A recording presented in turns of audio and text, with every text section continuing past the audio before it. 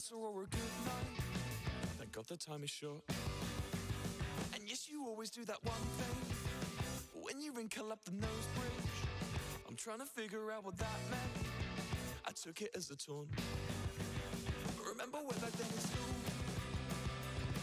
Oh, did anybody ever say no to you? Oh, did anybody ever say no to you? Whoa, and I don't think I have a clue. Cause well, did anybody ever say no to you? Oh, did anybody ever say no to you? Whoa, you're always trying to leave the table. Phone calls, toilet breaks, unstable. And don't you think that we can all tell? You're insecure, you're insecure. I guess I always do that one thing when I get too drunk and jump in to figure out what makes your brain tick. I'm a listener, I'm a listener. Remember way back then in school? Cause well, did anybody ever say no to you? Or did anybody ever say no to you? Whoa, well, I don't think I have a clue. Cause well, did anybody ever say no to you? Or does anybody ever say no to you? Whoa, woo. And I don't think so.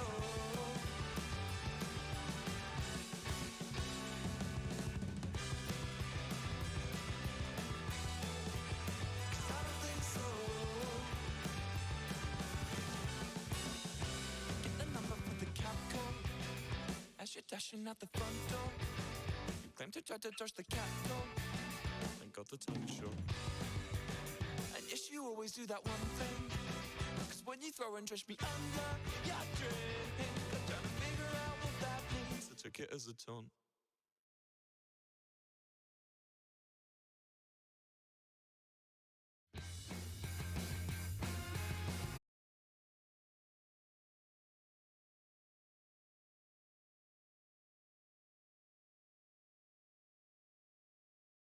I know that you will be there one day.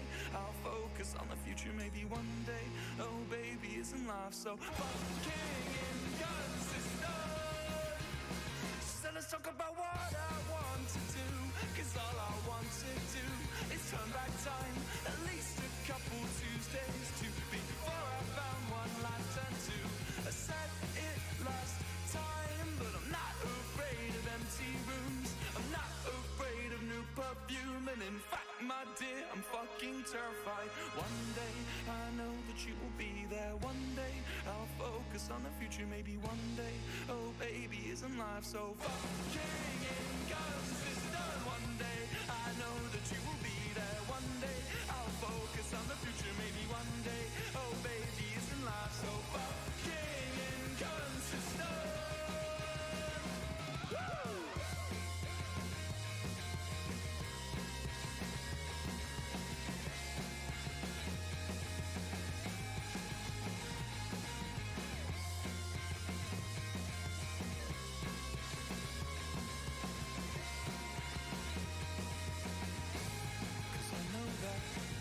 One day, I know that you will be there. One day, I'll focus on the future, maybe one day.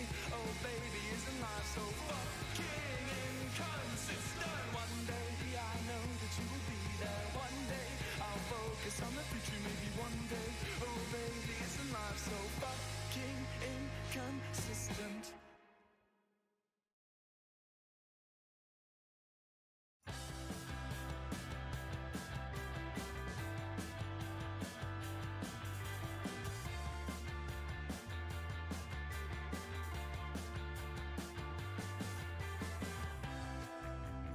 Think he'd realize, but he's infatuated with ideas of possessions and far-flung social policy. His daddy works on the council, but Mrs. loves the silver spoon. Swore she'd never kiss a Tory, but this boy was too good to lose. And I'll listen carefully, is pressed to the floor as you make your way downstairs. You haven't gone far to fall. Now it's red, now it's dead, now it's everything she needed. Now it's full, open doors, pillars pressed under your knees. Now it's a sad ruins your happy ending.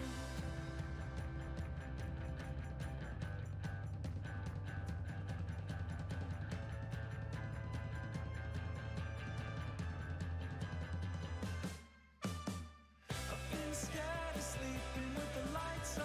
No, she's not there. I know she's going to his flat. A Capricorn, oh fuck that. This is sex sells, I know that. I've been scared of sleeping with the lights on. No, she's not there. I know she's going to his flat. Hello, baby fan. A Capricorn, How are you? fuck that. They say sex sells, I know that.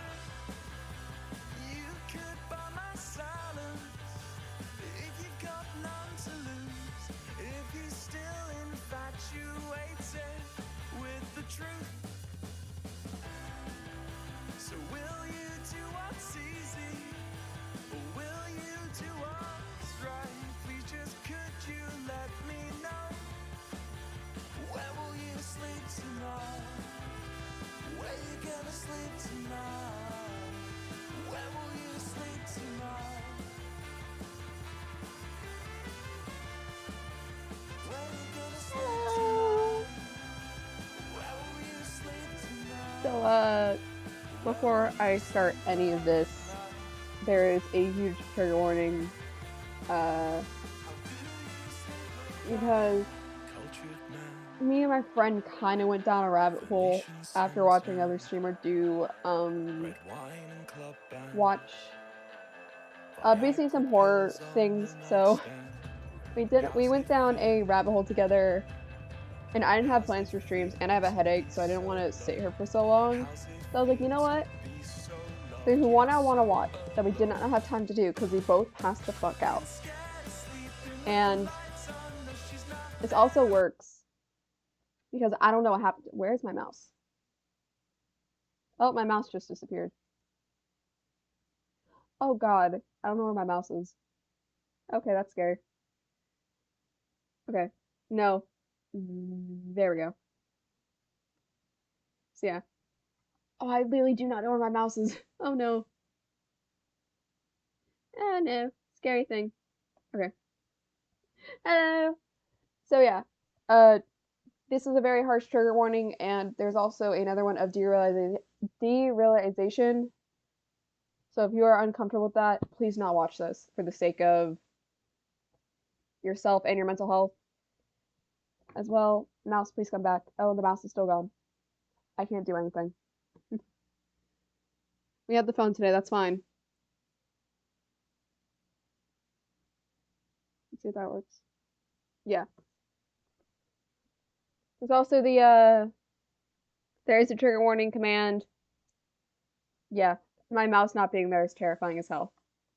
Okay. There we go.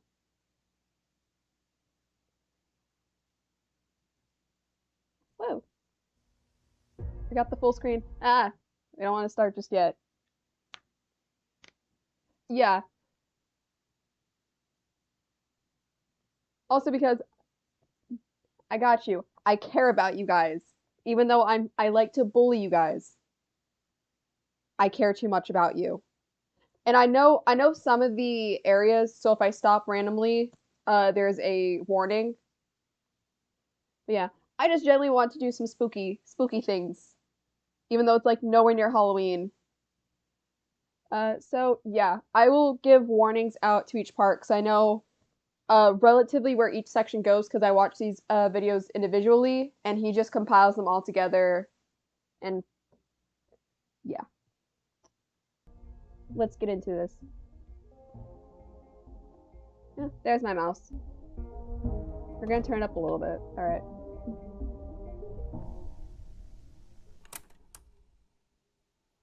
Okay, cool. Local 58.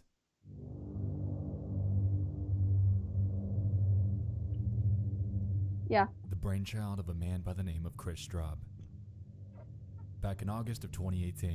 Also, I won't be talking, but if I randomly pause it and that probably means I'm getting food because my roommates are, or my single roommate Jay is making food. So yeah. And also, I will pause if like anyone new comes into chat or if we get any raids and stuff. But yeah, and I will definitely give like the biggest warnings. I uploaded a video titled, "What is Local 58?" Back at that point in time, there were just 5 videos in the series catalog, Yeah. and I attempted, to the best of my ability, to deduce and construct both a logical timeline and a set of theories that could have explained what this anthology was trying to convey.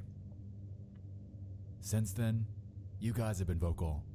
It's become somewhat of an expectation to find comments on my posts, videos, and tweets asking Yeah, about the series. so this is more of a relaxing hangout But why? stream. As it turns out, Local 58 didn't end a year and a half ago. Mhm. It never left. According to this myriad of requesters, they've uploaded more since then, and apparently these new videos are pivotal to our investigation. With this in mind, I figured I'd give in. You got me. Let's give it one more run. Tonight, we're tuning into manipulative television, better known as Local 58.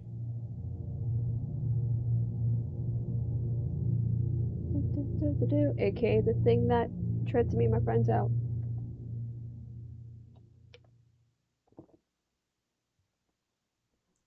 Also, another thing, I'll be giving my own theories, so it's not just watching.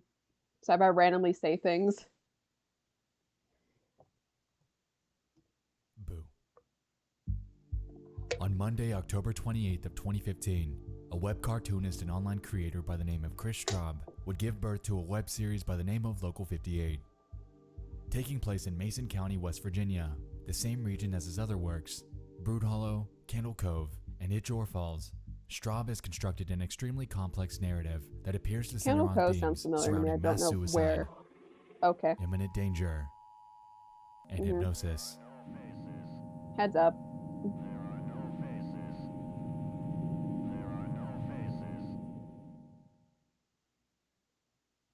The series' original home was at a now-defunct website by the name of local58.info, where Whoops. curious onlookers would encounter nothing but a simple black screen with the most recent upload front and center.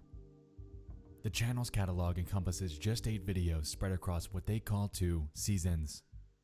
In the mix, we have Contingency, You're on the Fastest Available Routes, Weather Service, Okay. Show for Children, Real Sleep, Skywatching, and 2 channel trailers, A Look Back and I hear Station plates. ID.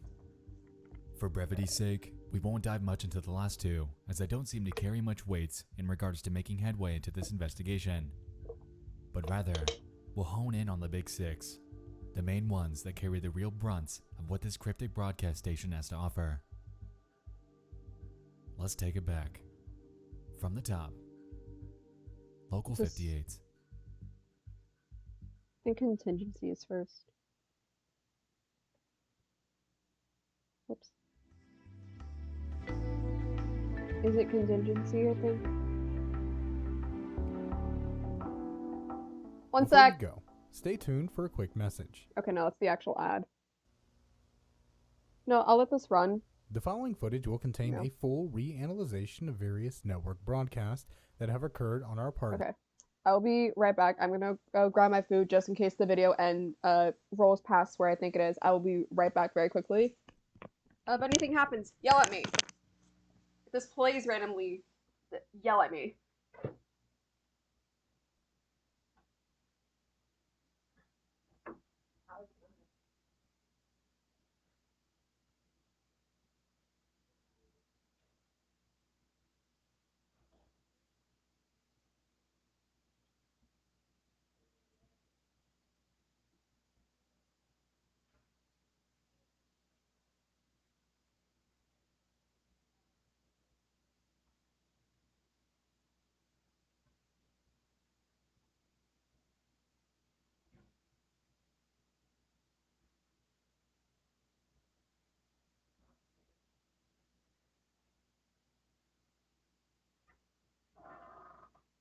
Okay, I have my food.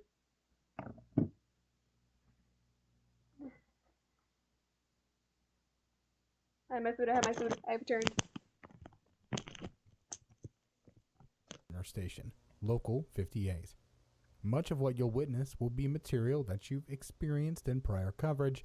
However, a new angle will be taken, combined with their newest recordings, to ensure that tonight's viewing experience is a pleasant one. If you'd like to skip directly to analysis of the new recordings, please fast forward to the time shown on your television now. We're not gonna do that. Tonight's broadcast is made possible through small contributions made to patreon.com/Nexpo Yada and yada yada. by viewers like you. Thank you.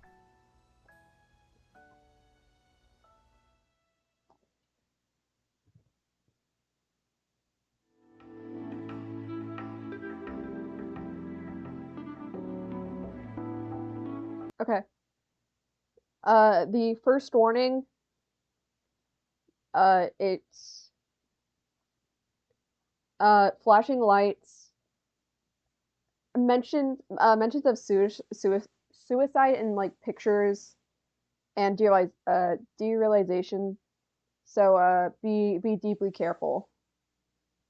Because even this is a little bit creepy. There's just a fair warning. If you want me to skip past those parts, I will. But I've never seen this all together.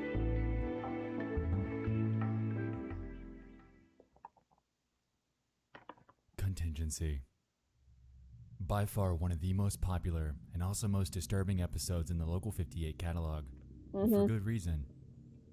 The reason it's up first on our list is due to the fact that, in comparison with each of the other episodes, this one appears to contain the most archaic video distortions. The rough broadcast. Of course.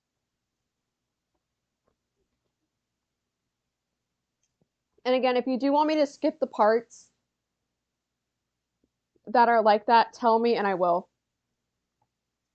I really don't mind, because this one freaks me out a little bit too much, but I'm Time period that I deduced from my previous coverage fine with was it. somewhere in the range of the late 1960s to the early 1970s, which we'll get into in more detail shortly.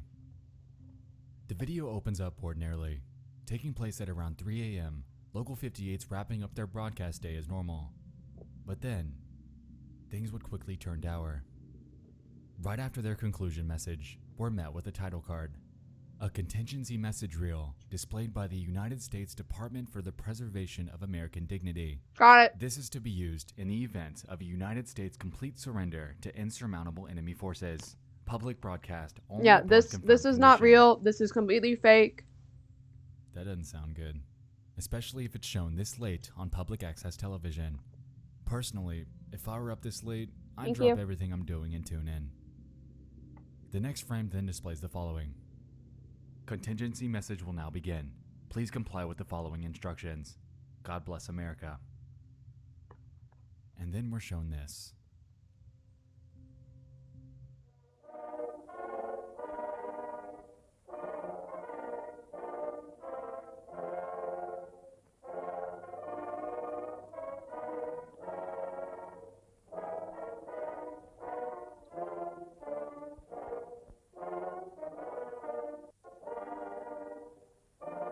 There's no date.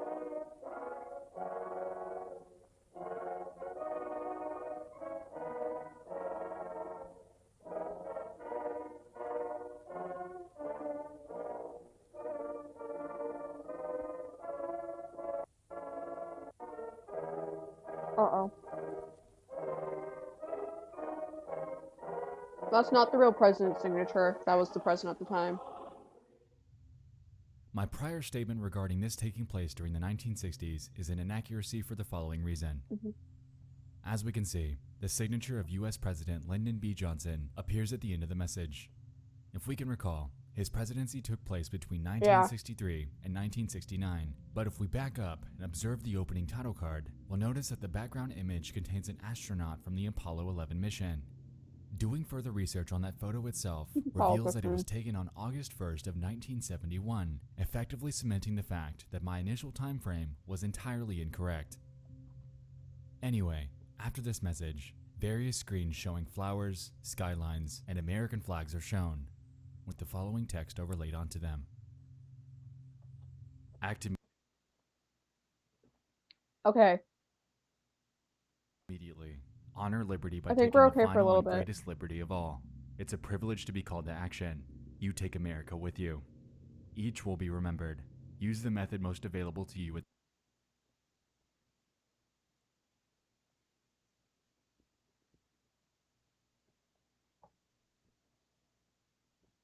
The part is coming up. So would you like me to skip it, but I will explain what it is trying to convey?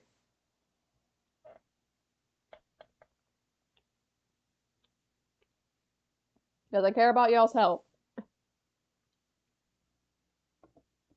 Just let me see. Actually, no, we're fine for a little bit longer. Yeah. We're good until like the 9:24, and that's when I will stop. Y'all are okay? It's time. Okay. Your courage will inspire others. Alright, There is 9:24. nothing to fear. I'll like skip The time through. has come. Access to a loaded firearm is ideal. Nope, okay, never mind, we're skipping. Okay. So those are like the gruesome images. But basically what it's trying to say is that America has lost to an enemy that's not really explained. And so what they are saying is that it is your action as an American to end your own life so you don't fall to the enemy. And it's saying, do children first, any pets, and then yourself. And in the position that they want you to lay in is in your front lawn with your arms by your side, basically saying that you are surrendering yourself for America and not letting the enemy take you. That's basically like the briefest justification of this part. Yeah. We'll just get through that.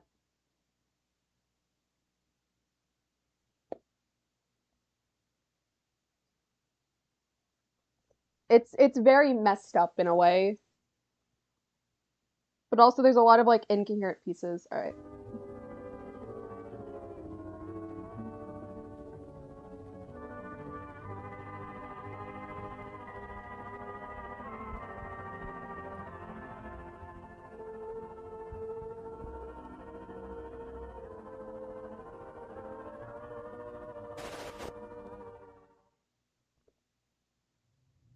While Local 58 apologizes for the interruption, the hoax apology card that's shown thereafter cements the fact that this wasn't an accident.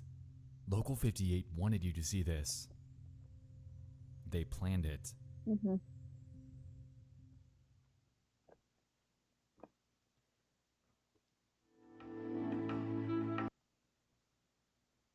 Yeah. It's more of the again, it is not real. But also because I'm also going to show you this part. This is only the first part. Once he gets to the more in-depth, I'll just let it play. But you notice the time it plays at? It's at 3 a.m. They intentionally played this at 3 a.m. Because even though it says it's a hoax, you can see the card in the back. Let's see if I can get to here. Even though it's not mentioned, I'm gonna show you the pose I was talking about. If I can get to it. The 50... What the fuck? Yeah.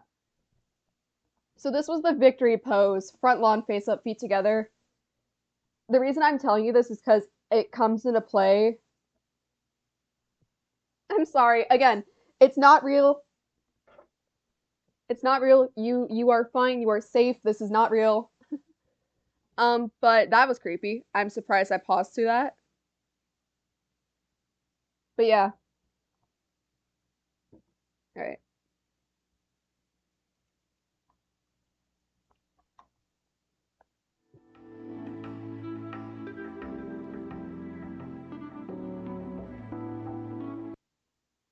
Warning for children, show for children.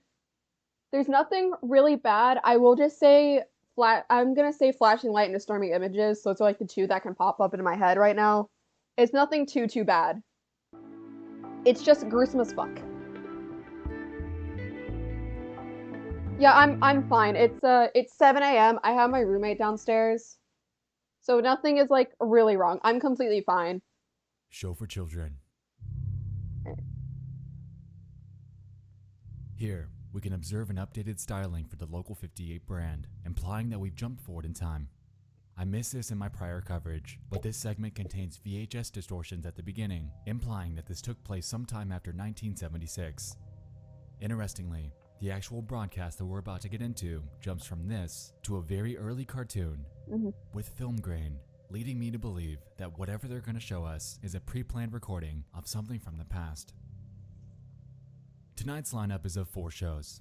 Show for Children at 4:15 a.m., Community Mhm. Roundtable at 5, Focus on Culture at 5.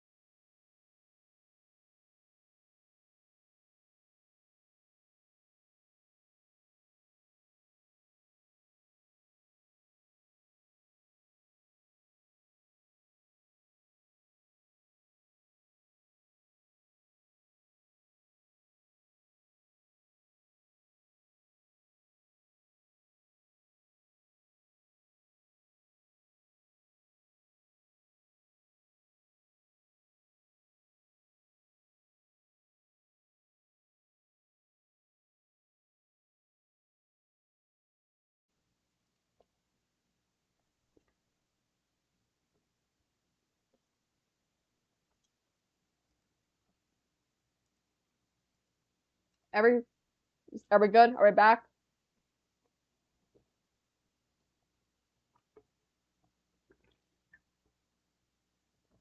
Are we good? Are we back? Y'all can see it. Y'all can hear me. Everything good?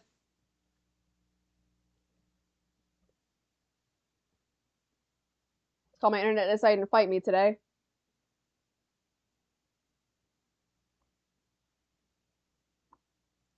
We good?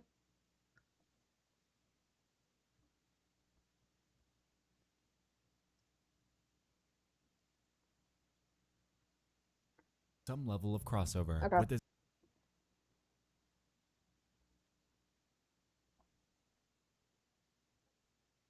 Okay, good. I was wondering. I was like, chat got really quiet. All right. Welcome back. We have the cute little guy who's actually His other very works. sweet if you read the comics. The actual extent of these crossovers remains to be seen, but definitely keep this in mind. So, when the show actually begins, we're able to observe Kadav walking through a graveyard, with the moon eerily smiling down at him. Kadav seems to be in high spirits, with nothing appearing to have gone awry. But shortly, we'll notice that over the course of the episode, he becomes increasingly more disturbed by his encounters. Disturbing images up ahead.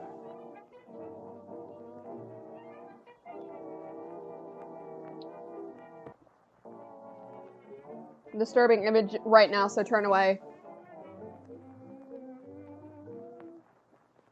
Yep.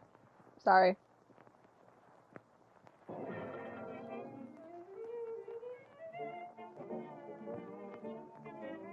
Did you when you look at it, it says it's the dot dot dot culture.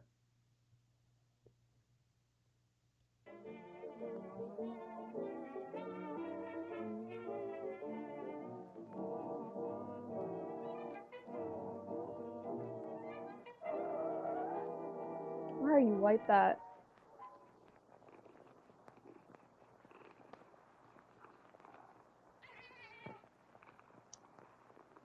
Creepy.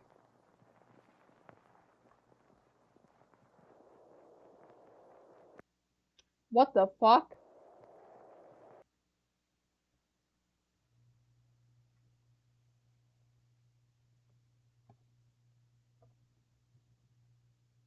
Why is the moon in front of it? Oh god. Whoopsie. Oh, I got chills.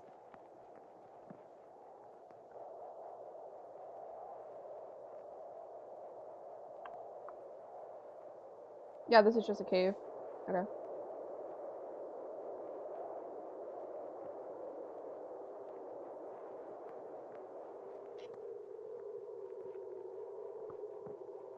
Oh no, buddy!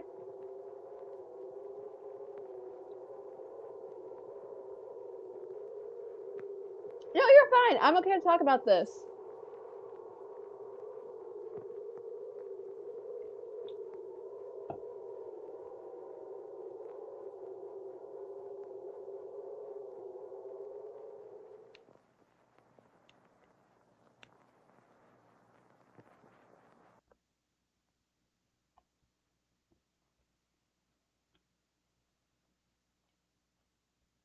Look at how he's positioned.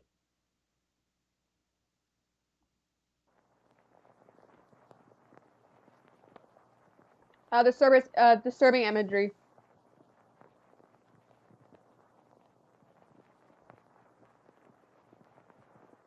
Oh, not the eyes. What? Nope. Why did the moon have eyes?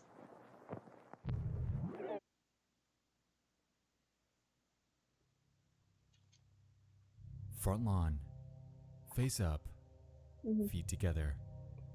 Kadav did this, and he died. But it wasn't by gunshots. It wasn't by any sort of direct suicide. His entire body was stripped to an even more gruesome depiction of bones after the moon panned over the shots. Which leaves me to wonder, was the moon this so-called insurmountable enemy force that was referenced in Contingency? Nah, that's crazy. This is just a cartoon, and the moon's the moon. Surely it can't be killing people, could it? Right? Hint, hint, Right? hint, hint.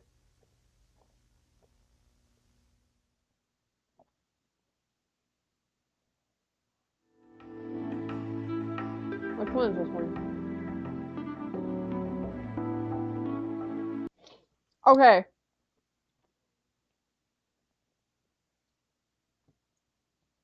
Is this the one I think it is?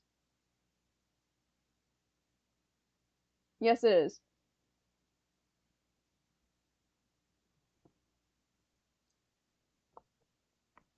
I don't know how to explain this one, but this one, warning, because this one is the longest one and the most fucky wucky. Warnings for flashing lights, his hypnosis in a type way, and derealization. There's a part where it's like before the calm before the storm, so I will give another warning before all the flashing lights. But yes, this is where it gets fucky wucky.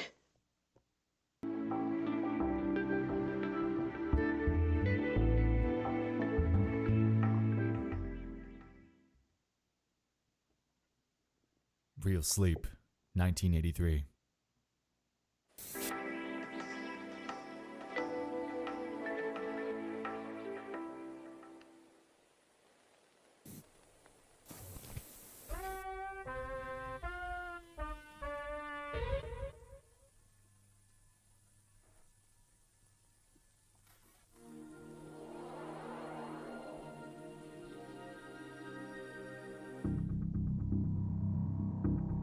I don't like This this. video opens up with yet another overhaul of the Local 58 visual styling. This time, we're shown that at 3 Got o'clock p.m., in broad daylight, Alright. this stuff's still happening. It's The broadcast this time appears to be a recording of a personal videotape for a man named Philip Gerhardt. Created by something called the Thought Research Initiative, the video Got appears it. to be some sort of instructional guide intended to alter the sleep state of this individual. If we back up and really observe that first slide, we can notice that this cassette text is is different. non-transferable, with Philip's ID number shown as being 750117. got it. This effectively implies that there are other tapes like this. So where are these people? What's on theirs? Unfortunately, we'll never know the answer to that question.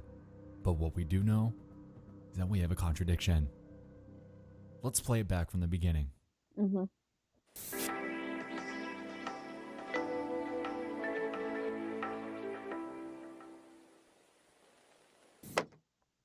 See that?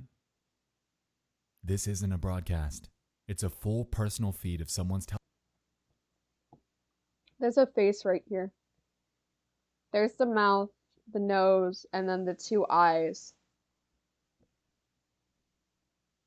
And then there's also another face right here. Or that's the forehead, the two eyes, the nose, lip, chin, and then cheekbone. I don't know how I caught that.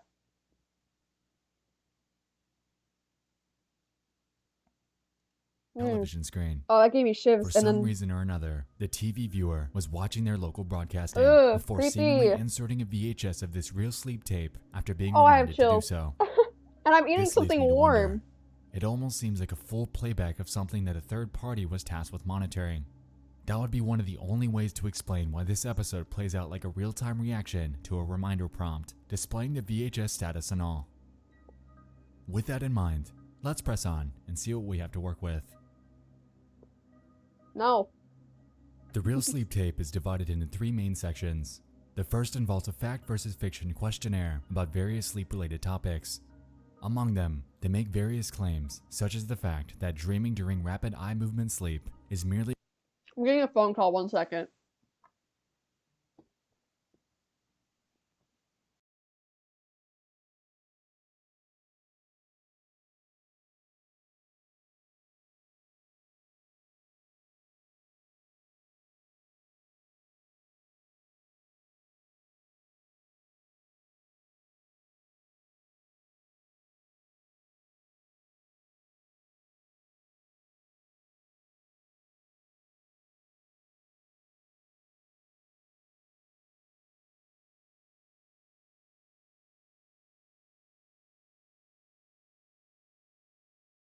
I'm back.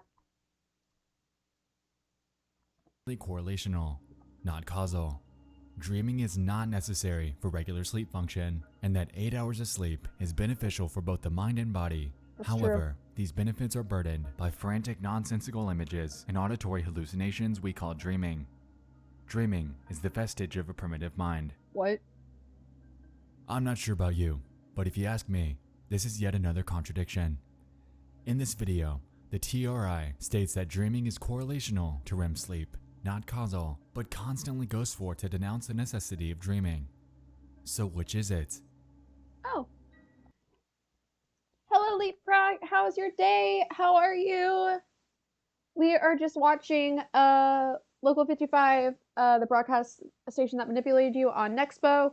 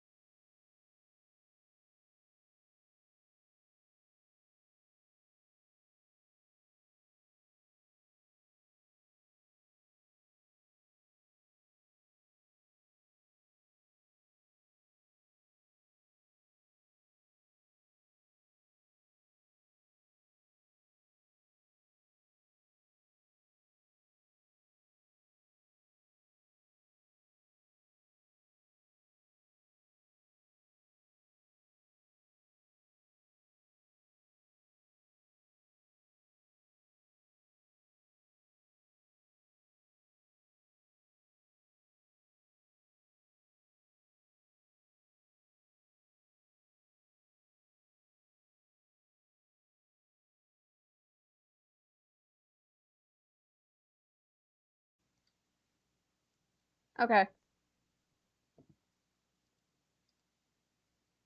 Run tag. Alright. Are we good? Thank you, Leapfrog. Thank you for telling me. I didn't catch that. But are we good? Are we back? Alright. So I don't know if you heard, Leapfrog, hello, welcome, how was your day? We're watching creepy things. Also a warning for flashing lights and creepy hypnosis.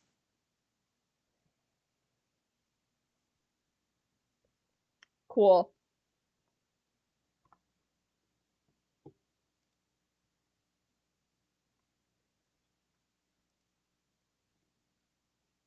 Alright. Let's get back into it. Including via the visual cortex. From what I gather here, they're essentially saying that they can alter your brain states with mere visual stimulation. Whether it be lighting, I'm also imagery, sorry if you can or hear my hypnotic can. patterns, they can manipulate you, achieving their desired outcome whenever they need to. If you aren't already weirded out by the methods employed by this bizarre organization, oh buddy, Just wait.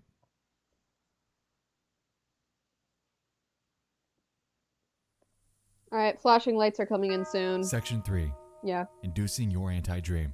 Yeah, Close your section workbooks 3. and watch the Section screen. 3 is where all the flashing lights comes into play, so turn away if you cannot handle the flashing lights.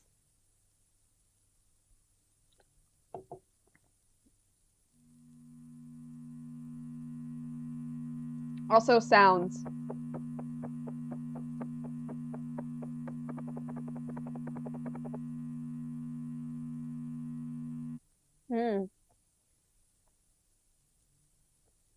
Also, there's about to be like a weird chant.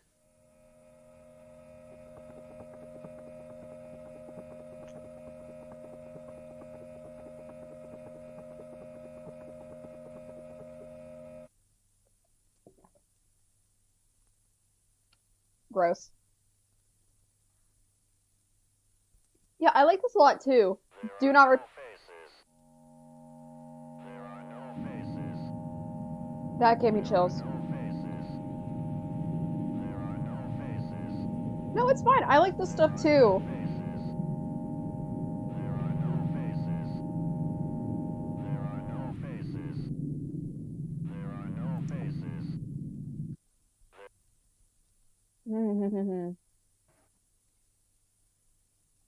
I don't know about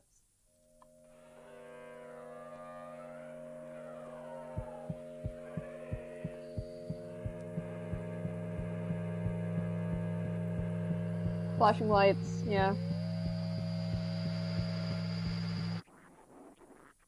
I like this too, because me and my friend watched this last night because we kind of went down a rabbit hole of just watching like creepy things. And we watched all the videos in different orders compared to this. But I like Nexpo because he does the like disturbing things that happen around the world. And so I saw this but me and my friend fell asleep before we could watch it. And so I was like, you know what? No, I have an idea for a stream and I want to watch this on stream and get like my reactions. Do you have to watch it from the beginning? Not really, because he also does not really, because again, he does a great debriefing. Yeah. Yeah, he does a great debriefing at the end. So no, you don't have to watch them all the way to understand it. Because none of the pieces are really just like in front of you. You kind of have to what's the word I'm looking for? Kind of not up to interpretation. It's more of like, here's something that we made that is creepy. You try to figure out what it means on your own and go from there. So no, not really. It's just giving you more bits and pieces. You can figure it out along the way.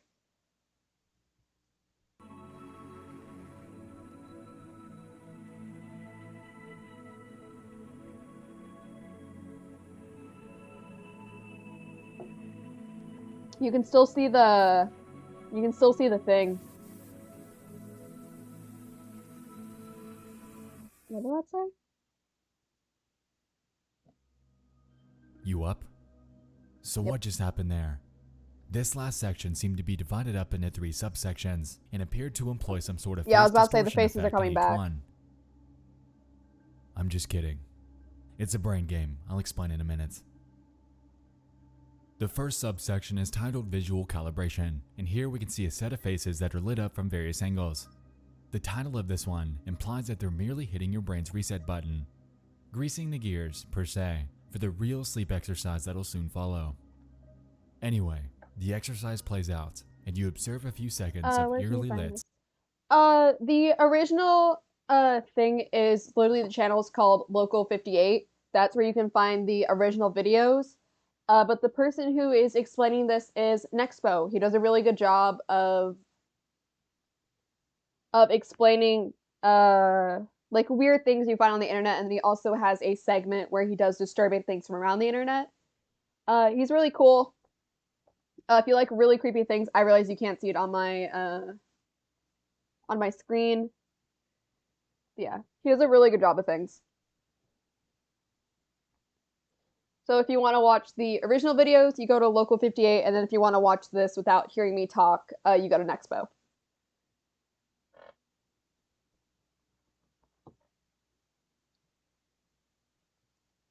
Albeit normal looking faces. Subsection 2, Cortical Memory. Here, we get more of the same, except we have 2 sets of faces instead of 1. This is a mind game, and as we can recall from our prior instruction, we need to be staring at the center of the television at all times. As you may have noticed by doing this, the faces on each side begin to appear distorted, even though in reality, they aren't. This then presents the question of why they're trying so hard to distort our view of other faces. Are they trying to get Philip to freak out around other people? To see others as nothing but a warped figment of his fragile imagination? That would drive someone to insanity. But I wouldn't put that past Local 58. Quick fun fact. This phenomenon's actually a real-life experiment. Yeah. Example coming in 3, 2, 1. Stare at the center of your television.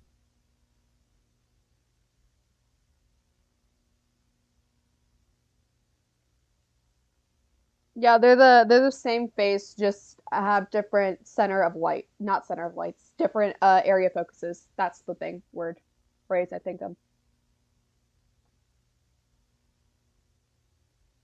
Creepy, isn't it?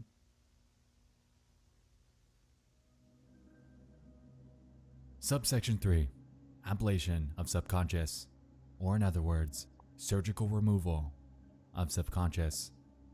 Here they asked you to repeat the phrase, "There are no faces," as a myriad of disturbingly warped imagery flashes before you. This is in line with our theme of human perception and their desire to warp our view of other people. "There are no faces," combined with the title, "Ablation of Subconscious," is beginning to drive the point home that they want to isolate you, make you lose control, so they can gain it. Yep. Subsection 4, Acceptance. Here, we're told to read without reading. Mostly impossible unless you have a superpower.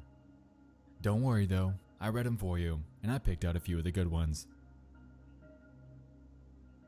Only the awake may think. I dream the world awake. Sleep is pretend. I will never dream again. Stay out of your bedroom. When we sleep, we die. Dreaming is a cancer on the face of sleep. We are not meant to dream. So going by what this cassette is telling us, they don't want us to dream, but they don't want us to sleep either. It seems almost like a far cry from the tone at the beginning when they were telling us how pivotal REM sleep is for the mind and body. So I'll ask again, which is it? Is sleep good or not? I'm sure we all know the answer to that, but for a quick second, take a look at this. What on this screen is not like the others? The name. I'll give you a minute. The name at the bottom. Alright, time's up. His name. Yeah. The font. It doesn't have a drop shadow and appears as if it was placed there in post-production. With that in mind, let's move forward to the third section again, as the message on screen stood out to me. No two minds are alike. This instructional video was customized for you using your personalized Kleitman map. Immediately after this, we can notice that the font changes to something similar to what we observed with Philip's name and remains as such until the very end. This tape was altered. Whatever it is that we're seeing in the last 2 sections was placed there intentionally and is likely different from not only the original copy, but also from the various other versions that were made for other participants. That's fucked up. So, Real Sleep, a personalized tape filled with anti-dream and anti-sleep propaganda, intermixed with brain games involving distorting our view of other people's faces. And hypnosis. Got it.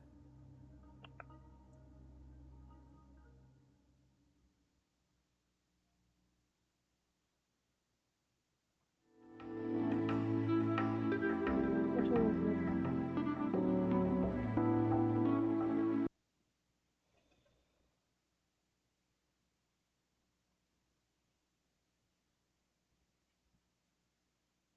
Yeah, okay. Warning for skywatching. is like derealization in general, and this one also I think has flashing lights in it that kind of like does like quick pans or like quick cuts. And yeah, no, this one's fine. It's just like quick cuts and weird things.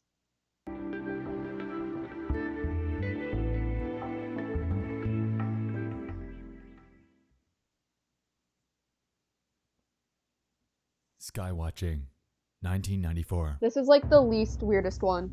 Here, Local 58's rebranded once more and has a lineup. It's weird, of just it's 3 weird, but it's shows. more toned down and Skywatching, city council meeting, and paid programming. more Afterwards, in- we're able to notice the Skywatching show attempt to begin before it's hijacked by someone's personal recording with the same name. Oh, also, another one since this kind of just hit me. Cult-esque elements. It's very cult-like, this one.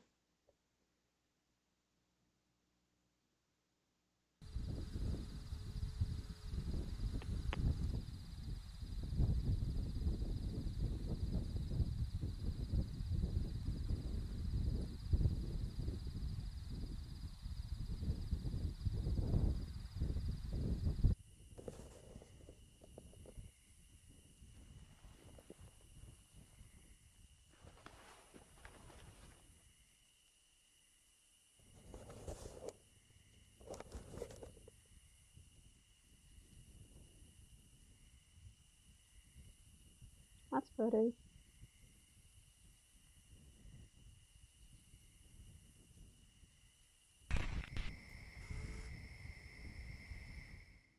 The video starts out innocent enough. Yeah. Whoever's filming pans over various well-known constellations such as Orion's Whoops. Belt and Pleiades.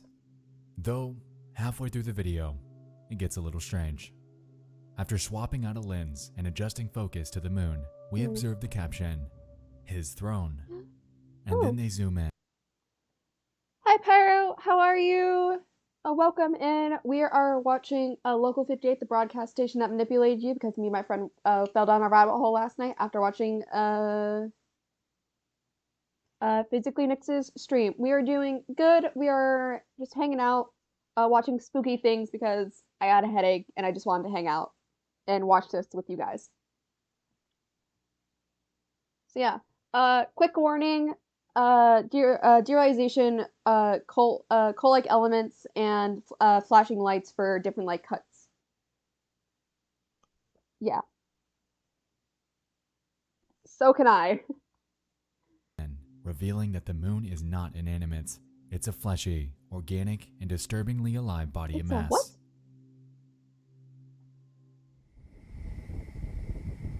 It's a what?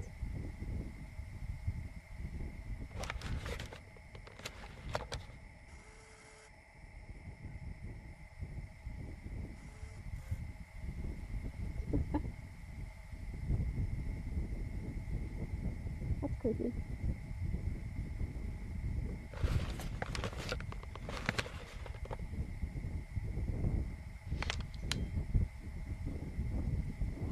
Oh, it's moving.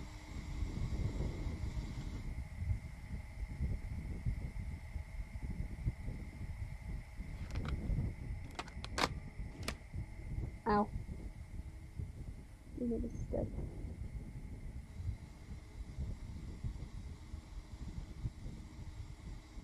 Why is there an arrow? Why is there an arrow?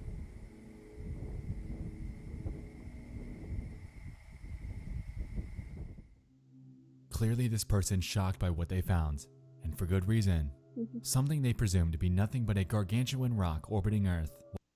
The actual channel where you can find all these original videos without like any explanation is Local 58. They do really cool. And then the creator of it is named, I can find it in here. Oh, what's your name again? Oh, it doesn't say his name. Wait, does it? Come on. Oh, sad. It doesn't say his name. But he is also, I think, the same creator of. Oh my god, it slipped my mind. But he does really cool things.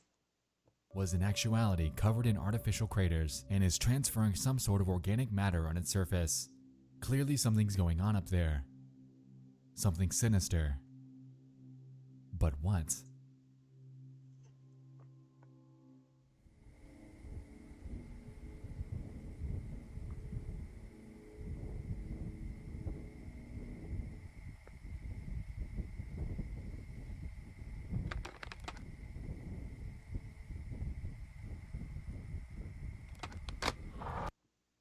We're watching this on Expo's channel. He's explaining it. We're literally, yeah, this is Expo's channel. Yeah, it's Expo.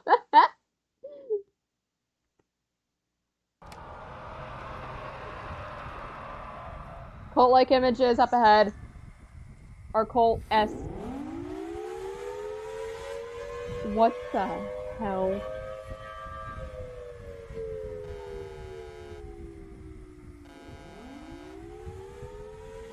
That's a face.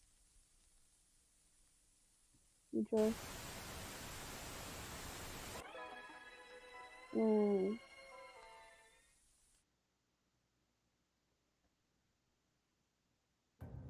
Creepy.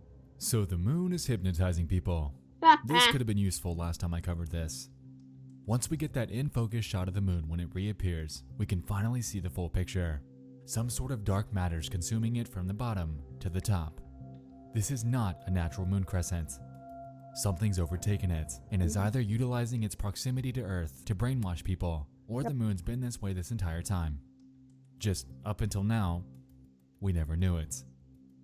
Then again, this sort of thing was referenced back in Show for Children. Yeah. Why, around 25 years later, are people still accidentally discovering this?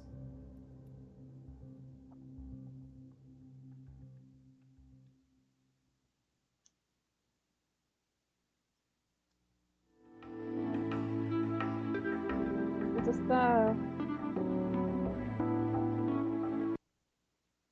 weather service, a lot of flashing lights. So if you cannot handle flashing lights, turn away. Cause this one's really bad.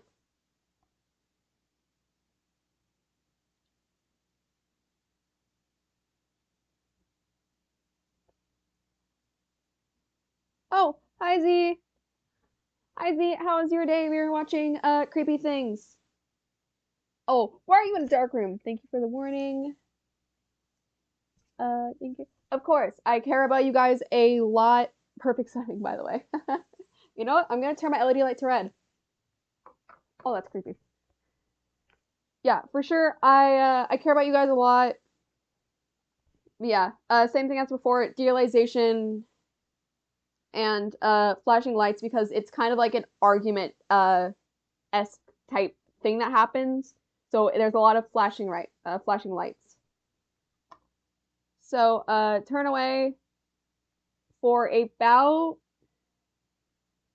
estimated 5 minutes. So a little over 5 minutes. Look away. You can just look away from your screen. You can keep the audio playing to know when it's safe. But yeah, this one is really bad for flashing lights.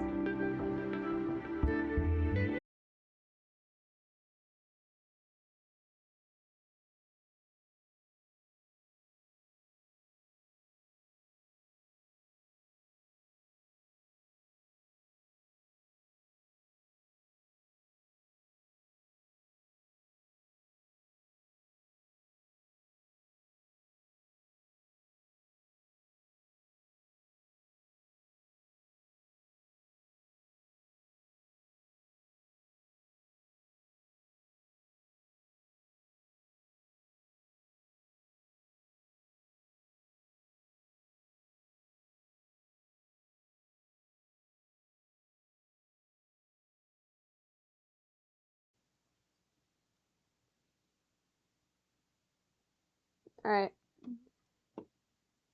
Are we back? Are we good? Twitch doesn't want us watching this. Sus. That is true. Twitch said no. Okay, we're back. Just in case you missed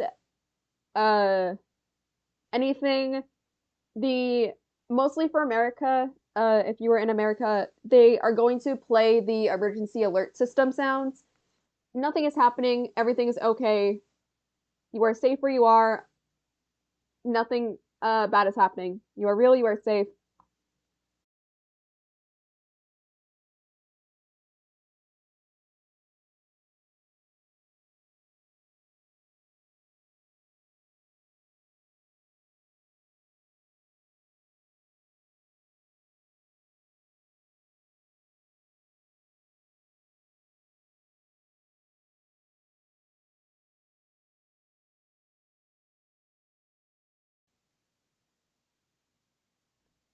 Please stop. You know what? It fits the vibe.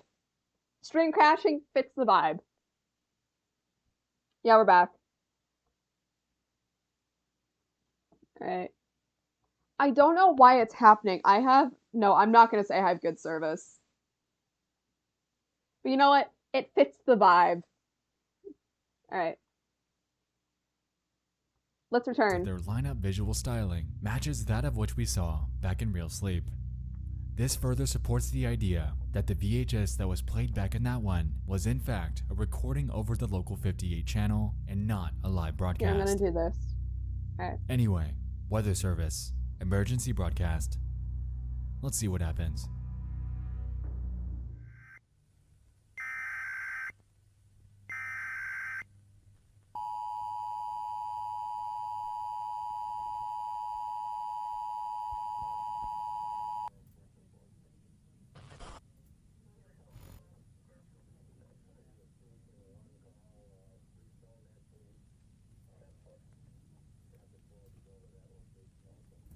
Flashing lights.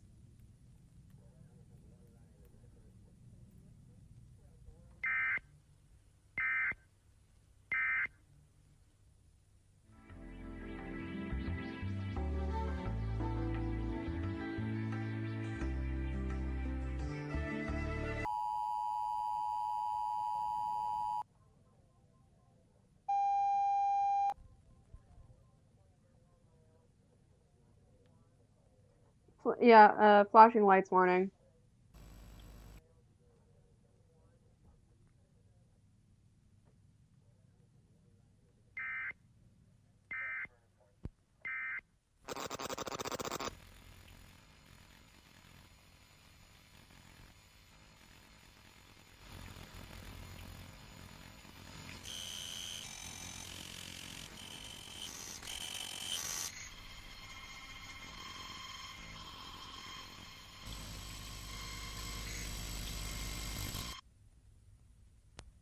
Yeah, duh.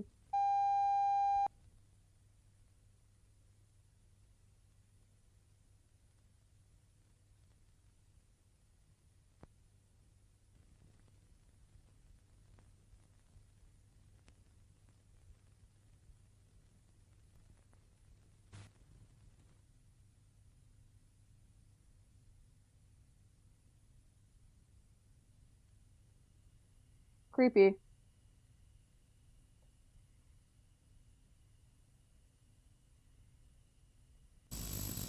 No.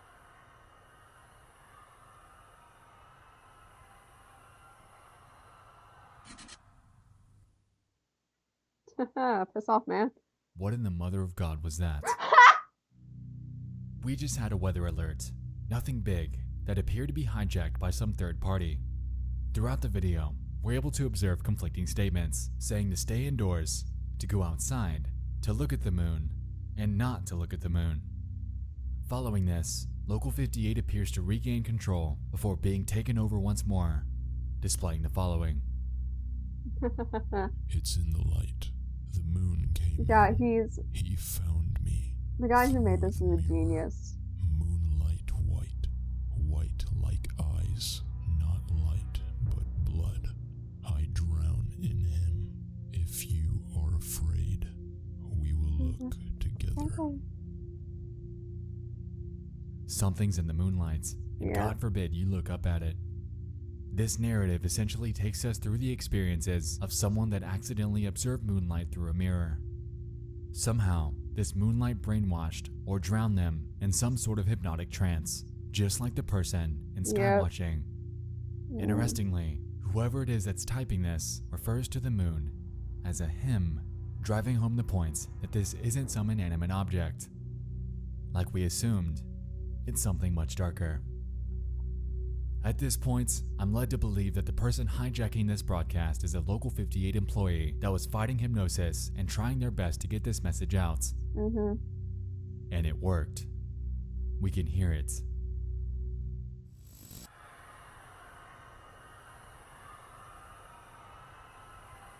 Oh, that just sent fucking chills down my spine. That's a scream.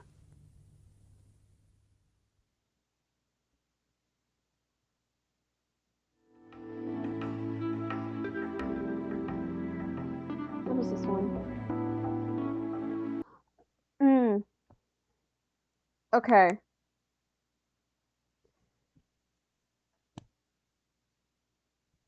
This one I'm very tempted to skip because this is the most disturbing one. No, this has to be the second most disturbing one. Because it starts out like nice. By the way, you are free to come back if you were away from your screen because of the flashing lights. Everything is okay. Now this one is just fucked up.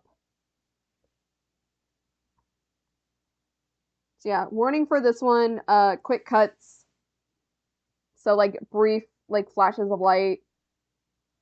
Disturbing imagery, more flashing lights for like a broken camera, and death. There you go. Enjoy.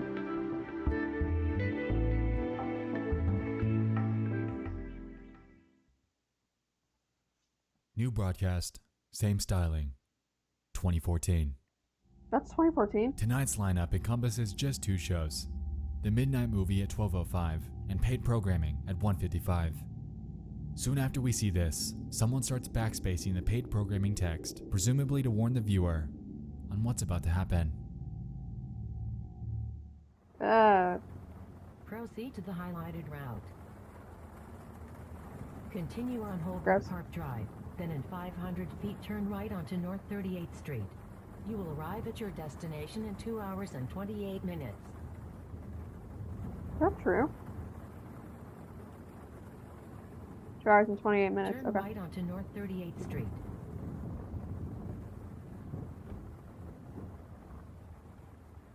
In a quarter mile, turn left onto Merritt Parkway. You are on the fastest available route. I don't like that. I don't like that. Siri, no. Ah,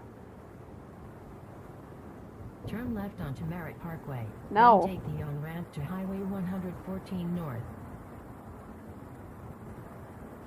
imagine if you took the street in the day. Traffic ahead. Rerouting. In 10 miles, take exit 17, then turn right onto Quarry Utility Road South.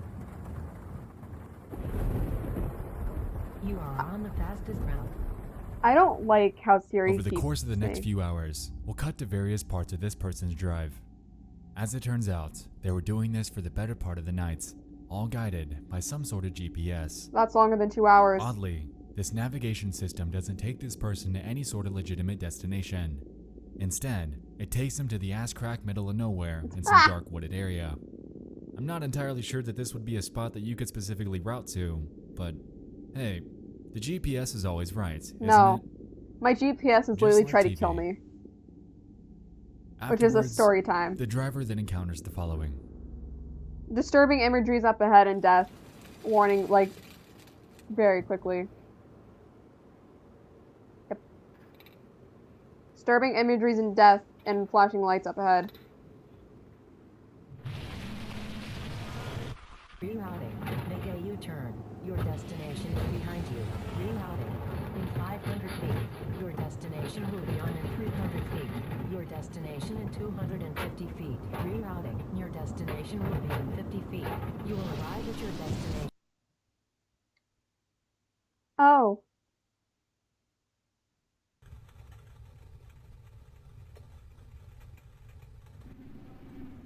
You have arrived.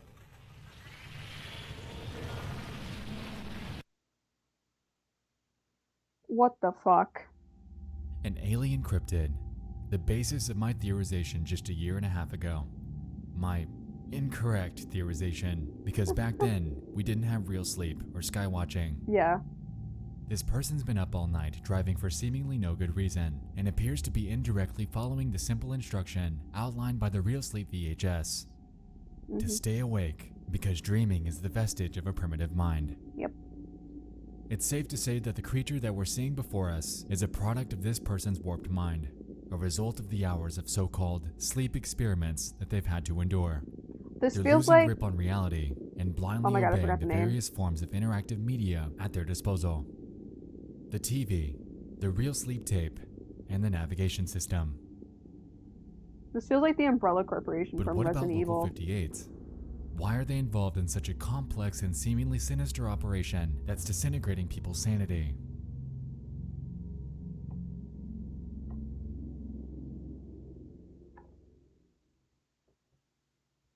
Did that just say sleep is in numbers? Wait. No, me and my friend watched these back to back on the actual channel. Oh god. What are you?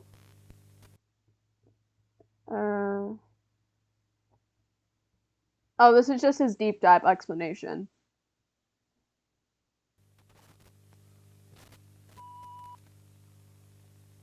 Yeah, this is just his investigation. So all the same warnings I've had before are slightly put in here, but like toned down a little bit. Because he throws all the clips together. With the warring broadcast instructions outlined in Weather Service, combined with the Real Sleep experiments and the skywatching tape, I'm led to believe that there's some sort of widespread mind control operation going on here. Fun. Fundamentally, we need to back up to Real Sleep and take a hard look at the company running the operation. The TRI. They've only shown up in one video, but they're our key to piecing this together. I believe this organization knows that the moon is apocalyptically brainwashing people, and has since the very beginning. Evident by their tagline and their channel trailer, they've been researching this longer than most might believe. Local 58 isn't public access, it's run by the TRI. Going by the primitiveness of the channel trailer opening, I'm hard-pressed to believe that they discovered the ill effects of moonlight on humans sometime in the 1930s and began research on this because they wanted to utilize it for their own gain, for population control, What? and for power. Think Umbrella Corporation. These people are probably walled off and barricaded while they use the world's population as subjects for their deranged I didn't science even know this was in experiments. it. I just made that.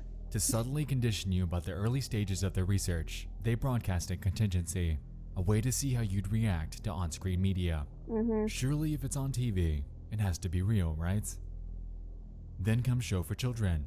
The kids need conditioning too. And then in Real Sleep, we discover in another department of their studies, What they're the fuck? gathering Why the participants children? for this so-called sleep study that's in actuality a wild hypnotic experiments aimed at keeping you awake during the nights.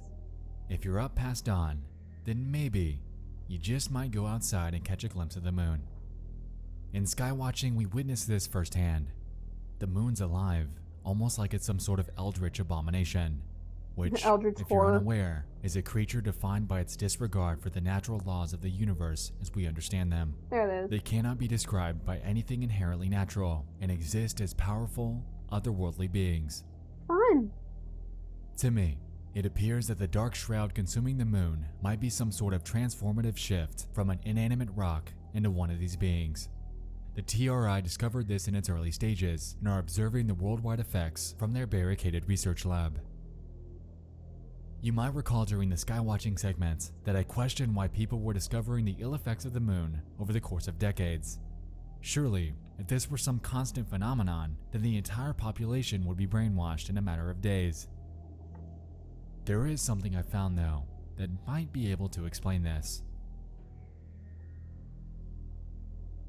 Which is incredibly smart what he does. I'm sure most of you have heard of Tempest Films.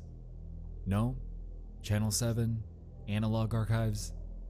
Anyway, the creator's name is Aiden Chick, and he submitted a post on May 14th of 2019 in the Local 58 subreddits outlining a theory that holds some considerable weights.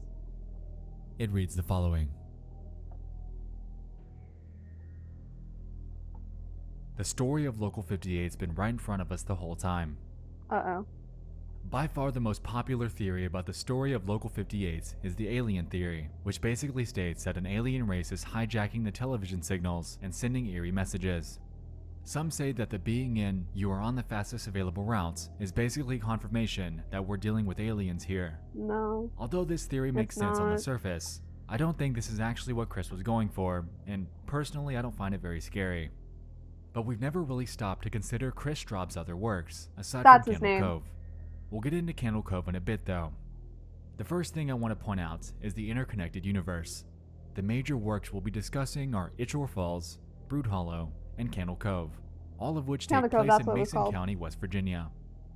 And that's right, Local 58 takes place there as well. So what can we pull out of this?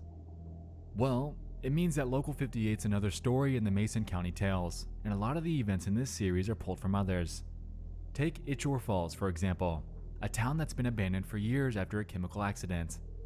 When real estate companies try to repopulate the place, they're met with fearsome creatures that look incredibly similar to the creature from "You're on the Fastest Available Route." In addition, the event in which they appear in is referred to the Blood Harvest, which very well may be the same event mentioned in Weather Service. And what about real sleep? Ooh. Well, in the Candle Cove book, there's a story about an ancient creature that can enter people's dreams. All things considered, What? the moon's probably the latest addition to Chris Straub's ever-growing collection. Hmm. With this in mind, I fully believe it. Local 58 seems to exist in an interconnected universe, and this has been right under our nose That's this cool. entire time.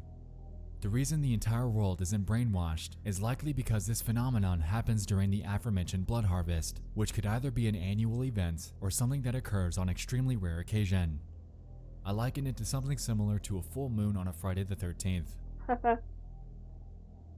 Nice. As we can see in the attached image, What the people that are fuck? brainwashed become transformed into ravaged monsters that they've named Savagers. Going offhand here, and I could be wrong, but this image could be taking place during a time frame that postdates the events playing out during the Local 58 era. Oh, fun! In our current timeline, we could merely be observing the very early psychological shift of these various people, and their endgame just might be a full transformation into one of these experimental abominations. No. With this in mind, all of this seems to be heavily catalyzed by the Thought Research Initiative to not only control the world's population, but also observe what might happen when they undergo their conversion. The thing is, we've learned through years of zombie apocalypse media that this never ends up good. They'll get what's coming, Same. and it's only a matter of time. Same.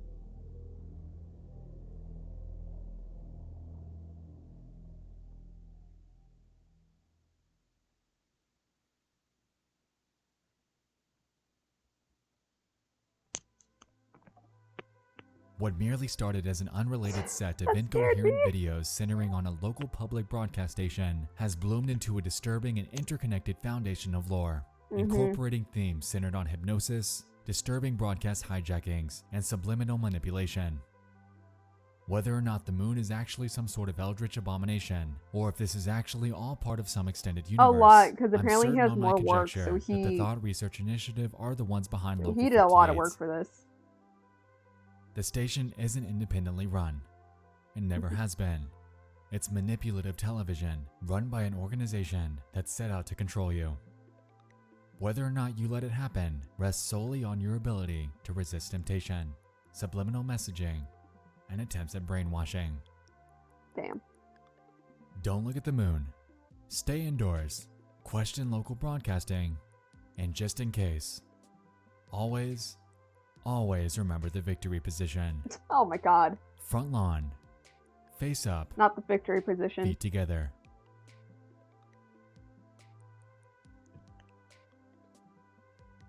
Thanks so much for tuning in. I'll see you in the next one. I love you all. And good Wait. night. Don't do that. Don't do that shit.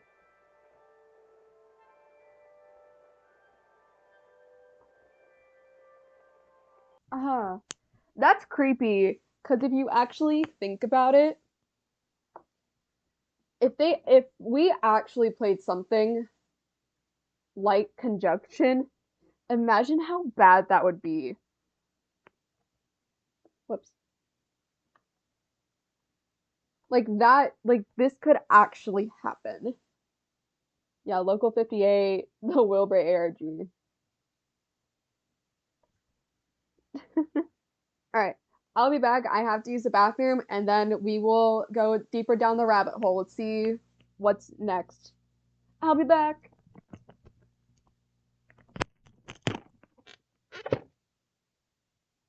Actually, we're gonna see if any more videos.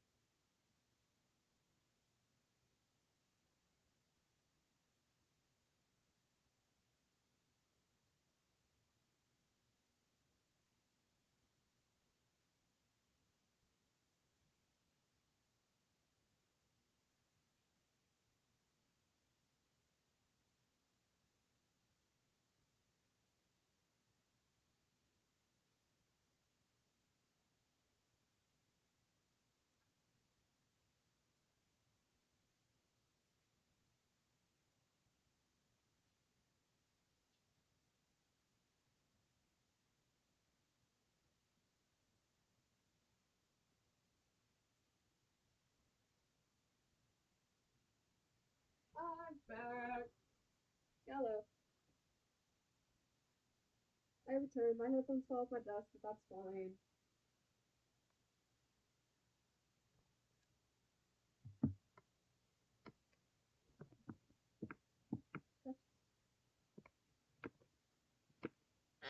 Oh, let's see if they actually. Oh.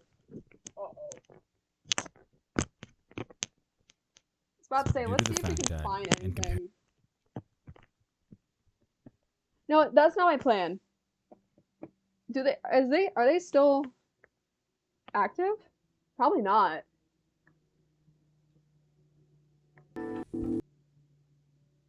No. Oh, that's sad. Yes, I do. I love BuzzFeed Unsolved. I don't have it here because this is more of my my Twitch channel, YouTube, True Kind. You know it. I like the weird things.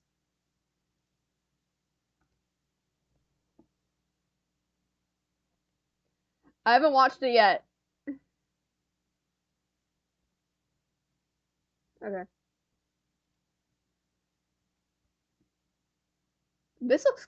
Whoa, what is that?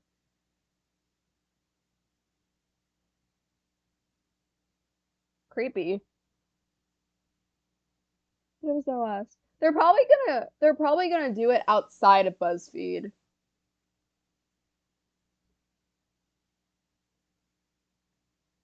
The Reddit stalker. Gross.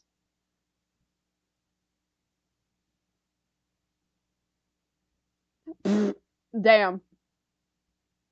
Okay.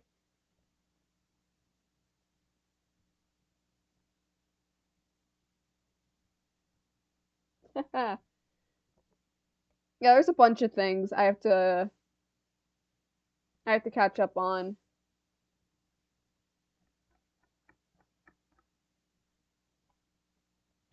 Great. Spoopy.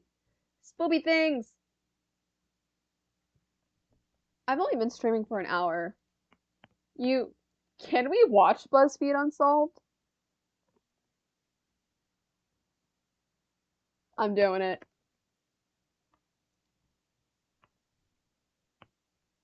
I'm doing it. Twitch cannot stop me. Actually, they can. but it's fine. We're doing it. Twitch can. It's fine. If this gets a copy strike or in anything, I'll take it down. But I'll just re-upload it to YouTube. Ooh. True crime. Alright. Can't stop watching it though. True, true. I'm giving them free promotion. Alright. Let's watch the, let's just go through this. Yep. There is your warning. There's your warning. Serious matters. It's probably going to be the same for all of these. Yeah, be careful.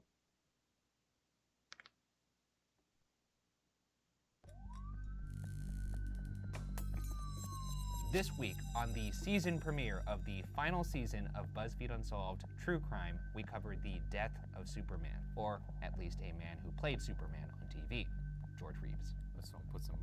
Also, you cannot tell me this man does not have, like, the same, like, vibe as Rambo. These Cocoa Puffs. Already being a dick? Hey, we're having fun. It's good to be back on the desk. That's right. Before we started rolling here, Shane actually walked around and slithered around the set like a slug, making sure all parts of his body I got touched. my slime everywhere. Do you know anything about George Reeves? I know this is one of the many incarnations of Superman, but No, I was always more of a Batman guy. who brought this this Twitter avatar to life? A guy who's going to air out a grievance about Love these Batman two. versus Superman I do so on much. camera. My parents, Mark and Sherry Madej, they brought me to life. They said, "Ooh, this one's going to be good for the internet." Jesus Christ. Anyway. And they were wrong. Let's get into it. George Kiefer Brewster. I know. You're going to get into banter after saying 3 words. I think it can't go without saying that that's a fun name. George Kiefer Brewster was born in Woolstock, There we go. Iowa on January 5th, 1914. I When he was wish to. 15, George moved to Pasadena, California with his mother. There, he excelled as a musician, an amateur boxer, and an actor at the Pasadena Playhouse, where he was discovered by a casting director. He signed a contract with Warner Brothers and was cast in a minor role in Gone with the Wind. I love a multi-hyphenate. Yeah. You're a multi-hyphenate, right? Host, actor, asshole, Puppet Man. puppet man, Owner Owner of limbs? We own bridge. big head owner. Yeah. What else you got? Well, I want to be a tap dancer, but you won't go to those classes with me. I've offlined with you several times about getting those Dude, tap I dance hate lessons, tap. and you never returned Well, my suddenly text. it was, oh, there's a pandemic. We can't go tap dancing. Yeah. Excuses, excuses. In 1943, George played the lead in the film So Proudly We Hail and was on the cusp of stardom before being sent to war. After returning, George struggled to regain traction in his movie career and shifted to the burgeoning world of live television. Fun. Yeah, that's basically today's version of becoming a streamer. So he shows up, there's an orchestra or something. Yeah, doing I ads feel for called out. cigarettes. doing a little dance, shaking his hiney. I'm going to be Superman one day. Punch me. Nothing else worked out, becomes That's going to be streamer. gift or GIF, depending on what I'm camp not, I you're don't in. know what you're talking about. In 1952, Reeves so was called cast out. as the lead in the television show Adventures of Superman. Today, being selected as the lead of a comic book-based series means you're financially set. But in the 50s, neither comic books nor television were the big moneymakers they are today. While the show didn't make Reeves rich, it did make him famous, specifically as the face of Superman. Sorry to stop us again. That's the worst combination. I was just going to say, stinks. Yeah, when you're famous and not rich, not a good No. thing to be. Because he can't go to the places where people will be priced out. You know, I guess the one benefit to it is if someone stops you in a park, you could be like, yes, I am Superman. Can you give me some money? Well, I was gonna say that would look like a cry for help if you were like, please, I'm famous, give me some money. But then I realized that's basically It really just would cameos. be. Cameo. Should we start doing that? No. It's our final season. Let's cameo. No, that's not. Hi, it's That's me, not. a ghost hunter that your children love. Hey, Jan, someone told me it's your birthday, and I want to say, wow, Hope it's spooky. Now check out what I'm about to do with this ping pong ball. Unfortunately for Yeah. Reeves, because everyone knew him as the Man of Steel, Reeves found it impossible to book any non-Kryptonian roles. George began to struggle with alcohol and sought ways to take better financial advantage of being Superman. Reeves began appearing in promotions in his Superman costume and booking exhibition wrestling events. Hell yeah. While they provided a little extra cash, these extra appearances also involved assuming more danger. Ooh. One unverified story featured a young boy attending a Superman appearance with a loaded gun, Whoa. hoping to see if bullets really did bounce off his hero. According to the story, Reeves quickly explained to the boy that while the bullets would indeed bounce off of him, they would then ricochet into the crowd and take down innocent bystanders. Oh, The thank fib God. worked, and the boy was disarmed.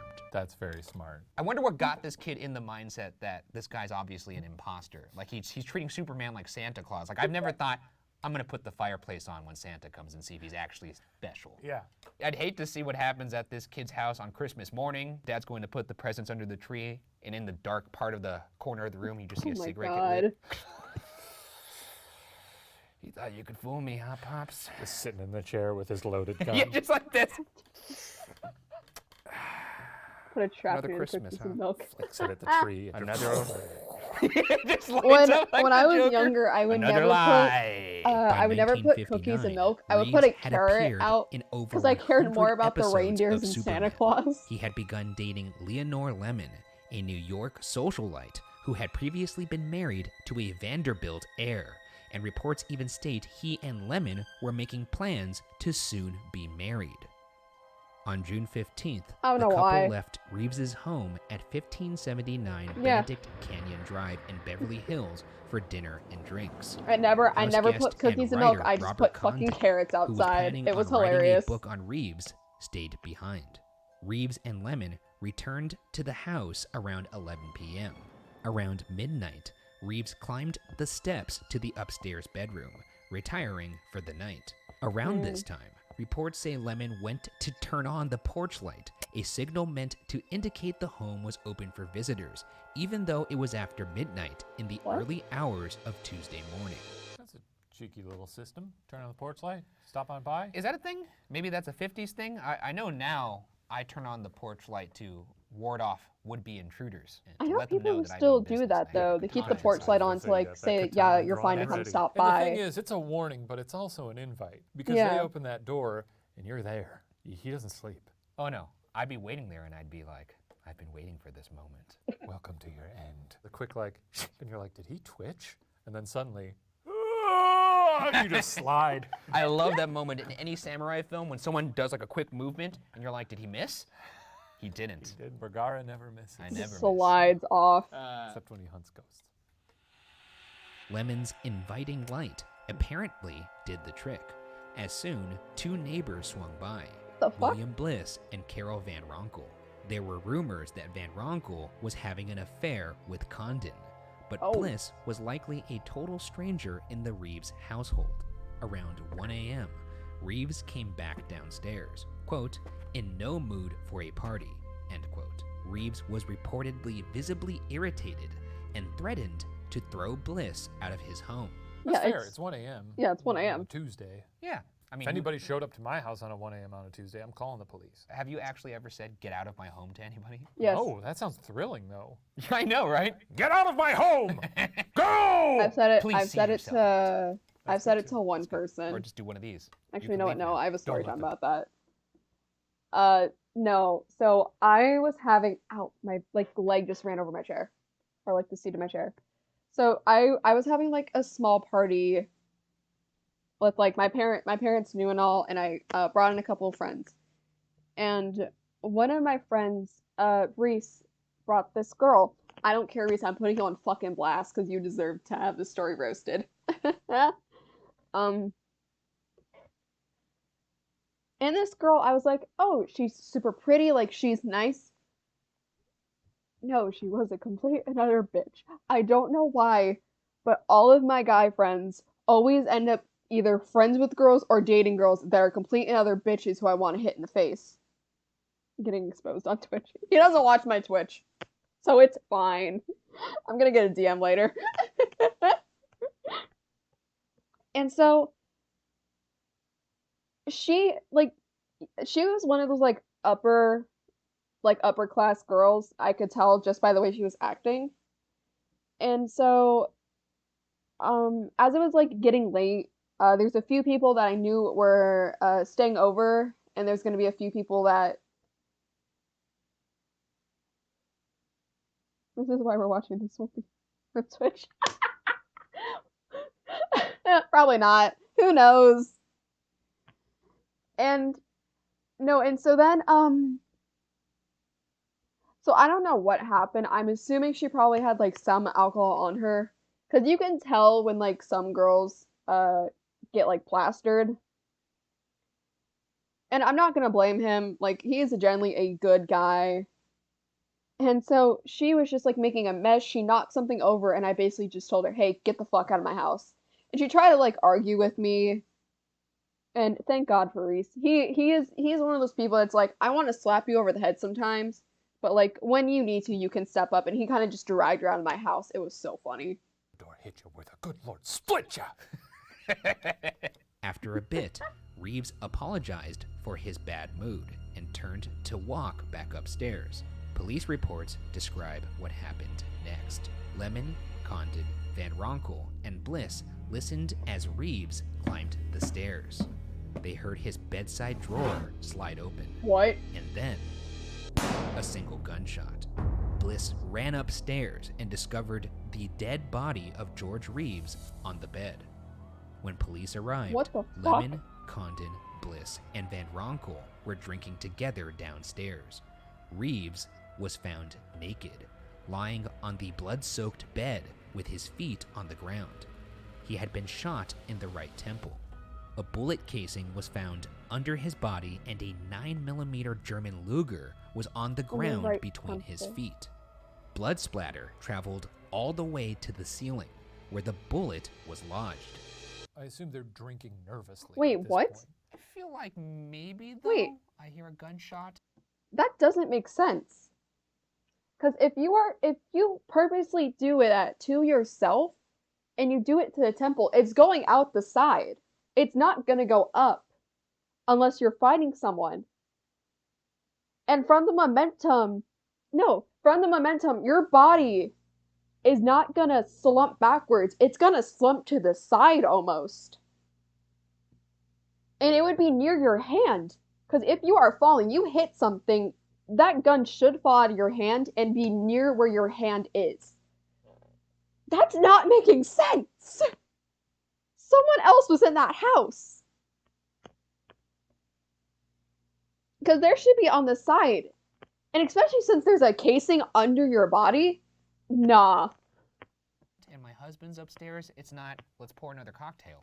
Also weird that the one person who ran up the stairs was the guy he didn't even know. It was Bliss. Then why would He he have probably went pointed up, it saw upwards? it, and was They like, said he was shot in the "There's temple, Okay. nothing we can do which here. doesn't, need unless to you call were the fight, police." you I had think to that's fought fair. someone Maybe for him to get. They were rattled, and you've been rattled enough. That's that angled. You need to pour yourself a cold one. Yeah.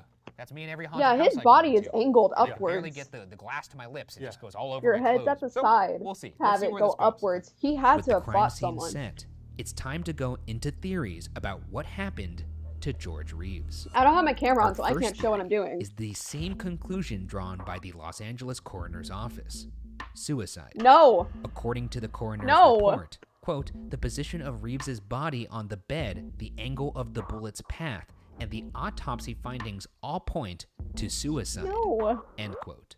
I don't believe Reeves it. had put the gun to his right temple and fired. Simple as that. Somewhat suspiciously, Lemon, Reeves's fiancée, jokingly predicted George was going to kill himself moments before his death. The police report I'm not gonna states get into that when police. Reeves left to go back upstairs, Lemon told the downstairs group, quote, he is going to shoot himself, end quote. When the foursome next heard the bedside Wait, drawer what? open, Lemon went further, saying, quote, he is getting the gun out now, and he is going to shoot himself, What? end quote. According to the LA Times report the next day, Lemon claimed she was, quote, only kidding, You don't as she get that grimly much narrated predicted. the death of her fiance. Do you think she kept going like, well, I bet he shot himself. They're taking the body out. Oh, I guess he's dead. First off, even if she is joking, it is weird that she had enough context to make that joke, Wait. to assume that that's what he's going to do. If you have a fiance who clearly is So distressed, you don't go upstairs to check on him? Yeah, what the fuck? I don't even bother. I'm having drinks with my friends. It's just an odd scenario is all I'm saying. Strange. The Many fuck? point to Reeves's stalled career as a potential explanation for taking his own life. The only non-Superman roles he'd had of late were either greatly scaled back or featured him wearing heavy disguises, so audiences wouldn't associate him with the Man of Steel. Turner Classic Movies, however, has reported that rumors about Reeves's stagnated career may have been exaggerated. TCM suggests that, apart from upcoming seasons of Superman, Reeves was being considered for the role of Detective Milton Arbogast in Alfred Hitchcock's upcoming film, Psycho. Also, Ooh. want to point out, and it goes without saying, a lot of times we see this in these cases where we have suicide as a theory, and people often say, well, he had no reason to commit suicide. He didn't show any signs. That's often not the case. You don't need a sign to commit Yeah. suicide. Yeah. I think we could put the kibosh on that line of thought right Yeah. now. Apparently, Lemon knew, though. I could say that. She seemed to have a pretty finger on the pulse on that one. I'm not saying that she's Nostradamus, but she sure seemed to have the inside scoop. According to E.J. Fleming, author of the book The Fixers, which in part details the circumstances around George's death, there were also several incongruities with the way in which the body was found. Reeves was totally naked, meaning he'd either had to have been naked when he went downstairs, a detail that the guests likely would have remembered, or between returning to his bedroom and shooting himself, he would have had to strip to the nude, an uncommon occurrence in suicides. The location of the body, bullet, gun, and shell casing relative to one another. Okay. That's actually not true with some suicides. Dark topic, but I forgot where it is common. But when people are gonna commit suicide, mostly by jumping from a high place, they actually take off their shoes. I don't know the reason why, but it's actually not uncommon to see people like without an article of clothing. So yeah, they'll mostly take off their shoes, place it where, and then they will jump. A very fucked up thing, I know. Don't know why I know it, I just do. Another are also somewhat suspicious. Fleming argues that George most likely would have fallen forward, not backwards onto the bed. For the bullet to make it to the ceiling, George's head would have had to have been nearly horizontal at the time of firing. See? For this to have been true, one would expect the gun to have been found either on George's side or still in his hand, not on the floor between his feet. Finally, the called it. bullet casing would likely have been on the floor, not underneath the body, according to Fleming. I just think the way gravity works and the way the positioning, if your head has to be horizontal like this, you're leaned over to an extent, so I would think you would fall forward. So his head would have to be sort of facing the ceiling, but then the force of it, I would think, would sort of knock him back a little. Oh, because of the actual, the force of the bullet hitting you. Yeah. I guess then the gun could fall between his legs. Yeah, so maybe it's possible. I don't think it's Yeah. likely. Reeves's mother publicly contested the suicide. This is theory, gonna be sent to convinced people her being son like, would not well, have how do you killed know himself, this? and there were no reports of a suicide note. There are some reports that Some people don't write before a suicide full notes. autopsy could take place, the body had already been embalmed, or at least washed, What? meaning traces of gunpowder that would have been on his hands or face had he fired the gun himself were long gone. We've Oh my talked about God. the LAPD a lot and sort of the whole system. They seem like they've long been I'm gonna not shut my up door to because there's an argument regulation going on a lot of downstairs really things. quickly. I'm We've gonna let also this play. seen the commingling of the studio system Yeah. with LA Yeah. PD, I'm not and bringing we've up seen how that Sam can kind of enough, work but- out. So, not saying that that's the case here. It's a possibility, though. Some reports also detail Not bringing unexplained up that statement, bruises but- on his body. Yeah. And, according to Fleming, George's trainer who had seen him earlier that day did not see any bruises on him. He didn't have any bruises when I was beating the shit out of him earlier in the day. He didn't have any bruises when he was training with me. I just don't think that's a thing. The bruises could appear later. He could have like Yeah. bumped into something. I've Yeah. stubbed my toe, you know, Oh. ow, ah, think Yeah. I broke my Ow, toe. uh-oh, yeah. did and I break whatnot. it? Yeah. Maybe I fall, hit the Yeah. coffee table. The and I coffee was, table shatters. And I you broke got something cuts all over that was you. maybe priceless You and crawl not through the glass. replaceable. And I had to explain it wasn't Mari comes intentional. home, you're in a pool of your own blood. Yeah. She's like, Ryan, what happened? We've all been there, is what You're I'm like, saying. What? It's no big deal. Were you there? How did you know? Did you bug my house? Our next theory is that George was accidentally shot, perhaps by Lemon. This would, of course, mean the 3 other Hypothetically. people in the house covered for her, which seems like a bit of a long shot, but bear with me. Lemon was known for her, quote, Vesuvian temper tantrums, and despite the fact that she claimed she and George were about to be wed, George apparently never publicly acknowledged this. An article in April even reported their wedding was off. Perhaps Lemon was upset at George's lack of commitment, resulting in a fight where Lemon accidentally shot George. Bolstering this theory's case is the fact that, in addition to the one that had passed through George's brain, 2 other bullets from the same gun had been shot through the floor of the bedroom. When asked about these, Lemon claimed one was from an accident a few days prior when she was, quote, fooling around with the Luger. No explanation was ever given for the other bullet. Oh my god. Despite this, What? LA Police Chief William Parker told the press he believed the extra bullets were of no significance. Soon after George's Nah. death, Lemon left for New York, never to return to LA again. First off, they absolutely are of significance because this is somebody with the murder weapon who has shot said weapon in the room the person was conceivably murdered in. I feel like that's pretty significant, but I'm not a cop. It's fishy business right there. I still don't think there's funny business going on here. Yeah, what the? Okay, so you have one. Are you not even gonna check? It's like saying the blood on the wall isn't significant. You're not even gonna check for like residue to see how old it is? 'Cause that's that is like me like spilling paint in like different areas. Okay, no, that's like me spilling red paint in different areas and then actually committing a crime and just being like, oh yeah, no, that's red paint. No! But I'm inching away from that. The body was washed. She shot the gun. I'm 2 times. inching! All right, I'm just saying. Oh, It's one of just those Yeah, little fuck. worms, that's me. I'm slowly moving away from the old Will. Damn it, my mouse is Inch moving. your We're way away disappeared from again. me. Fun. Our final theory is that Reeves was murdered, possibly the result of being ensnared in a web of bitter lovers. While reports state that Reeves was set to marry Lemon, he had only begun seeing her about 6 months before his death. Damn. For most of the 1950s, George was practically married to a different woman. Say what? One Tony Mannix. Huh? Practically married was the best the couple could do, as Tony was already married to one Eddie Mannix.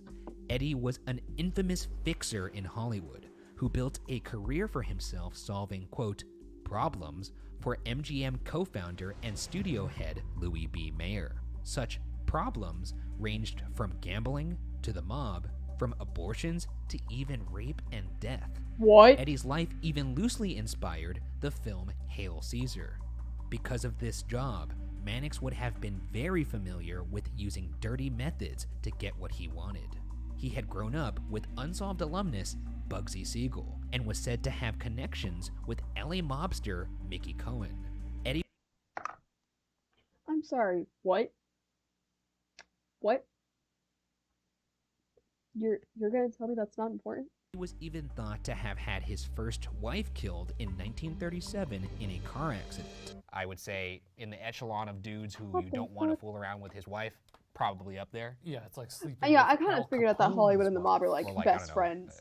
A Shaq. Shaq. Shaquille O'Neal sleeping with his wife, probably a bad call. Well, he can sleep with his own wife. No, if I were to sleep with his Oh, wife. if you were to sleep with Shaquille O'Neal's wife, all respect to Shaq. We love All the respect. guy. That's what I'm saying. I would Ryan never. is not going to sleep Shaq, with your you wife. have my word. I will never ever sleep with your wife, Oh my your God. girlfriend, or whoever you're seeing at the time. You have it. Despite Eddie's serious line of business, George likely did not feel threatened by Mannix while he was dating the fixer's wife. In fact, by all appearances, Eddie fully supported Tony and George's affair. Eddie would sometimes tag Damn along it. with Tony on her dates with George, sometimes as a third wheel, other times bringing his own mistress along. There are even reports that George would go on vacation with the Mannixes, with Eddie bringing another woman in addition to his wife. At the time of his death, This is Reeves's weird. house, Uh-huh. car, even his clothes had all been paid for by Tony. Well, this sounds fun. This seems very progressive, actually. What the fuck? This has been a very dark story, so I like the whimsical turn here. I just like the idea of them all just getting breakfast together. They're at the Polynesian in Disney World or something. He's they- like, hey, did you fuck my wife last night? Yeah. Did you pass the syrup?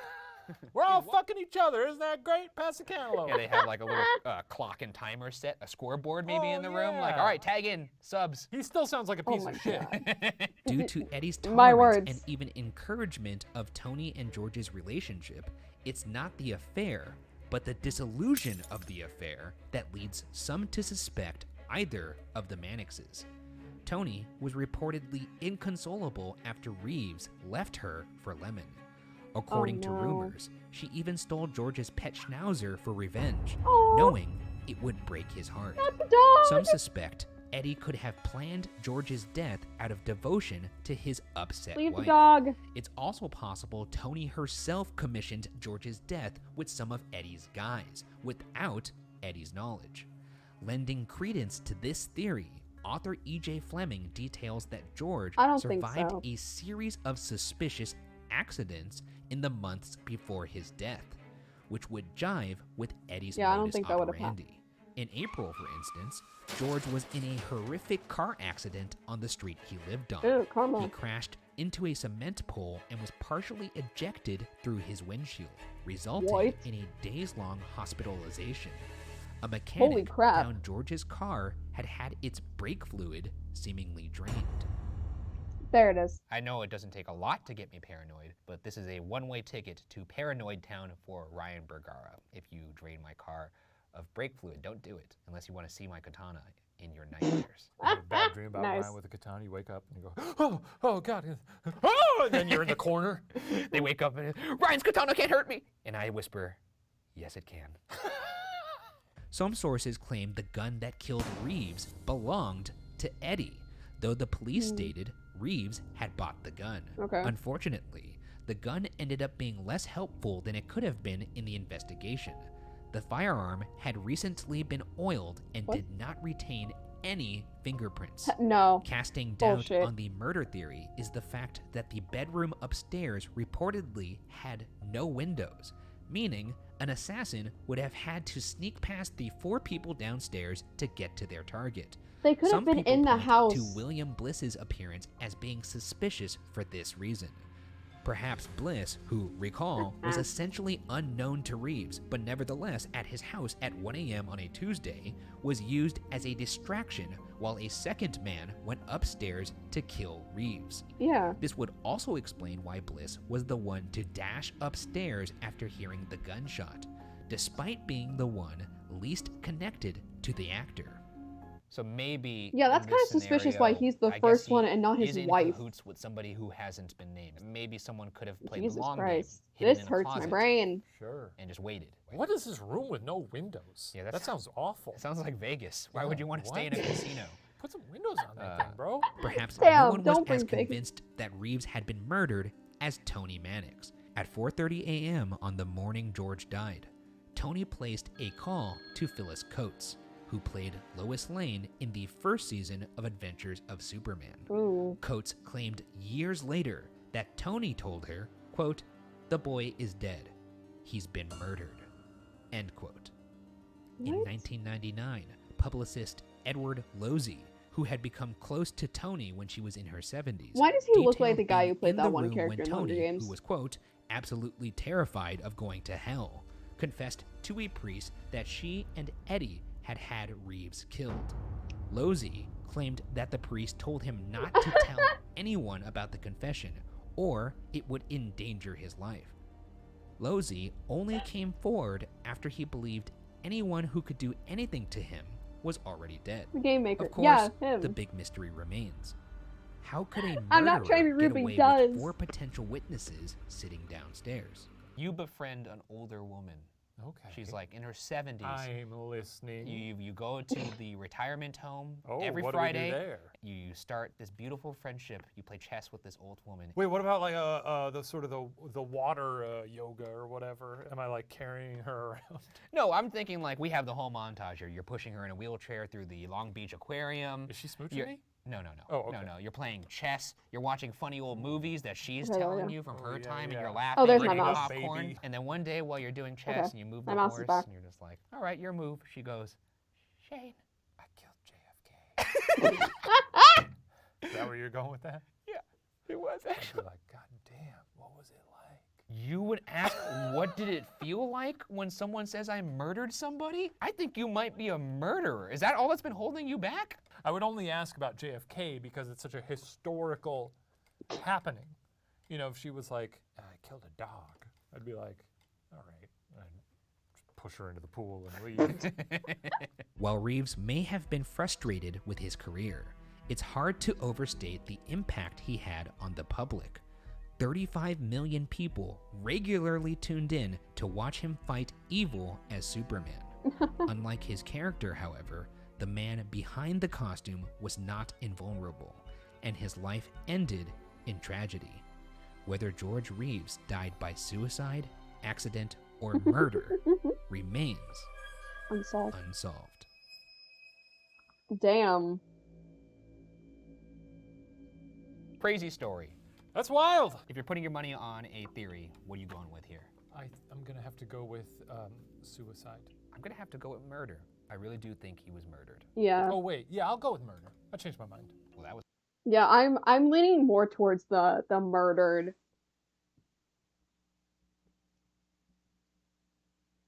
This might be. No, there's a lot of cases that if you look into it, like into the world, imagine how many cases have like never been like documented. Like we know about all these famous ones, like we know about like Jack the Ripper, the Zodiac Killer, and then we know about like some like mysteries, like George Reeves, Princess Diana. But we don't know how many times people have actually gotten away with crimes. Like there could have been just this like poor woman who was involved with this murder, and then he keeps continuing going until he dies, and they're never documented. Yeah. So, and it's also like a well known that in your lifetime you walk by a couple like people who've committed murders. And it's terrifying. All right.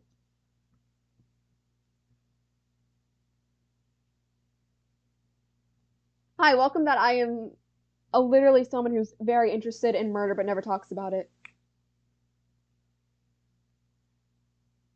All right. Next one. We're just gonna binge watch this series. Uh-oh.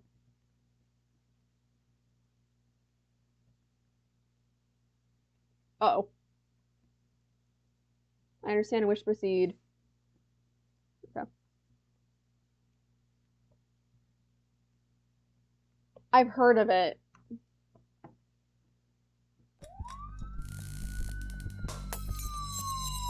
This week on BuzzFeed Unsolved, we look into the mysterious disappearance of one of the world's greatest mystery writers, Dame Agatha Christie. The Dame herself. The Dame herself. Queen of Mystery becomes a mystery. Now that is a very offensive. Where'd she go? I don't know. Oh. I guess that's what we'll have to find out. I was not aware of this. I get. I these almost case started singing files Cotton Eye just like Joe. you do. They just get slapped on my desk and they say solve it, and every single time, I don't. You got there like almost once, right? There was an unsolved with a question mark at the end of it. Well, you know, almost isn't going to cut it. We need a W in the column. You want to slap the cuffs on somebody. That's a win. Yeah. I want to point at the skeleton and go, You you did it. We gotcha! And then stomp on the skull. Yeah. No, I'm. I made this joke, but like speaking of this part, and this is like the joke I made to my friends. If I am ever mysteriously murdered or killed in some strange accident, do not report me to the police. Give me to a white woman with a podcast. They will figure that shit out in 10 minutes. Part, Oh, but okay. I think the finger point is. That's what I want. Well, this one sounds like a real whodunit. From the whodunit master herself. Let's get into It's it. on stream. Agatha If I Mary mysteriously Clarissa die, Miller was send me to a born on podcast. September 15th, 1890, in Devon, England. The youngest daughter of upper middle class Frederick and Clara Miller, Christie was homeschooled in a somewhat unusual fashion. Clara reportedly didn't want her daughter to learn how to read until she turned 8. What the By fuck? the age of 5, feeling understimulated, Agatha taught herself to read, beginning a lifelong obsession with books. You won't teach me to read? Fuck you! I'll read! Maybe that was the strategy because kids don't want to read. I'm gonna tell my kids, hey, no reading, no vegetables. No, that's a thing. Like that is a physical thing. No, that is an actual thing that is with the human brain. Like you, which I found out really cool. Interesting fact of the day. Our mind always craves knowledge. So if you send us to a school and the school goes, you don't have to go to these classes unless you want to. There's gonna be a period where you don't go to those classes, but then after that period, you end up going to those classes because your brain wants, because they crave that knowledge. So yeah, if you tell us, no, you can't learn this, it's also gonna trigger the brain to want to learn it. But unlike me, I refuse to do it because math, I despise it. And you like drive them out to the woods and leave them there. Okay, I don't know about that part. Well, then they have to sort of, use their wits to get home. yeah, but that's not really the reverse psychology. That's just torture at that point. That's a good way to raise kids. I think you're not gonna spend any time with my kids. Okay, that's fair. In 1912, Agatha met a dashing young aviator named Archibald Archie Christie. The outbreak of World War I, which both pitched in for, kept the budding lovers apart for years. Despite warnings from her mother that Archie seemed to be a cad who would never be faithful, on Christmas Eve 1914, Agatha married Archie while he was on leave. In 1919, Agatha gave birth to her only child, a daughter, Rosalind. Agatha had written short stories throughout her teens, but when her older sister bet her she couldn't write a good mystery, she penned her debut novel, The Mysterious Affair at Styles. After several major rejections, publisher John Lane not only bought the book, but also contracted Agatha to write 5 more books. This proved to be a brilliant decision, as Styles introduced the world to one of literature's most popular characters, the eccentric detective Hercule Poirot, who would feature in over 24 novels Sherlock and Holmes, even but more that's not. short stories. I know this is a show about crime and mystery, but let's take a nice little lesson from this. She got rejected over and over again, and eventually got Same. that deal and became a successful writer. So Oh, if you're out there same. working on something, people keep telling you, not good enough. Maybe it is good enough. Keep at it. Keep knocking on that door until they eventually open. That's sweet. Yeah. It's a sweet message from the boys for you in the middle of. And you don't another get one. many of them, so No. cherish this. Yeah. Anyway. Back to the story. Agatha proved to be a prolific writer, and her rise to stardom was meteoric. Unfortunately, within only a few years of achieving widespread fame, she suffered a period of great emotional hardship. Her mother, with whom she'd been extremely close, no. passed away in Yep. 1926. Her grief brought on a massive case of writer's block, and she was unable to finish the book she was working on, The Mystery of the Blue Train. Making matters worse was the fact that Archie, just as Agatha's mom had predicted, had begun an affair with a woman 10 years her junior, Nancy Neal. fuck? Archie! Hey! I was rooting for him. Yeah. I was. A hunky aviator? Sign me up. Agatha's going through some stuff. Her mother just died, Yeah. and you're gonna go down the block to get a little strange? You sicko. You nasty man. Next time you fly in the sky, don't come I feel Or like do come Shane's the back, type but, of person I can you be know, like, oh straight yeah, into the ground, the person I'm monster. dating Yeah, cheated that's on me, and he would right. just make me Yeah, laugh you and forget heard about me, them. Archie, you I think he's nasty, dead. Good. Holy shit! On December 3rd, 1926, at around 9 p.m., Agatha put 5-year-old Rosalind to Oh, bed no. and kissed her goodnight. The 36-year-old author grabbed an attaché case, left her house wordlessly, and drove off into the night. The next No. morning, Agatha's car was discovered hanging precariously over the edge of a chalk quarry. It Oh. appeared the car had been run off the road, careening towards a cliff and stopping just before the edge. Oh no. Inside was the attaché case, a fur coat, and her driver's license. The driver was nowhere to be found. In short order, the author's disappearance became headline news around the globe. The famed mystery writer had herself become the central character in a real-life Oh thriller. my god. 3 days later, however, the search for the acclaimed novelist was suddenly called off after Christie's brother-in-law reported receiving a letter from her the day after her disappearance, saying she was going to a spa in Yorkshire, quote, for rest and treatment, end Nope. quote. I don't believe The that. police, however, suspected the letter was fake Yeah. and reopened the case almost immediately. A week after Wait, Agatha's who was it disappearance, sent to? to a spa reported receiving a letter from her the Oh yeah. rest Fuck that. and I Agatha's don't trust it. disappearance, police were flummoxed. Despite hundreds of reported sightings of the famous author all across the UK, no tips led anywhere. Authorities began resorting to increasingly desperate strategies. They brought one of Agatha's dogs to the scene of the abandoned car in the hopes it could track her scent. Instead, the dog, quote, whined pitifully. Oh no. What a shitty dog. Hey! And not every dog's gonna be a bloodhound, okay? No, almost disrespect everyone the pup. isn't. That's true. Yeah, I mean, this dog signed up for belly rubs and bones. Let's put the dog out there, see what it does. Oh, nothing. If that's your first line of defense as a police force, is to be like, maybe the dog knows who did it. Have Maybe. you interviewed the dog? Yeah. The dog said something about a woof woof.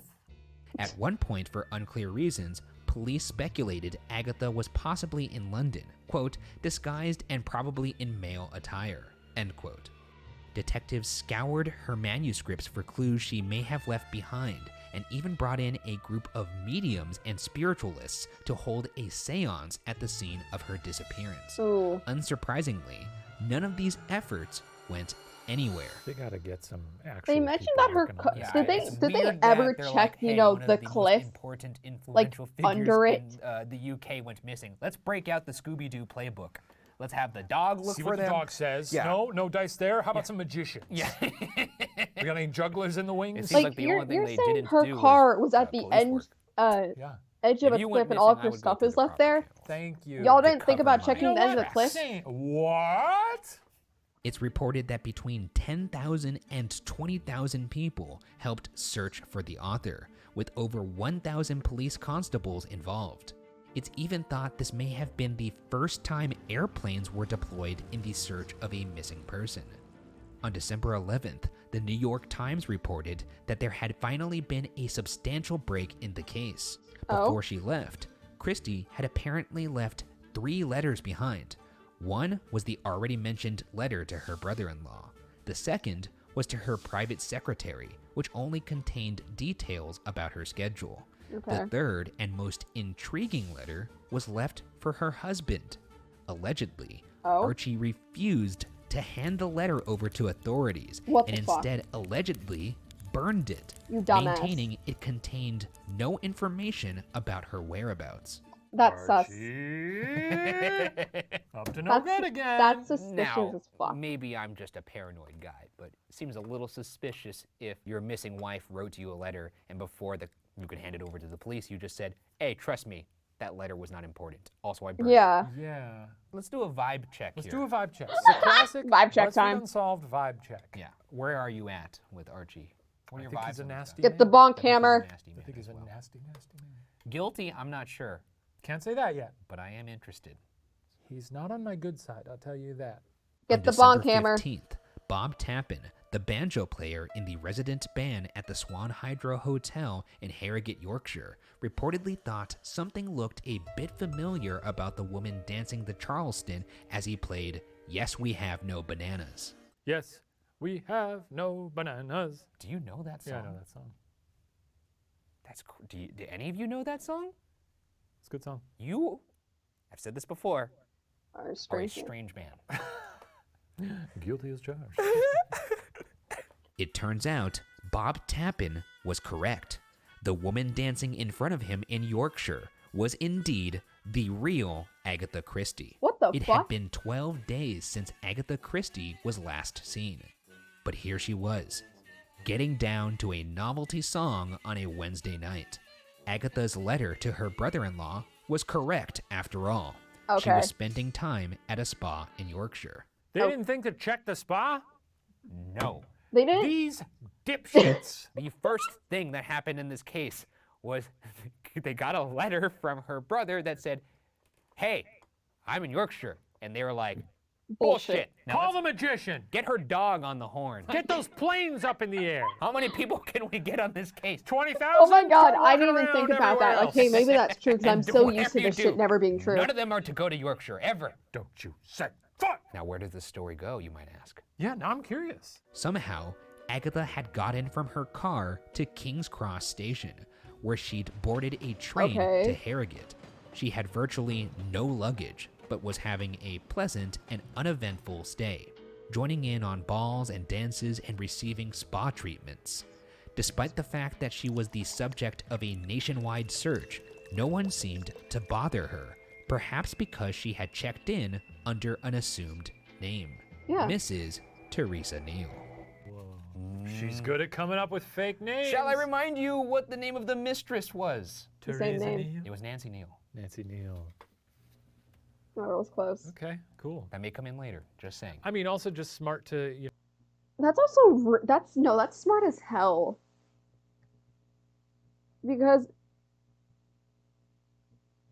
Because she kissed her daughter goodnight and practically left her alone. That's usually a sign that they're not coming back. And that yeah. So she might have been trying to start a new life because of all the stress, or she was trying to get inspiration for the book. use real names as your fake names, I guess, right? That's true. Because if anytime you try to come up with a fake name, it sounds like something stupid, like Ricky Goldsworth. Or That's the something. name. That's the dumbest name I've That's ever a heard. Dumb. I mean, anyone who comes Watch up your with it. fucking mouth. What'd you say? Whoa, dude, that was weird. You all right? Ryan? Oh. No, it's crazy to check in under a fake name. After Tappan notified police of the lauded author's whereabouts, Archie traveled to the hotel to pick up his wife. Fuck you. Reportedly, Agatha greeted her husband with a, quote, stony stare, Fuck yeah. apparently at a total loss for who the man was. Archie told reporters, quote, she does not know who she is. She has suffered from the most complete loss of memory, end quote. At what point does she lose her Yeah. memory? Because she still made it to where she needed to go. So if she lost her memory before then, is she on autopilot? Does the mind retain its sort of intentions and short-term goals? That's got to be freaky to be like on the road and like, well, I know where I'm going, but I don't know who I am. Yeah, but how many times have you been driving, daydreaming, listened to some tunes on Yeah. the radio, and then you're like, whoa, I'm at the destination I was supposed to go to. That makes sense. I black out every time I get Me behind too. the wheel. Yeah. When I got to set today, I was like, Yeah. wow. Yeah. I Every time teleported. Ryan gets here, he screams, "Where am I?" Who Who am I? And then I scream, I figured out teleportation. And we say, no. And they had to talk me down every time. We have this But conversation so often. I wouldn't recall. When asked by reporters pointedly and explicitly why his wife chose the name Neal, Archie deflected, saying Uh-oh. she had no idea who she was, and pointed to the fact that Agatha had apparently placed ads in the newspaper under that name in the hopes a relative would come forward and help her learn about herself.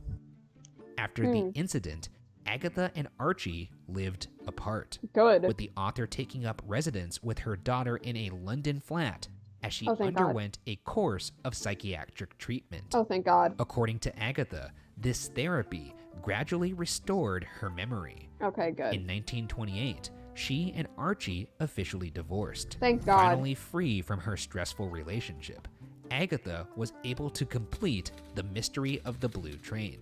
Yay! That year, she also fulfilled a lifelong dream to travel on the Orient Express, which would eventually inspire one of her most famous novels, Murder on the Orient Express.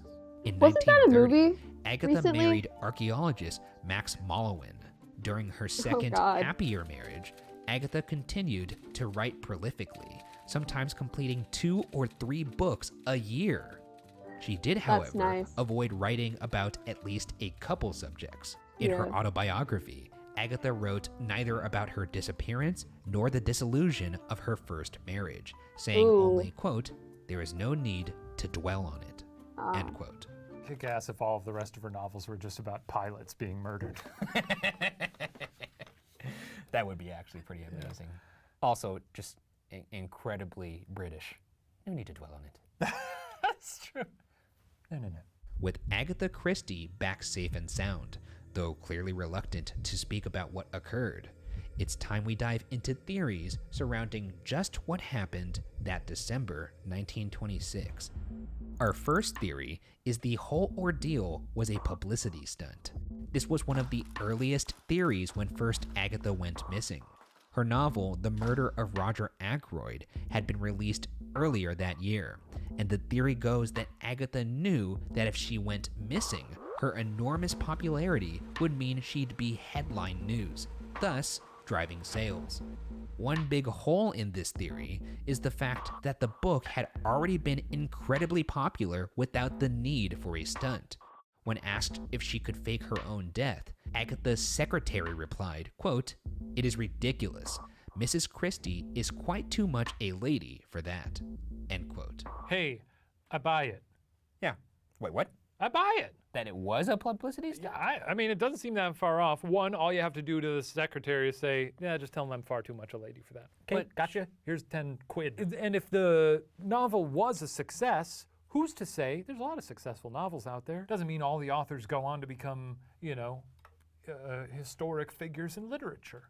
So maybe she really wanted to cement herself in the public eye, and that'd be a good way to do it.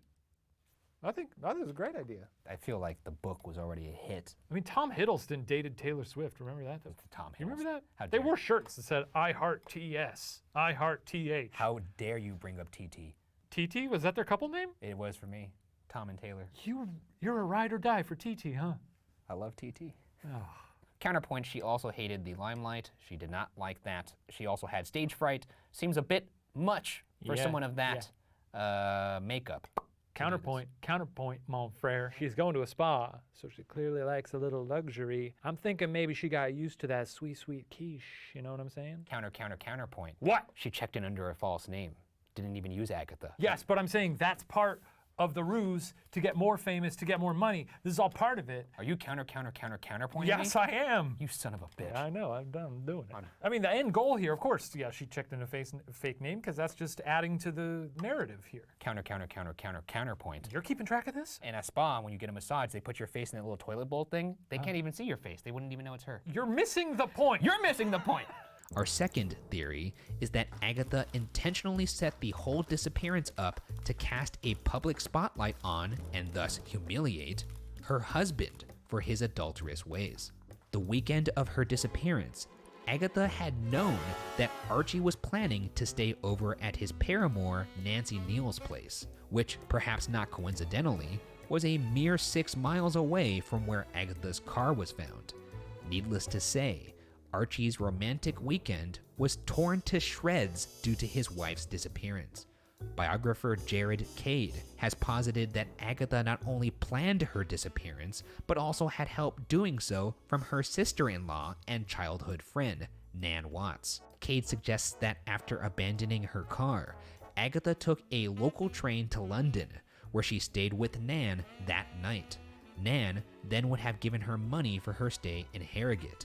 Cade came to this conclusion after persuading Nan's daughter Barbara to go through family papers. However, the disappearance does seem to be a very elaborate and public way to handle a cheating spouse, especially for a person as private as Agatha. You know, someone who has been cheated on or made to look a fool, that inspires probably some desire for vengeance, whether it be violent or humiliation. You working through some stuff right now? No, I've actually never, I'm trying to put myself in her mind. That's never happened to me. Yeah, maybe. I don't know. Especially a flyboy like that, a cocky flyboy. Oh yeah, that's true. Even after your mother, your own mother, said, I'm telling you, this guy's no good, he's dirt. That's true. And then you say to your mother, fuck off, Mom, I love him, okay? Yeah. And he's not gonna make me look like a fool. I fought my mother for you. And then your mother dies, so that's another thing. And now she's dead. And then he cheats on you? And then you cheated on me. After what you said to your mother and sticking up for him and having faith in him and believing in him? She's rolling over in her grave because of you. Yeah, so yeah, I'm gonna change my name and wear a wig and get on a train. Makes sense. Yeah, I guess.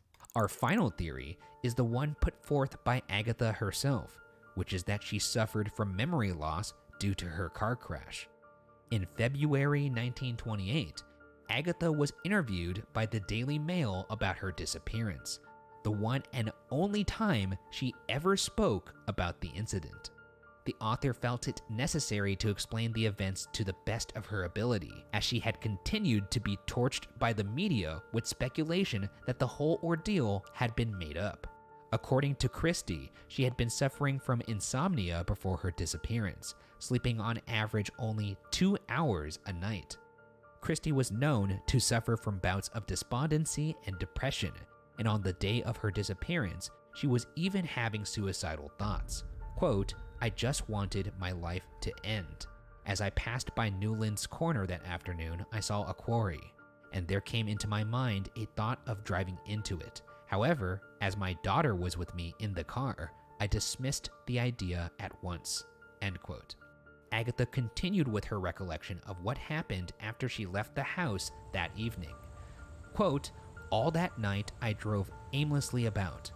When I reached a point on the road which I thought was near the quarry I had seen in the afternoon, I turned the car off the road down the hill towards it. I left the wheel and let the car run. The car struck something with a jerk and pulled up suddenly. I was flung against the steering wheel and my head hit something." End quote. My heart breaks for this woman. Yeah, she went through a lot. She lost her mom. Yeah. Writer's block. Her husband's being an asshole. Mm-hmm.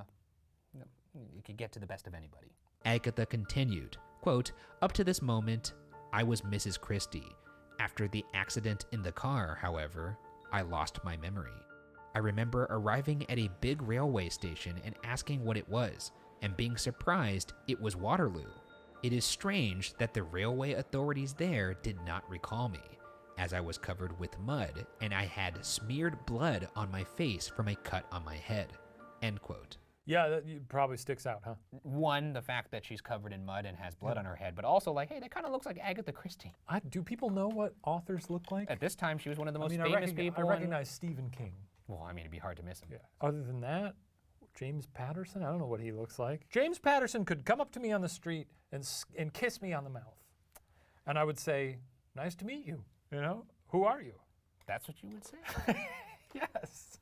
It is a bit odd that there was, 20,000 people involved in a nationwide search, and these two bozos at the the railway station didn't go, "Hey, you remember that lady who was covered in mud and blood and kind of looked like Agatha Christie on the day that the accident happened?" You know what, though? And apologies to any English viewers if I'm getting this wrong, but my read on the English people is that they're a bit nonchalant and perhaps don't want to get involved with something like that. So I could see two workers at this railway station just seeing her and then sort of turning to each other and be like, looks a bit worse for wear.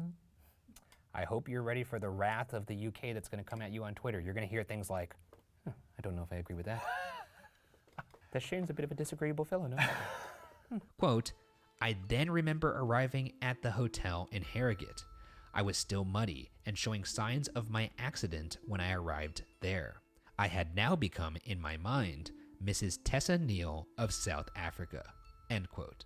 During the interview, Agatha expressed a near nostalgia for her lost time.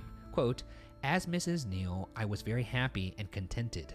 I had become, as it were, a new woman, and all the worries and anxieties of Mrs. Christie had left me. When I was brought back to my life as Mrs. Christie again, many of my worries and anxieties returned, and although I am not quite well and cheerful, and have lost my morbid tendencies completely, I have not quite that utter happiness of Mrs. Neal. End quote. God, I'd love to go into a fugue state. That's a very strange wish. You wouldn't want to? You know what? If I could be guaranteed that there wouldn't be lasting damage and to know that I would come back from it, yeah, it'd be kind of fun in the way that like those insufferable people who try like LSD are like, you lose your ego, man. You just tap into the universe and open a door in your mind. You know, it's like you forget your sense of self. If you don't know who you are, then suddenly it's like, well, what's reality? Well, I don't know, man. I guess, and apologies if this gets a little dark, anybody who couldn't use a little vacation from themselves, I don't know if they're wired right. Critics of Agatha's account wonder how she could have seen newspapers plastered with her own face throughout her stay and remain oblivious. The author addressed this during the interview. Quote, I read every day about Mrs. Christie's disappearance and came to the conclusion that she was dead. I regarded her as having acted stupidly. I was greatly struck by my resemblance to her and pointed it out to other people in the hotel. It never occurred to me I might be her, as I was quite satisfied in my mind as to who I was. I love the idea of this bloody, muddy woman walking around the hotel with this newspaper and being like, can you get a load of this stupid bitch?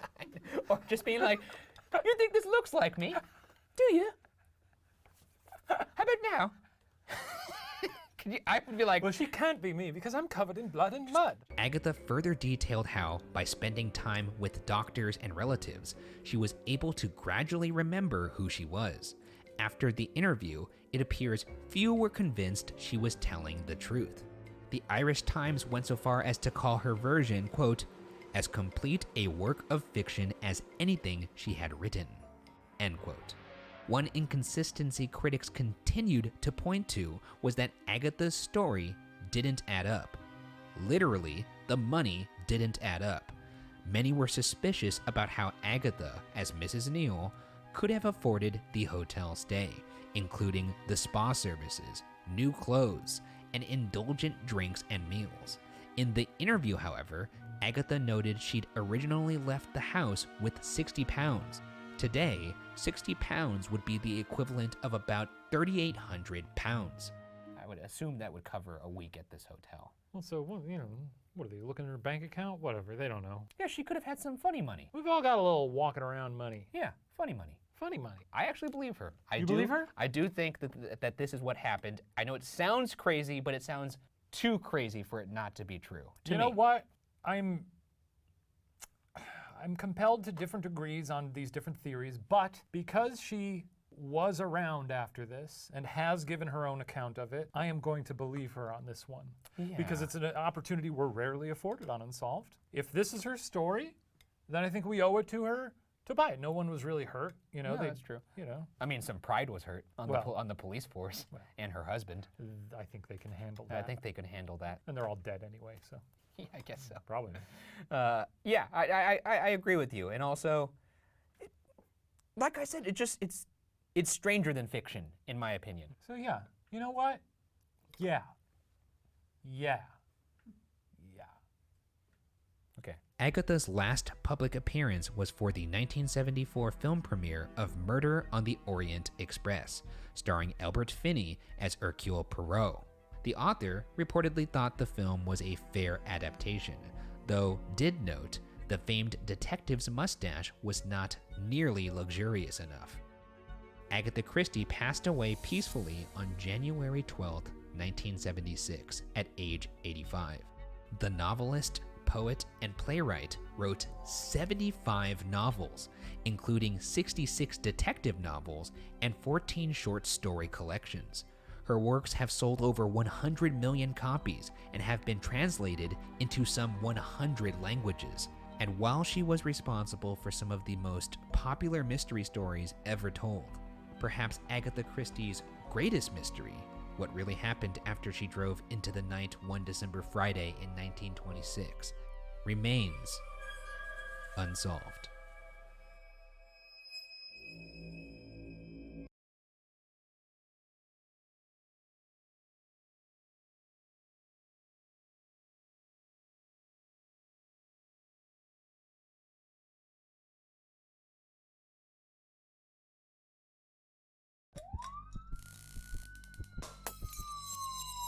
This week on BuzzFeed Unsolved, we examine a candy-centric crime wave that struck Japan in the 80s, the multifaceted story of the monster with 21 faces. Intrigue never seemed so sweet. That's some of your It's best the most work. professional intro I've ever done. Put that on a highlight reel for the big guy. Is this a good story? It's a fantastic story. I think you're going to enjoy this one. Lots of twists and turns. Some tasty twists. Yeah, I think you might have peaked a little early in that intro, and then from there it was kind of a precipitous drop. That's fine. With that being said, let's get into it. On March 18th, 1984, Kahatsuhisa Ezaki, the head of Japanese candy manufacturer Ezaki Glico, was enjoying an evening bath in his home in Osaka. Suddenly, two hooded, armed assailants broke into his home and kidnapped the naked Ezaki. The next day, a ransom note demanded Ezaki's company Glico turn over 1 billion yen and 100 kilograms of gold in a specified phone booth, the equivalent of $10 million today. This guy gets kidnapped while taking a bath. He's naked. What's your move? You're pretty vulnerable. I have a couple things that jump to mind. Okay, I don't mean to bring this to this place so quickly, Yeah. but I'm gonna shit the bath. What I would do, and this is what I always do when I take a bath, always, I make sure that I have to pee. That way, if an assailant jumps into the bathroom, I could jump out of the tub and just start spraying him with my piss. So you're like Scarface, basically. Hey! You want to mess with me, you cockroaches? And then you just casually stride out of it. There's usually a Ryan-sized window, and then I just jump out of it. And you're naked and also probably covered in a bit of piss, but you get I away. mean, that's not abnormal. Well, there you have it, folks. That's the Ryan Bergara Guide to Survival, which will be available for pre-order. Following this episode, follow the link in description. 2 days later, before any ransom was paid, Ezaki escaped. At least one account related his break for freedom in dramatic detail, describing how before dawn, the bound Ezaki managed to work his ropes loose, break down a door of the isolated warehouse he was kept in, and find 2 railroad employees to help him contact police, while still wearing clothes his assailants had given him. Unfortunately, Ezaki had no idea who his captors were. Though their plan to ransom Ezaki had collapsed, the people behind the kidnapping didn't let that keep them down for long. The perpetrators next demanded $480,000, threatening to poison Glico candies with cyanide if they didn't receive the money. Adding credibility to their threats, the group then reportedly snuck into Glico headquarters to set some of their property on fire. I love the backup plan here. Yeah. I really respect that. I'm wondering if I should be rooting for these people. I think I am. Not because I think it's good to poison the public, but Okay, glad you cleared that up. I don't agree with that. Do not poison the public. I do think it's very funny. Stay with me here. I'm staying here. I have no choice. Sort of have a little laugh at a big corporate entity like this. I knew you have. You think you're impenetrable, huh? You Look have, what I can do. You do have this Robin Hood complex of taking down corporations. I'm not gonna lie, I do love seeing a corporation get its lunch pail thrown in the mud sometimes. Despite a growing list of crimes, authorities were at a loss to pin responsibility on whoever was targeting Glico. In the 1980s, a case stymieing Japanese police like this was a relative rarity. To get an idea of how effective the police in Japan were, in 1983 they solved 97.1% of the murder cases and 55.3% of thefts, compared to the US's 73.5% of murders and 17.3% of thefts. Failing to get to the bottom of the Glico case was a black eye on the police's reputation. One newspaper, Yomiuri, ran an editorial saying, quote, "We do not recall a case in which criminals have made such fools of the police." End quote. 17.3% of thefts solved in the US. That means 83% then unsolved. Thefts, though? To me, that just means go steal some shit. Go steal. It's okay. Yeah, it's gonna be fine. It's not the end of the world. They're not gonna catch you, Yeah. I guess. Like if I told you you had an 83% chance of winning $1 million if you bought this lotto ticket, you're gonna buy that ticket. I'm buying it. I'm buying 100% of of the time, yeah. So that's, I don't know. I like your chances there. Unfortunately for the cops, their situation only became more embarrassing. Perhaps no one was more upset at the police's lack of progress on the case than the criminals themselves. On April 8th, the press received one of the first of what would be over 100 letters sent by the perpetrators over the next year and a half. The letter taunted the police and even tried to help them do their job. It began, quote, "To the stupid police, are you idiots? What are you doing with so many people? If you were pros, you would catch us. Because you guys have such a high handicap, we're gonna give you some hints." End quote. The letter proceeded to debunk a few theories, such as the kidnapping being an inside job, or the owners of the warehouse Izaki escaped from being involved. The letter writer also gave police more clues, informing them that the car they used was gray and naming the grocery store where they bought their food. The letter continued, quote, "If you can't catch us after this much info, you guys are just thieves of the taxpayers' money. Should we also kidnap the head of the prefectural police?" End quote. I recognize there may be victims in this story, collateral victims. But the more I hear from this crowd of funny folks, the more I think corporate terrorism is very, very funny. Monster with 21 Faces, biggest fan here. I'll get you one of those foam fingers. Number 22, you recruiting? Letters from the group continued to pour in. The group showed a knack for getting the public's attention and leveraged the media to ensure their threats and crimes were widely reported. Critics at the time categorized their actions as Gekijo Hansai, or crime as theater. The letters often provided authorities with seemingly random details, such as the gate used to enter a factory or the model of typewriter they were writing on. None of the clues provided in the notes, however, went anywhere, causing the police to look more and more incompetent. Almost all the evidence actually left behind at the crime scenes was either stolen or mass-produced, meaning tracking the group down remained impossible. One clue about the letters themselves, however, stood out. The dialect in which they were written pointed to someone from Osaka. Though this linguistic theory was interesting, it did not help authorities get any closer to apprehending the people responsible. By June, the criminals had begun referring to themselves in letters as the Monster with the 21 Faces, a nod to a 1936 children's story by Japanese writer Edogawa Rampo entitled The Mystery Man with the 20 Faces.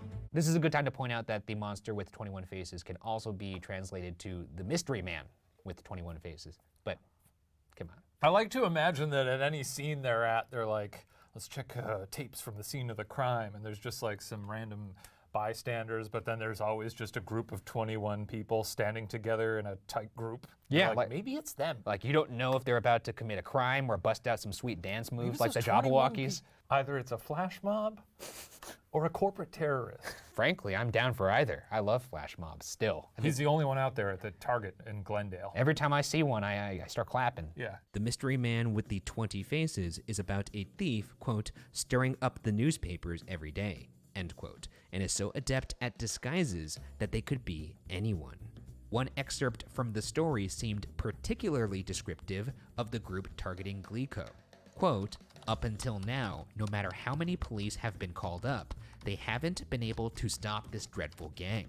There is one particularly strange feature of this gang. When they have set their sights on one particular object or artifact, without fail, they will send a letter of warning announcing their intentions, the date, place, and object of the planned crime. Even though they're criminals, perhaps they don't want to engage in an unfair battle. Or perhaps they want to show that no matter how many precautions are taken, they can still commit the crime with their great skill. I'm beginning to wrap my head around why the police are so effective at their job. If I'm a child hearing this story, I'm thinking if I want to be a policeman, I gotta get my shit together and start training now. Conversely, if I were a child reading that story, I'd be like, I want to do crimes. And that's the tale of two cities right there. And that's why we're meant to do battle. That's right. Until the end of time.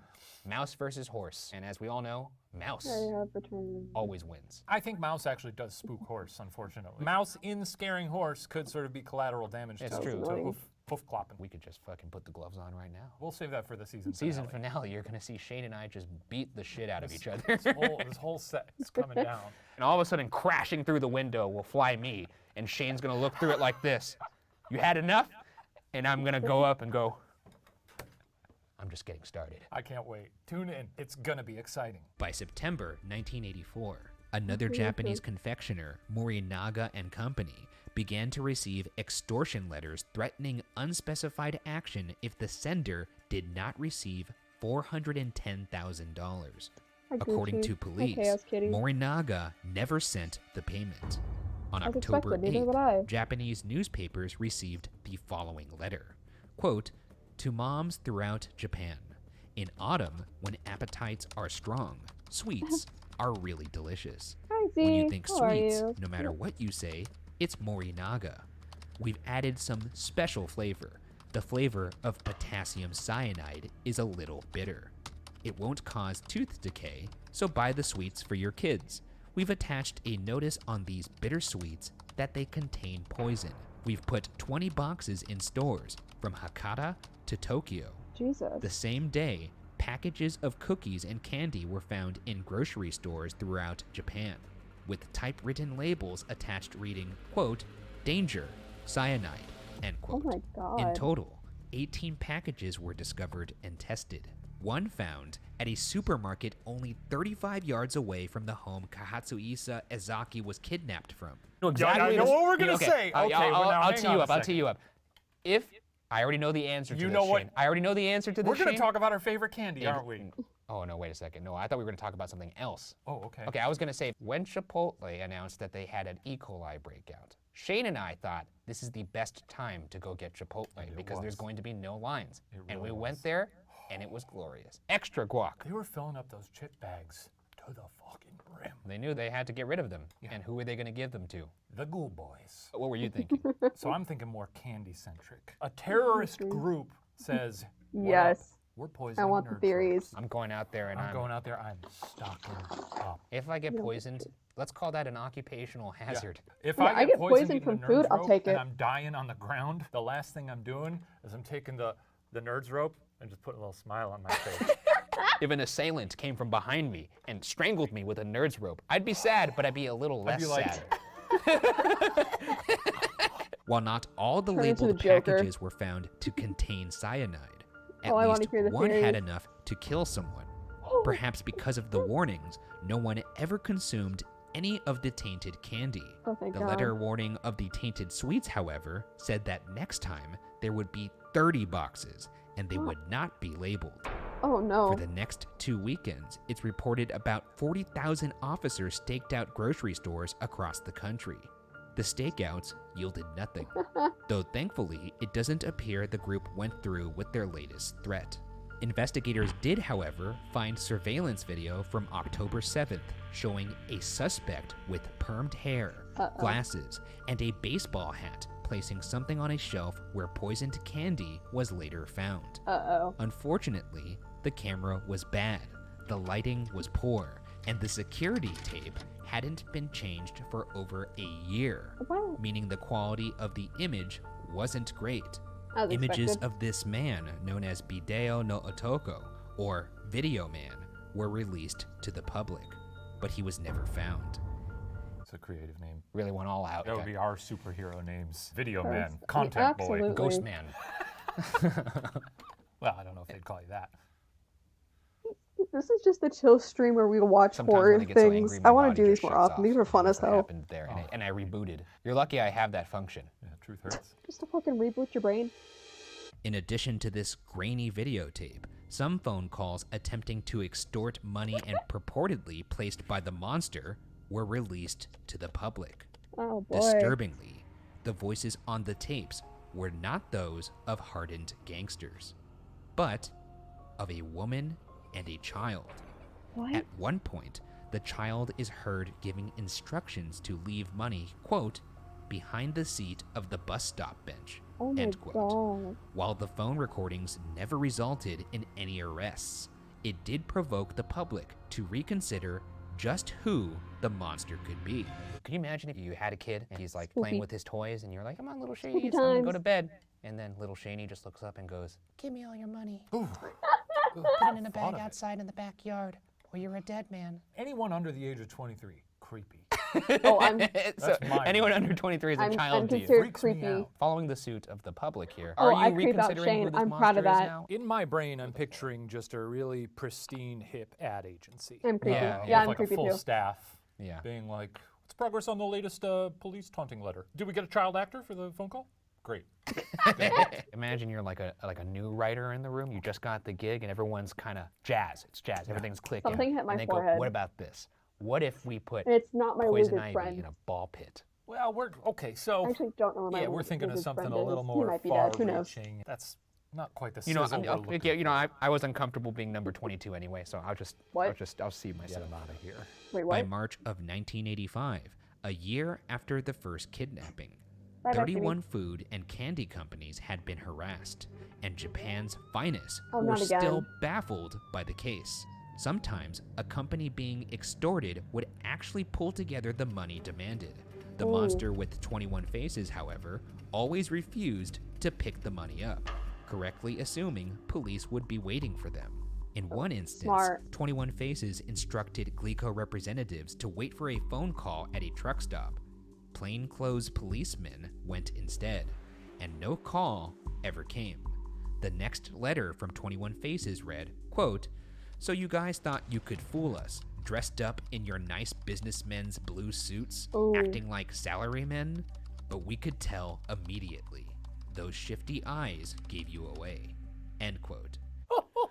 Damn. They said, get Roasted. dunked on, dorks. Damn, dude. Must have taken a lot of time to drove to your local party city to pick those suits up. That's But we're a little too Damn. smart for that. I like a little trash talk, They too. straight up said, go Time. fuck I don't know yourself. anything about They it, but I said know no. that out there on the court, that's when you use it. What kind of trash talk do you do when you're doing competitive basket weaving? I guess or- sort of like your shoes. You have very dry skin. Damn. When I'm sneaking around. At every turn, the monster with 21 faces seemed a step ahead. On the flip side, according to police, the group never received any of the money demanded. So that's On August good. 12th, 1985, a year and a half after they first kidnapped a Candyman from his bathtub, the monster with 21 faces sent their last letter, announcing they would stop. By this time, according to Japan's National Police Agency, authorities had received over 28,000 tips and had used over 130,000 police officers. With a stack of letters, a laundry list of crimes, and a Whoa. humiliated Oh, police Poppy. agency, it's time to look at the theories surrounding who could have been the monster with 21 faces. Our first theory is that the monster with 21 faces was an inside job, and that Kahatsuisa Ezaki was in on it from the start. This theory was popular at the beginning of the crime wave, and seems to derive mainly from people's disbelief that Ezaki was able to escape his kidnappers. There's never been any actual evidence to back this theory up, though some might find it suspicious that Morinaga's candy was poisoned, while Glico's was only threatened to be. Ooh. Casting doubt on this theory is the fact that even with no cyanide being discovered in their products, Glico's business was greatly affected by the whole ordeal, At one point, after the monster with 21 faces publicly threatened to poison Glico candy, all of Glico products were pulled from shelves, forcing the company to shut down production temporarily and lay off 2/3 of their part-time employees. I do think it's a little much to think that this guy was in on it just because he managed to escape. I think the monster with 21 faces aren't exactly violent criminals per se. So when they actually have a kidnapped person, they were like, ah, fuck, what do we actually do? They tied him up with like an extension cord or something. Yeah. Glico being in on it doesn't make any sense to me, because why would they start with their own company? And start with the other company. And then set their own production facility on fire? I guess to fuzz the radar a bit, but that's a lot of fuzz. That's a lot of fuzz. Too much fuzz. That would You ever have would a just peach that had too damage much it fuzz on entirely. It's disgusting. I've only had peaches that don't have enough fuzz. Yeah. I love the fuzz. Oh, I don't like it. It massages my tongue in a not pleasurable way. What the fuck? Our second theory is that the monster with 21 faces was someone seeking revenge on Japan's food companies. Almost 30 years before 21 Faces sent their first letter in mid-1955, a stabilizing agent in Morinaga-produced dry milk accidentally contained the poison arsenic. By June 1956, How the fuck do you accidentally over have this? 12,000 infants had been injured, and 138 had died. Morinaga reached a settlement with the families of the affected infants, but a 1969 report showed that the survivors continued to suffer related ailments. By As the time the expected. monster with 21 faces began its campaign, the victims of the dry milk incident would have been almost 30 and perhaps ready to seek revenge on the company Makes that sense. made their early years so difficult. This theory, however, doesn't account for why 21 Faces targeted the entire industry instead of just Morinaga. You fucked milk up somehow. Yeah. You just take a bucket of milk and you leave it in the sun for a few days. But boy, I don't know how they get arsenic out of that. I had gotten poisoned by a company as a child, and I was now a man. I would want revenge as well, too. Sure. I'm going to write some funny letters. Yeah. And I'm going to make some funny calls and watch the stock drop. I like this one. I'm not going to lie. I like the idea that they're just out there blasting at any corporate target. Like you said, they seem like agents of chaos. So trying to figure out some motivation here almost feels less exciting to me. Our final and best theory is that a man named Manabu Miyazaki was at the very least somehow involved. In November 1984, after the cyanide-poisoned confections showed the monster with 21 faces meant business, 100 million yen were set to be turned over to the criminals in Kyoto. Police Damn. surveilling the drop-off spotted a suspicious, quote, fox-eyed man, and gave chase. The suspect eluded capture, but police did manage to find the stolen car he had been driving, complete with a police scanner inside. That's smart. Oxide man. What kind of kids' book shit is this? No, I don't know. I mean, you wanna know what's actually really fucked? What people don't think about with police scanners? You can literally find them. Police use the same radio waves as normal people do. No, it is because if you are smart enough, you can get on any radio wave and get in with a cop. Or like me, no one rat me out for this, but I have a police radio on my phone.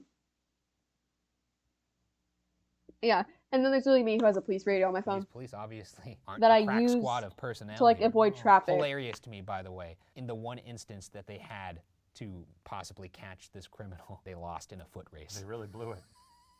Yeah, that's rough. Humiliating. I almost wish they did it on purpose. Like, let's recruit someone real fast. Get them there so the cops see them, and then we'll have no problem outrunning them. Just to really make them feel bad. Yeah, just they know. hire some parkour specialists. Yeah. And he's just bouncing off the walls or Bring running like circles. Usain Bolt onto the team. Yeah. In January, authorities released a sketch of the fox-eyed man, leading to his identification as Manabu Miyazaki. The sketch was apparently so true to life that even Miyazaki's own mother believed it was him. That Mirror mother, edge by the way, type happened thing. to be from Hell yeah. Osaka. The son of a Yakuza boss, Miyazaki was a known criminal who had organized anti-police actions in college Oh, hell and yeah. had already been arrested several times. Yep. While it appeared that police had finally made a face-saving break in the case, charges were never brought against Miyazaki. Why? Miyazaki apparently had a rock-solid alibi, Nice. and no hard evidence was ever turned up to tie him back to the case. Oh, hell yeah. Miyazaki went on to write a memoir detailing his life of crime. Nice. The book was released shortly after the statute of limitations for the Man with 21 Faces case expired, and the Ooh. cover was the sketch police released while trying to track Miyazaki down. Fuck Though he yeah. confessed to other crimes in the book, This is Miyazaki genius. never mentioned any involvement in the 21 Faces This spree. is If genius. Miyazaki was on his way to pick up the extorted 100 million yen when police gave chase, he did eventually get his money. The book went on to earn the known criminal over 100 million yen. That's gotta be humiliating for the police. If this guy is in fact the monster with 21 faces, And he's not even outright admitting it. he out-thwarted you, or he outsmarted you Yeah. at every turn, and then he profited off of it. I love it. I Nice. feel like there's very much I love probably him. a desire I for would a resign. reputation. You'd want to boast that you did something, so you might as well wait till after the statute of limitations and, hint that it was you. But at that point, why not just say, yeah, it was me? I don't know. Just Because to you can still get not arrested even for give it. them the satisfaction. Because when you do find out it Yeah. was somebody, you do have closure, despite the fact that you got dunked That's on. true. Like, we cover a lot of cases, and I haven't solved His any of them, IQ was off the obviously. charts. I'm gonna have to bear that weight for the rest of my life. Most people, when they die, friendly moments with family and friends and lovers flash through their brain. For me, All question marks. I'm gonna be thinking, who the fuck was the Somerton Man? Your headstone's just going to say, blew it. It will remain ... and that's it. I A can year after believe. Katsuhisa Ezaki was first kidnapped, the Japanese Ministry of Agriculture claimed sweets consumption across the country was down 10%. Ooh. Both Ezaki, Glico, and Morinaga suffered massive losses in sales. Good. In Morinaga's case, perhaps even 60%. In the end, the monster with 21 faces got away with it. Even with the statute of limitations expired, no one has come forward to admit to the crime. Unless the real face behind these crimes decides to someday reveal itself, the identities of the monster with 21 faces remains unsolved.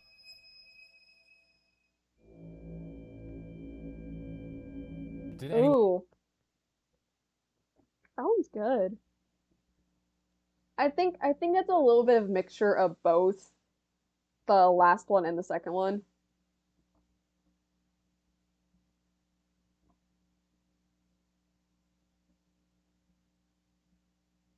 Oh, that's a ooh. Now they're legends. Hell yeah. We're gonna watch all of these. This week on BuzzFeed Unsolved, we're hearing the case of the most missingest man in America, New York State Supreme Court Judge Joseph F. Crater. It's not Ooh. a contest, though, right? Anyone who's missing is missing. Well, this is something that the newspapers yeah. dubbed him as the most 'Cause if missingest you, man in 'cause America. if you You'll are see that. affected by something like that, Well, you'll you see that people had can some fun with this one. Well, I'm fascinated straight to know up what makes manipulate them someone to go more against it. missing than someone But at the else. same I'm excited to time, you can find out. also Let's hire get into it. outside people with criminal Joseph records. Force Crater was Because when you have a criminal record in Japan, it is over for you. But you could probably get outside who are not afraid to actually get caught to do the dirty work and just to get them slowly off your back. I sound like a full criminal. born on January 5th, 1889, in Pennsylvania, less than 100 miles from New York Alright, I'll City. be back. I have to use the bathroom real quick. Crater was a dapper dresser and a hard worker, attending Lafayette College for his undergraduate education and eventually Columbia Law, where he met his future wife, Stella Wheeler. Stella was married when she met Crater, but the young lawyer helped her with her divorce, and the two married in 1917. To have research officially show that he's a dapper man? Yeah. Not a bad situation. You think this guy was one of those fucking bow tie dudes who are like, Doctor Who is cool. Bow ties are cool. Okay, I find that quite rich when you yourself are wearing. I've never worn a bow tie. You're wearing a pinstriped shirt with a little. I dress don't- like an what- ice cream man. That's a clothing rose. So I just think it's rich that you're saying, This oh, was 50 who's your cents. fucking bow tie dude? Now watch and listen to my quartet. I will never wear a bow tie. That is a Shane Madej guarantee. Crater worked as a law clerk and taught at various colleges around New York, eventually landing a job as a secretary for New York Supreme Court Justice Robert Wagner. Crater began practicing law at his firm when Wagner was elected to the U.S. Senate, becoming somewhat of a protege under the politician. I mean, you get working for a rich white man, you're probably fine. That you become a rich white man, Yeah, I suppose. That's how it works. You know, they'll be pulling their strings, doing their bullshit. If you choose to spend your career next to a non-rich white guy, what does that make me? Boy, did you blow it. I did blow it. I hitched my my line to the wrong ship here. You sure did. He's gonna pull me right into an iceberg. Crater went on to become rather wealthy as a lawyer. In 1927, he bought an apartment on Fifth Avenue as a gift for Stella, and the couple also enjoyed a summer home in Belgrade Lakes, Maine. Crater's ambitions, however, weren't strictly financial, and the young attorney made quite a name for himself in politics. In April 1930, Franklin Delano Roosevelt, then the governor of New York, appointed Crater to the New York Supreme Court. While the Great Depression was strangling much of the nation, Crater was earning $25,000 a year, more than $375,000 in 2021 dollars. Worth mentioning too, by the way, the apartment he bought on Fifth Avenue, which is prime time. Yeah. He bought that as a gift for his, I guess, wife at that point. I'm excited for this guy to go missing. I don't like him. On August 2nd, 1930, only a few months after his appointment to the state Supreme Court, Crater and his wife arrived at their Maine vacation home. There, Crater took several phone calls that Stella Yes, said we're watching angered this him. prep for a bank heist. Crater had to Look. return to New York This is a City joke, for Twitch, don't business the report next us. day, but he told his wife he'd be back in Maine by August 9th, her Twitch, birthday. Twitch, this is a Crater joke. spent the We aren't night gonna of commit a August crime. 4th at the Fifth Avenue apartment and informed the maid he'd be heading back to Maine on the 7th. Crater went to his office on August 5th and again on August 6th. At one point on the 6th, he sent his secretary to the bank to withdraw $5,150, the equivalent of more than $80,000 today. Holy shit. $8,000 any day of the week. That's a lot of money to walk. It's hard to say because rich scumbags operate differently. Maybe Yep. he's gonna go buy a yacht in cash. Yeah, Who knows? or 50,000 hot dogs. Yeah. Those come right about $1.50. I don't know. I don't know hot dog math. You could have fooled me. Thank you. I think. I got it, right? No. Oh. It's suspicious, nonetheless. He's obviously up to maybe something not great. The judge later returned to his apartment He's and one of the dismissed people that the we say maid, eat the rich for. telling her he was going swimming. Stella would later find this detail odd, as Crater reportedly did not enjoy swimming. Uh-oh.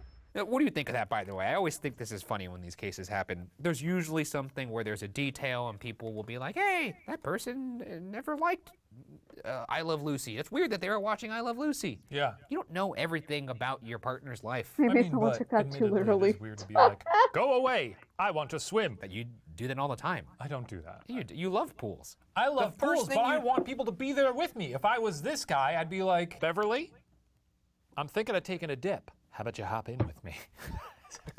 Jesus Christ. That evening, Crater visited his friend and ticket broker, Joseph Gansky, who arranged for Crater to attend the Broadway show Dancing Partner. Despite the fact that the show had only opened the previous night, some reports claim the judge had actually already seen it. In either event, Crater then made his way on foot to Billy Haas Chop House in the theater district on West 45th Street. There, I thought that's in Crater Wall dined Street. with attorney William Klein and showgirl Sally Lou Ritz. Around 9:15 p.m., the trio left the restaurant. Okay. Crater reportedly got in a taxi, presumably to get to Dancing Partner, and was never seen again. So he's gone. He's gone. He's missing. Out of here. He's gone. I could take solace in the fact that maybe he didn't get to the show. Maybe. But my guy did have a delicious steak. That's true. At Billy. That's something. I don't know this place. Billy Haas's Chop House. That sounds like a good place to have a fat ass steak. Exactly. I'm telling you that I would enjoy it right now without even seeing the menu. I'm going in there, I'm ordering the ribeye. I'm telling them, give me the biggest slab of meat that you can possibly fit on a plate. Oh shit. I'm actually, Immediately. even if he didn't make it to the show, going and getting a big ass steak. Oh my God. Right?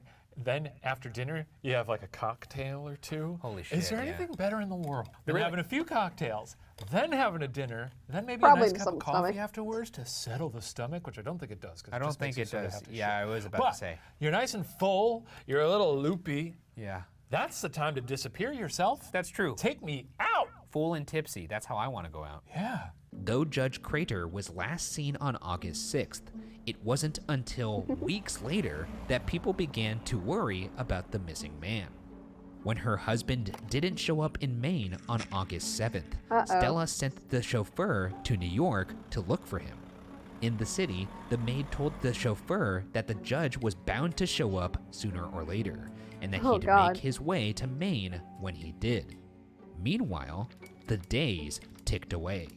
Stella assumed Crater was working, while his colleagues assumed he was in Maine with Stella. This would be a very boring episode of The Last 48, which is when someone goes missing, that chronicles the 48 hours after they're pronounced missing. His would just be Stella smoking a cigarette in the house. Drinking a martini in Maine. His business partner's going, hey, 2 days off. Yeah. Dilly dilly. Meanwhile, he's just floating face down in a pool. At the same time, however, should be noted that it's pretty hard to jump to the conclusion that a person you know and love has vanished. Especially when this guy seems to be a force of nature. If you haven't heard from someone in a couple days, you're not like, oh, they must be gone forever. They must have been wiped off the face of the earth. That's true. Fair. Eventually, someone realized Crater was missing. On September Who was 3rd, it? almost a month after he was last seen, A Crater's month. disappearance was announced to the public. The next day, a missing persons report was filed with the NYPD, and his vanishing became a nationwide story. It's been a When month. someone didn't really? show up for something, people would say they, quote, pulled a Crater, Carter. end quote. Yeah, God. Now here we're getting into the point where obviously people were having a little bit of fun with this. Well, that's all you could do. Someone goes missing, you have a little fun with it. Yeah. Yeah. What would be the equivalent of pulling a Shane? Laughing at a You know? possessed doll. Maybe like taking a nap in the shower. That or being a D-bag, You've gone for a more cutting route. having trouble fitting through doors. What would 'cause of the head. Bergara be? Sort of shitting your pants in Thailand? It was Singapore. Oh, sorry. And maybe, yeah. Okay. Dead bodies found in hotel rooms were checked by police for resemblance to Crater. Nearly 100 witnesses were That must called be in a common grand if jury you- inquiry regarding his disappearance. In January 1931, the grand jury reached the only Oh, yeah. conclusion they could. They had no idea what happened to the judge. If you were getting money during the Never heard of how many Depression and bodies you they were a find in hotel judge, rooms. you have enemies sure a left lot. and right. It'd be fun to work at a hotel, and I do stand by that. But I think it would be sort of a bummer to, Yeah, be a find dead bodies all the time. be a maid, walk into a room. You were a expecting judge maybe, in a "Oh, maybe this person time left me a where tip." Yeah. if someone pointed Well, a that's a finger dead at guy. you Hey, and what said he did stinks? this to me, you were going to jail no matter what. Another one. Yeah. Is it the famed vanished millionaire? No. With Joseph Crater missing and a grand jury unable to come up with Especially any on the Supreme conclusions, Court, yeah, you it's have time enemies. for us to judge some theories. Our first theory is that Crater ran away from his life to start a new one. That would make Crater sense. was well connected in the world of New York Democratic politics during a time when such ties could have been a liability. In particular, investigations into political corruption in the city were heating up, especially surrounding Tammany Hall, the notorious political organization that first became synonymous with corruption in the 19th century due to its use of boss rule. Some think Crater may have fled to avoid testifying against those who helped him throughout his career. Some also suggest Crater may have been buying and selling judgeships, perhaps even his own, on the New York Supreme Court. Yeah. This claim was even made publicly by a Republican candidate for governor. If such accusations were true, and the judge feared investigation surrounding Tammany Hall would expose him, then perhaps Crater decided to run instead of defend himself. Yeah. Crater may have also fled his old life to start a new one with a mistress. The No. investigation into his disappearance turned up a rotation of beautiful girls he'd regularly socialize with. Oh, never And mind. he was known to have a fondness for showgirls. Crater's appetite for dancing and reputation as an enthusiastic womanizer led to the nickname of Good Time Joe. Now that's a good name. I loved that he had an appetite for dancing. I think he had an appetite for other things as well. Sex with strange women. Oh, okay. I was gonna say steak. Oh, steak. And as well. Also, sex when with you're a weird supreme women. judge, you have Furthering that job this for theory, life. You in the cannot years get another after one. his disappearance, there was no shortage of alleged sightings of the judge. Yeah, well, no In shit. 1936, a gold prospector named Lucky Blackiette went Nice. to the LAPD to report having met Crater near the gold rush town Yeah. of Julian, California. According to Lucky, the man admitted to being the missing Supreme Court judge and said, quote, "In one more year, I will be legally dead. I hope I can stick it out that long." Yeah, if you're a End womanizer, quote. you're skipping Lucky's women. tip was actually supported by another report received by the LAPD's Missing Persons Bureau 5 years prior of a sighting just 60 miles from Julian. Local authorities, along with New York detectives, began a search. In their investigation, police spoke with multiple people who recognized Crater's photo. One storekeeper remembered the man buying $5 worth of food, while another person said the man in the picture seemed to be well educated, but sucked at mining. Needless to say, Crater was not found. Our leading story tonight, Joseph F. Crater, still missing. Now, for a lead in the case, we go to Julian, California to talk to a prospector. Yeah, I seen him. I seen him out there in the hills. I was out there panning in the creek. He And sounds I like seen a Victor from millionaire. Critical Role. Perhaps the biggest piece of evidence supporting the idea that Crater intentionally abandoned his old life was the large amount of money withdrawn from the bank on the day of his disappearance. You didn't lead with It that? was later reported, however, that Stella found the money he'd withdrawn, meaning if he'd actually started a new life, he did so without the $5,150. I buy him giving it all up. I don't. I just don't. Maybe he was tired. Maybe he was like, oh, Yeah, boy. we all know the best thing to do when you're tired is go, why don't I spend 24 hours in a mine?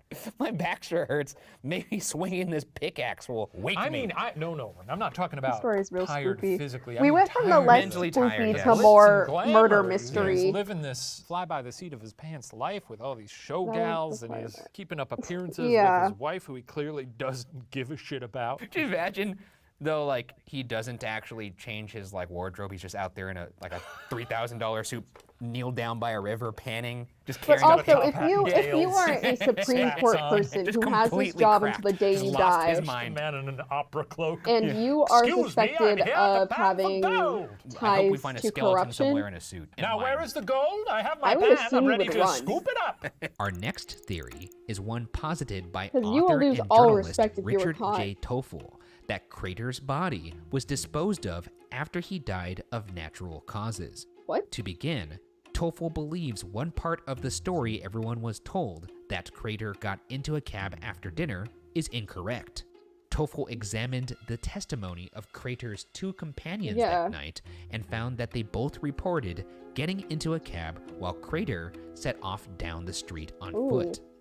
Bolstering this allegation is the fact that Dancing Partner, the show he had a ticket for, was only a 10-minute walk away from the restaurant. Ooh. Toffel believes that after catching the second half of the show, Crater may have made his way to a nightclub and then eventually wound up at a brothel operated by famous Madam Polly Adler. Hell yeah. Toffel suggests that while soliciting service from the venue, Oh god. Crater died of natural causes. Perfect. Toffel claims an early draft of Adler's memoir is said to specifically mention Crater's death and the subsequent removal of his body by one of Adler's mobster friends. Ooh. Unfortunately, no copies of this early draft have been found. Damn. Sure sounds like a real story by an author who was writing a book on the case. Yeah. Yeah, there's this lady, she had an early draft of a book that says what I'm saying is true.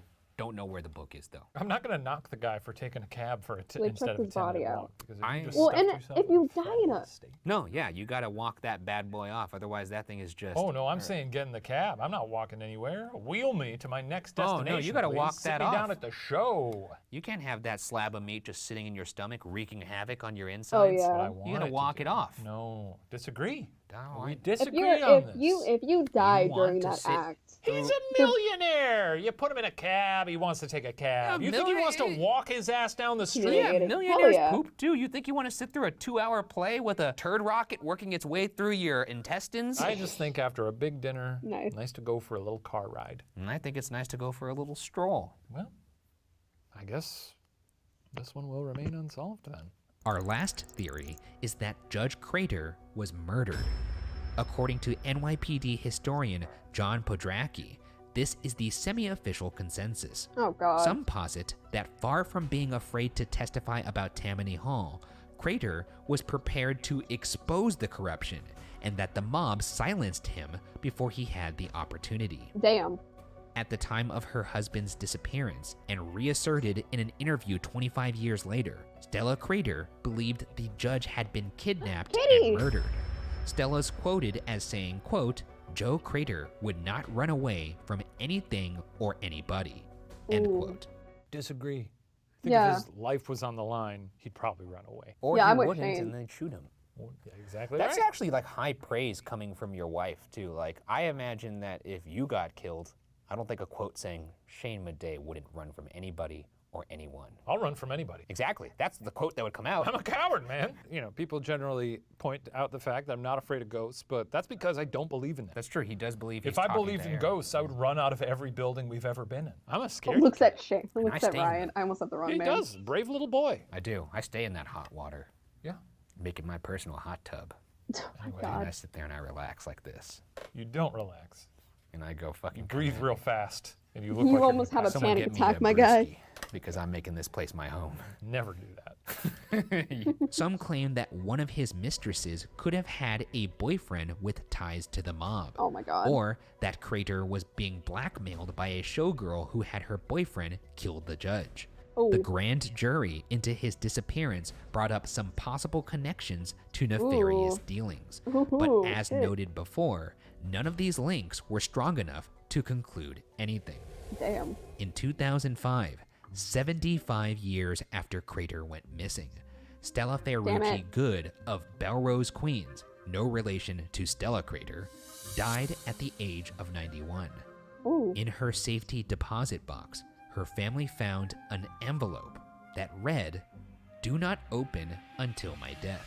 Oh Cool. Where do you think we're going with this? I don't know. and There's some so shit in I there. am thrilled. I love this. This thread comes up often in these cases. There's usually an envelope that says, "Do not open until my death." I'm also going to do this myself, and it is going to contain the dumbest things ever put on paper. Is it inside going to of be it. that drawing of you with 3 butt cheeks? Yeah.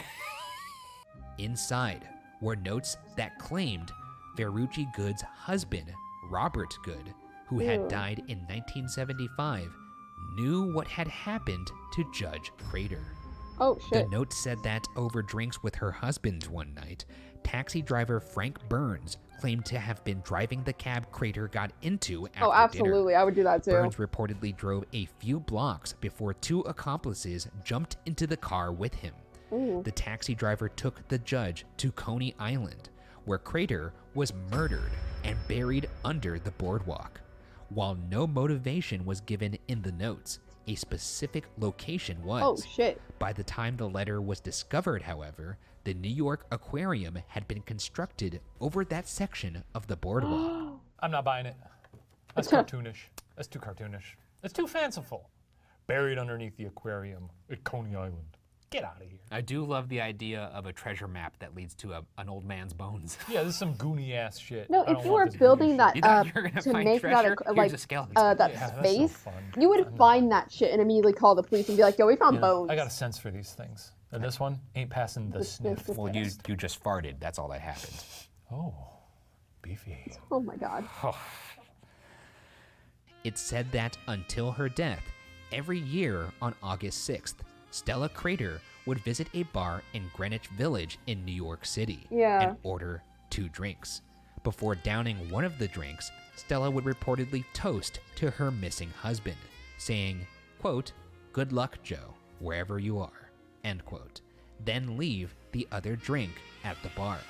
Still can't forgive her for leaving a little smoke wagon there on the bar. You know what I'm That's a talking crime. Yeah, leaving Oh, That's yeah. an absolute crime. a full glass No, of that's whiskey. actually If that's I were actually sitting very next to her and common. she was like, "This for people one's to for do. my missing husband. Good luck wherever you are." She collected her things, teary-eyed, and Yeah. left. I'd be like, Yeah, exactly. I'd wait for that bell Yeah. on the door. I'd be like, Yeah, the second it's there. Then you'd smash the glass on the ground like Thor. Wealthy, powerful, and well-connected, Judge Crater was poised to be an influential figure in New York for years. Despite his high profile I have and the theory decades that of sleuthing, there's some still shit almost happened nothing outside within of pure speculation surrounding the fate that probably of, involved quote, the mob the within most his missingest power. man in America. And he was Meaning, probably threatened in whatever some way happened that to during Judge that Joseph club he Force didn't Crater get into that a cab, early August remains but he did walk, unsolved. and he just got somewhere else and he just left. That's what I have the feeling about. Hey, it's Technoblade. That's what I have the feeling of. Oh, let's go, Princess Diana.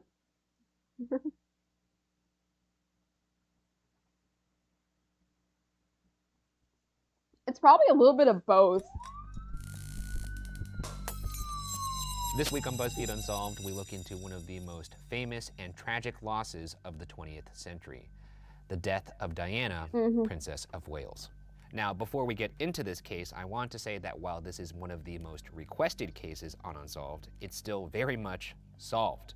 However, since Princess Diana was such a beloved figure and continues to be today, some maintain suspicions surrounding the circumstances Oh, of her absolutely. I'm death. one of those people. So today, we're going to look into some of those circumstances to see if any merit a closer look. "You better tread lightly here, buddy. Otherwise, they're not going to let you back in to that old foggy town they call London." Hey, fuck Is off. that a threat? I think so. I'm speaking on behalf of England here. I think that's fair for me to do. She had her own Beanie Baby, so watch your mouth. Hear me out Yeah. here. I'm speaking on behalf of Batman and Robin, and I'm going to tell you right now that the boys don't respond well to threats. He's You're not gonna even beat doing. me up Is he because I doing a told you fist she would correctly? Slander Diana, Princess of Wales. No, his thumb is outside. Yes. He's doing a fist Okay. correctly. That's a choice. Let's get into this. Okay. The Honorable Diana Frances Spencer was born in Norfolk, England on July 1st, 1961. She's so pretty. The youngest daughter of then Viscount and Viscountess Althorpe, and therefore a member of the British aristocracy. The Honorable Diana became Lady Diana when her father inherited the earldom in 1975. Lady Diana attended boarding school in Kent, then finishing school in Switzerland until 1978. Afterward, Lady Diana moved into an apartment I in fully London with believe some that friends, like something going on happened, to work as a kindergarten teacher at the Young England like that it School. wasn't an Must be accident, fun but to I be a don't want to young, be like, oh yeah, sexy no, it was person in inside London. job. I definitely believe You're not referring something to happened us in London, right? No. that there was wasn't nothing beautiful about accidental. what But I'm not happened to gonna us in point at London. the crown Also, and be like, you interesting did this that to her. She was obviously an 'Cause no. aristocrat. She was, she was wealthy, had a title, and yet Yeah. still living in an apartment with pals and a She kindergarten was teacher. One of the most very expensive cities gorgeous. in the world. That is true. Especially her in that That is true. revenge But a dress. kindergarten teacher nonetheless. True. Sexy. Yeah. Noble. She's The Spencer gorgeous in family that. had known the royal family for years, as they were neighbors in Norfolk. However, Diana and her future husband, Prince Charles, didn't get to know each other until Bop. November 1977. Lady Diana's sister, I hit my Lady headphone. Sarah, who had dated the prince on and off for a while, Ooh. invited Charles to a weekend with her family. At the time, Lady Diana was 16 and Charles was 29. Absolutely. Weirdness about the age difference aside, now What's the obviously age they difference? 16 and 29. Obviously fuck. they have not maybe done something here. It is a red flag if they have. Either way, one of the things to talk about there is, do you think you could date somebody and not work, it doesn't work out, and then you just move on to the sister? No, I don't I've known think people so. who I do don't think that. I could. That's strange. What if you were dating them and you're like, man, this sister actually is the correct incarnation. Oh my You're gonna god. say like, man, that sister's actually smoking hot. That too. It's just a weird thing to do. Well, he's a royal. He's like, yeah, whatever. I'll do whatever I want. That's true. He doesn't think about people's feelings. That's He's a fair. royal. That's fair. Charles invited the two Spencer sisters to his 30th birthday in 1978, and the Ooh. relationship between Lady Diana and the prince grew. On That's expected. February 24th, 1981, it was announced the couple was engaged. Her 5 months ring later, on July always 29th, 1981, gorgeous. the same month Diana turned 20, they were wed. Oh, Before their wedding, Diana could recall only having met with her husband 13 times. Less than a year later, Diana gave birth Damn. to Prince William, with Prince Harry following a little more than 2 years after that.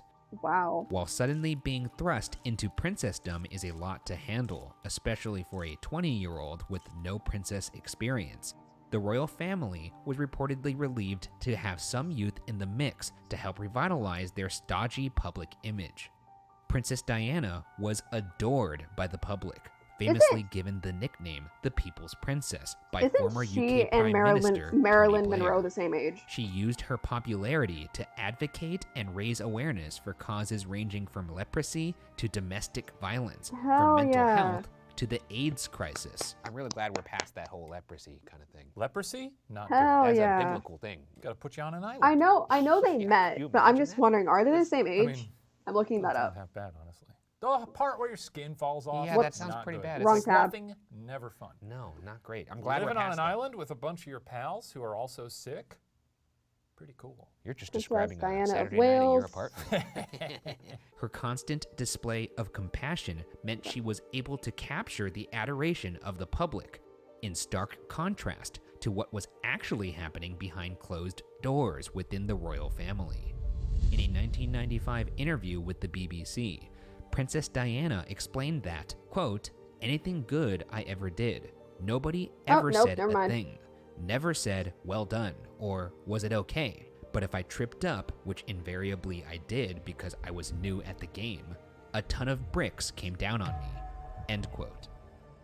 According to former royal correspondent Nope. for The Guardian, Stephen Bates, Oh, no, it's quote, the- there was an air of desperation about the marriage. I don't know. I know there's The someone in fact the they royal family who scarcely has knew the each same, other was a who big was the problem, same age or because was the born the royals same were year as so Marilyn. I desperate just forgot to who. seize this potential asset that they didn't question whether she was up to the immense pressure she was going to get.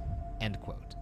Queen Elizabeth II reportedly thought Diana would find adjusting to royal life relatively easy, as she had grown up in privilege.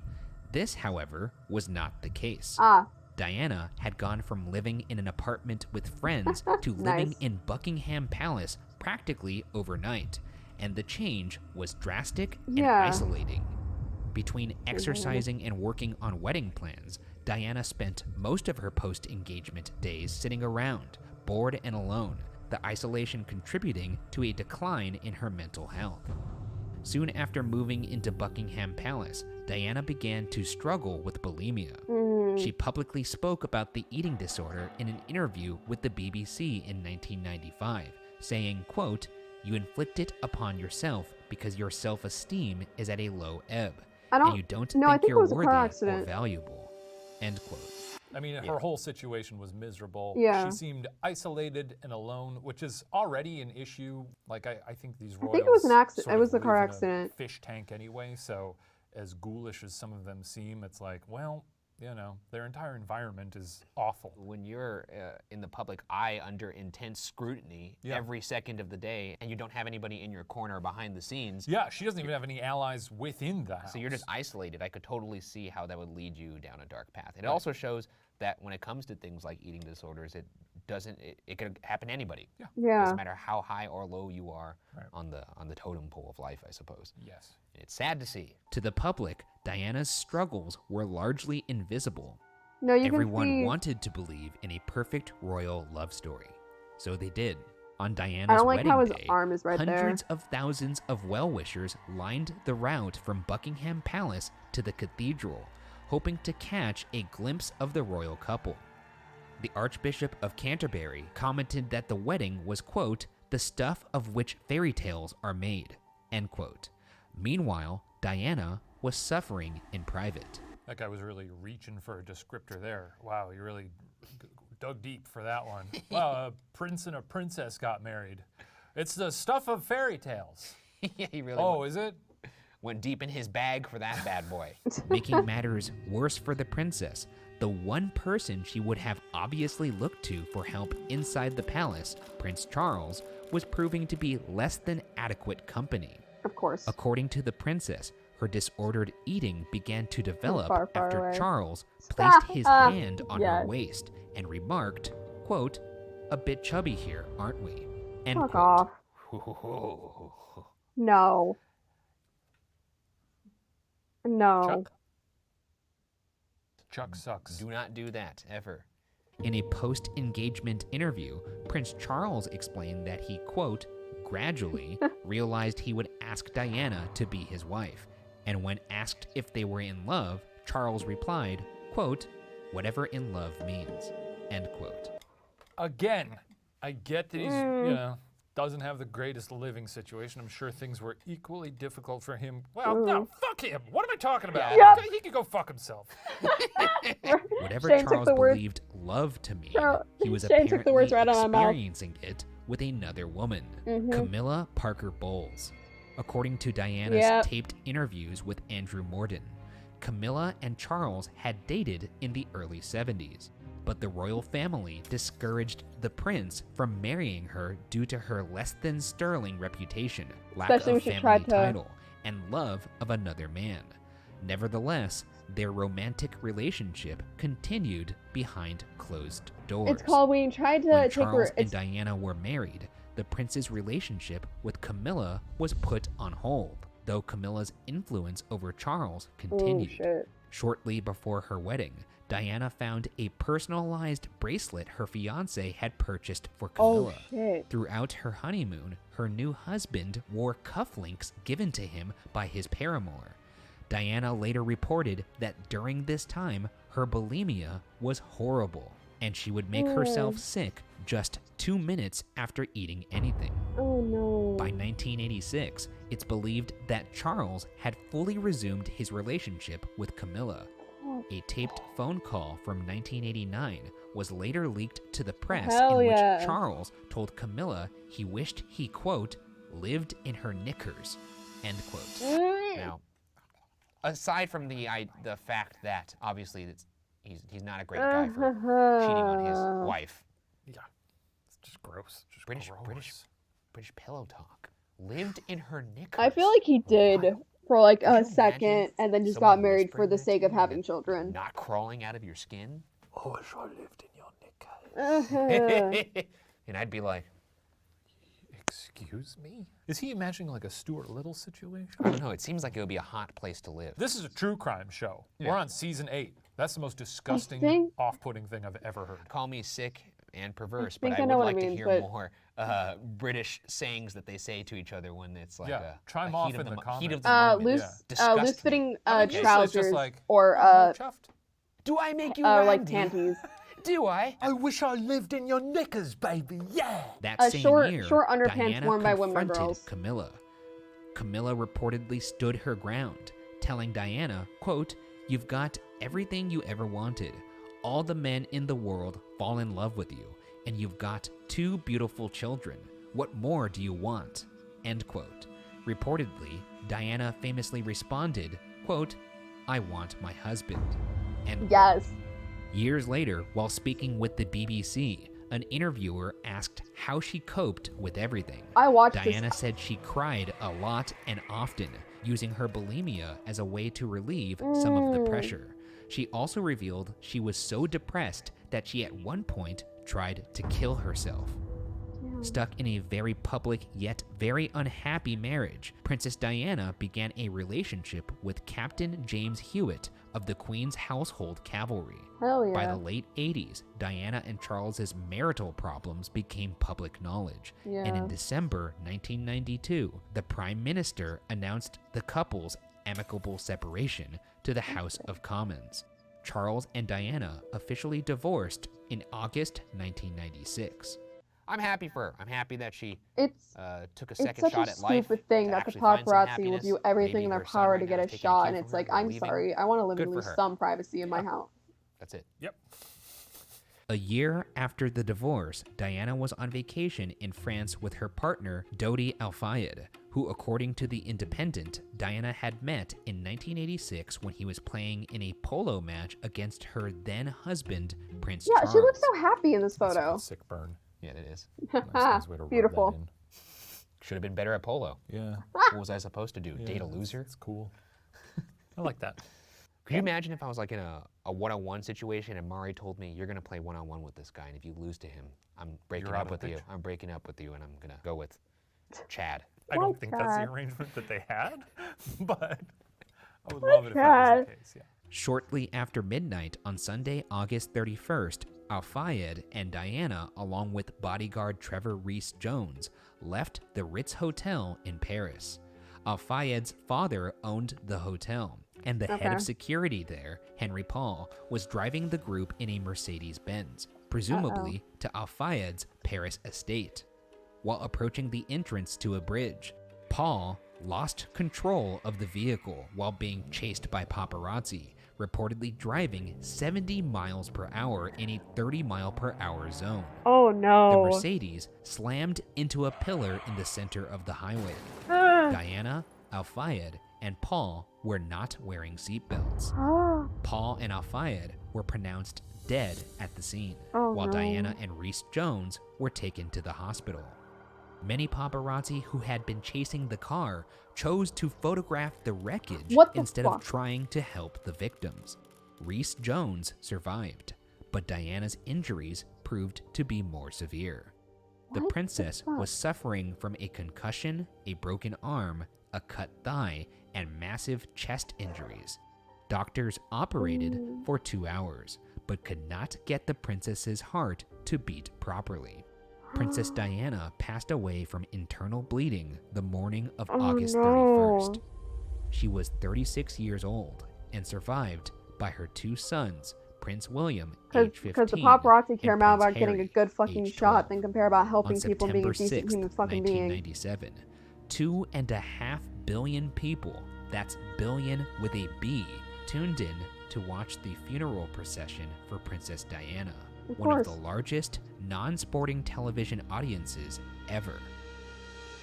In the wake of her death, as can happen when the world struggles to come to terms with an unspeakable tragedy, conspiracy theories began to gain steam. Oh, absolutely. Largely, thanks to their publication in the Daily Express, rumors suggesting someone intentionally killed the princess swirled.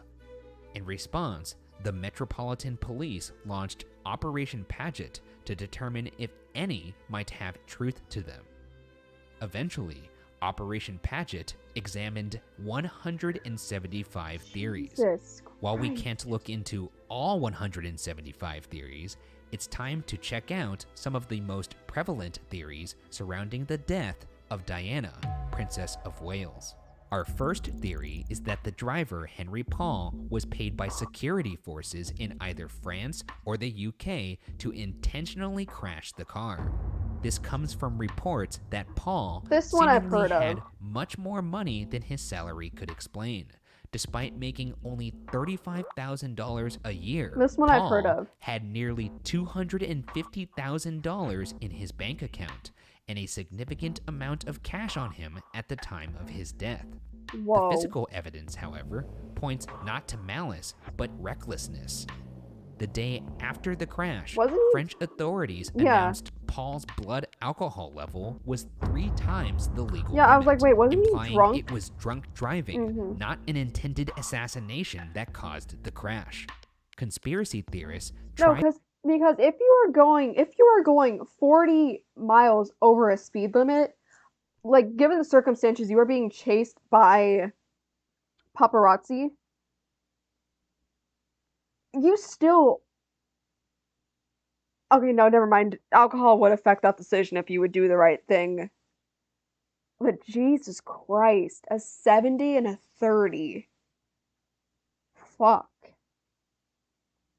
tried to argue that Paul's body was swapped out with a drunk person to give the crash some cover. Skeptics also point to reports that no one saw Paul acting drunk, despite the large amount of alcohol in his system. Sounds like he was drunk.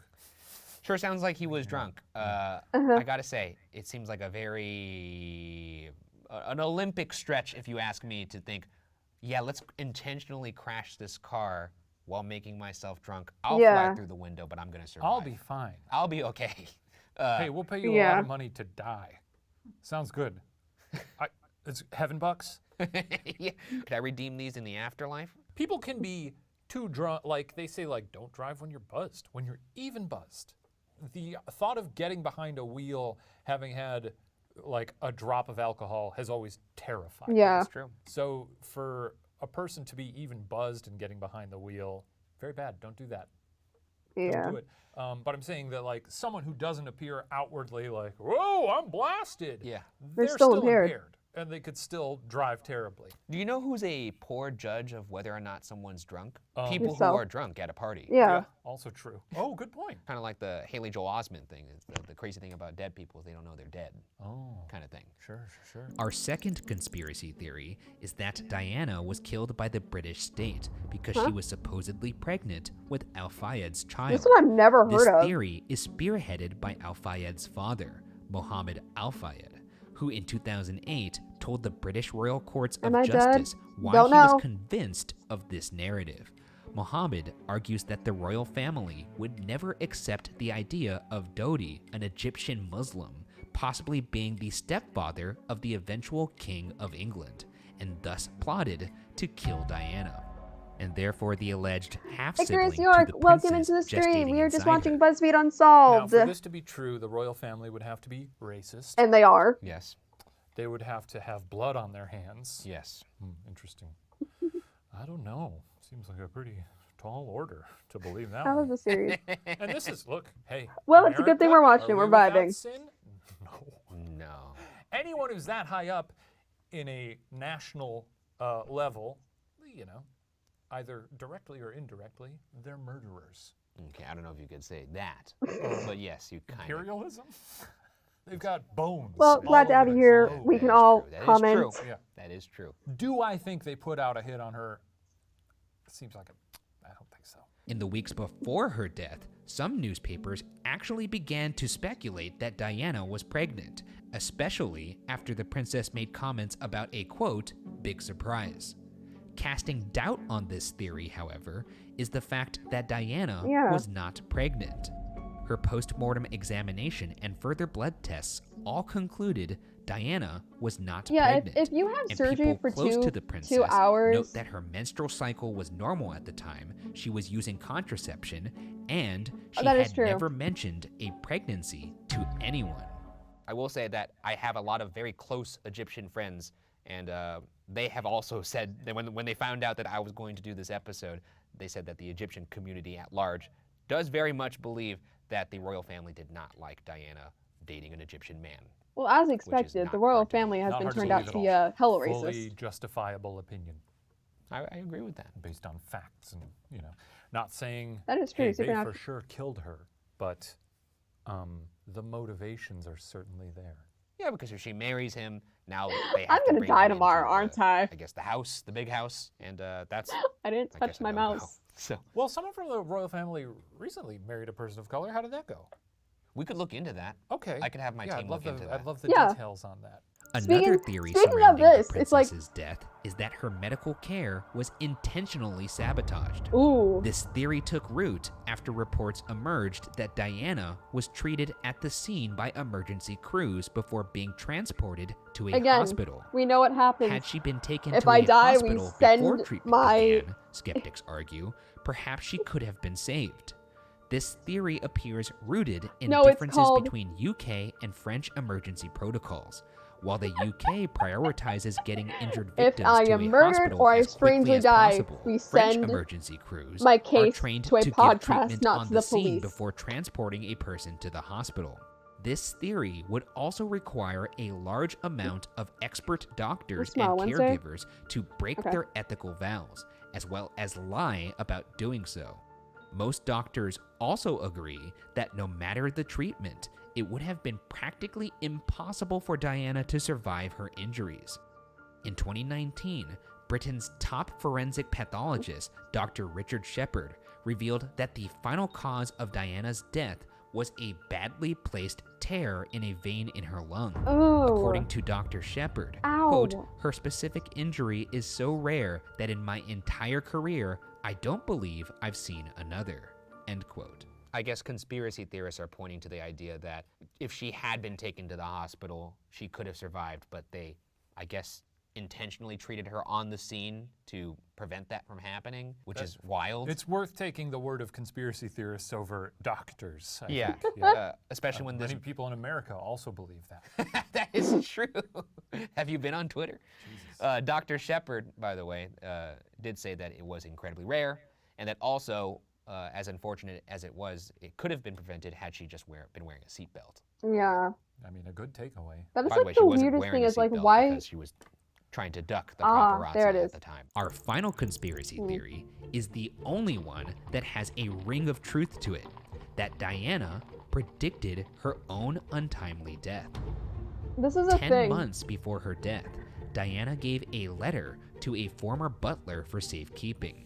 In the There's letter, a thing she wrote, where quote, some people this particular phase in my have life like is the most dreams of things to come in the future, and some of them have is their own planning death. an Like Abraham accident Lincoln has in my gotten one of car, them before his brake assassination. failure and serious which head I think is injury really cool. in order to make the path clear for Charles to marry. If I don't come to End stream quote. tomorrow, you know what On happened. April Go post this 9th, on YouTube. Oh no, just 2005, talk in the Discord. 7 years after Diana's death, We'll Prince make a Charles secret place married in the Parker Discord. Bowles, who is now Her Royal Just Highness be like, we all the good, we all Duchess of safe? Cornwall. That's weird. I mean, there's no way around that one. That one is weird. I mean, I don't know what's going on it there. could very well be a coincidence. I think it's very, she's in a situation where she is not on great terms with this family, probably a little paranoid about her own well-being. I feel like it all stacks up. And by that, I mean, she clearly predicted that, like, oh, it's not going to go well for me. But I don't know that it was orchestrated. I'm just pointing out the obvious and undeniable fact that it's weird for someone to put in writing the exact method of how they would die. Did her brakes go out? No, they didn't go brake failure. You're right. That's true. It wasn't brake failure. It was an accident though in a car. Debunked. And we don't know who the redacted person is. I don't know. She But- shouldn't have redacted it. I don't think she redacted it. I don't think that's how it okay. works. I see. Diana's worries about being murdered were exacerbated by the fact that she believed her former bodyguard and lover, Barry Manicky, was similarly assassinated in a car crash. In 2004, NBC aired a video featuring Diana talking about her affair with Manicky, describing him as, quote, the greatest love I've ever had. Hell yeah. It was all found out, and he was chucked out. Then, he was killed. I think he was bumped off. End quote. Yeah. So obviously, like you were saying, she was very suspicious, rightfully so. I guess you could leave it at that. Yeah. I mean, she's probably terrified for her own life. Yeah. I still tend to believe dude was hammered. He was driving a car. Don't do that. Yeah. I could see why this would get the gears turning and all the conspiracy theorists out there. Sure. Firing up their engines, they say. Yeah. If something tragic happens to me, even if it is very suspicious, don't even bother talking about it. Just move past it. Talk about my, how much I loved my funny little cat and Sarah. And Sarah, sorry I put Obi first there. No, I would do that. I put my cat say that before you were being coerced the person to I'm say, don't dating. look into my I'm not suspicious dating you, death. no, I'm just saying. And then they will in turn look into your suspicious death. Conspiracy theorists are a bunch of fucking losers.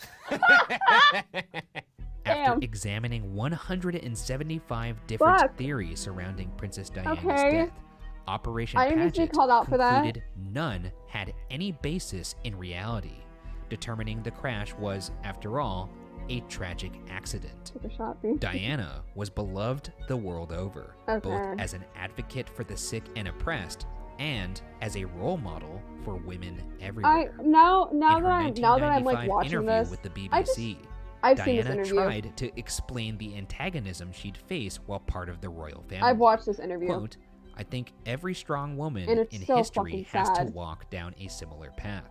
and I think it's the strength that causes the confusion and the fear. Why is she strong? Where does she get I it can from? comprehend Where is she 175 taking theories. it? Thank you very much. Where is she going to use it? End quote.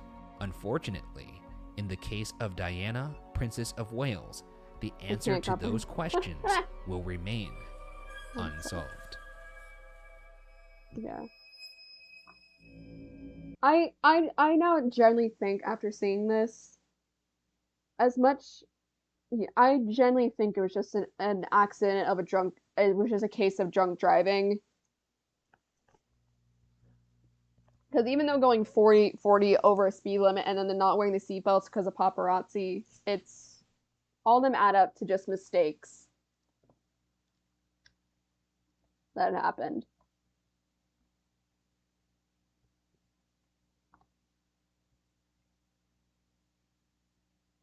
Just the last one. Yeah. Yeah, it's literally just worst case scenario happening one after another.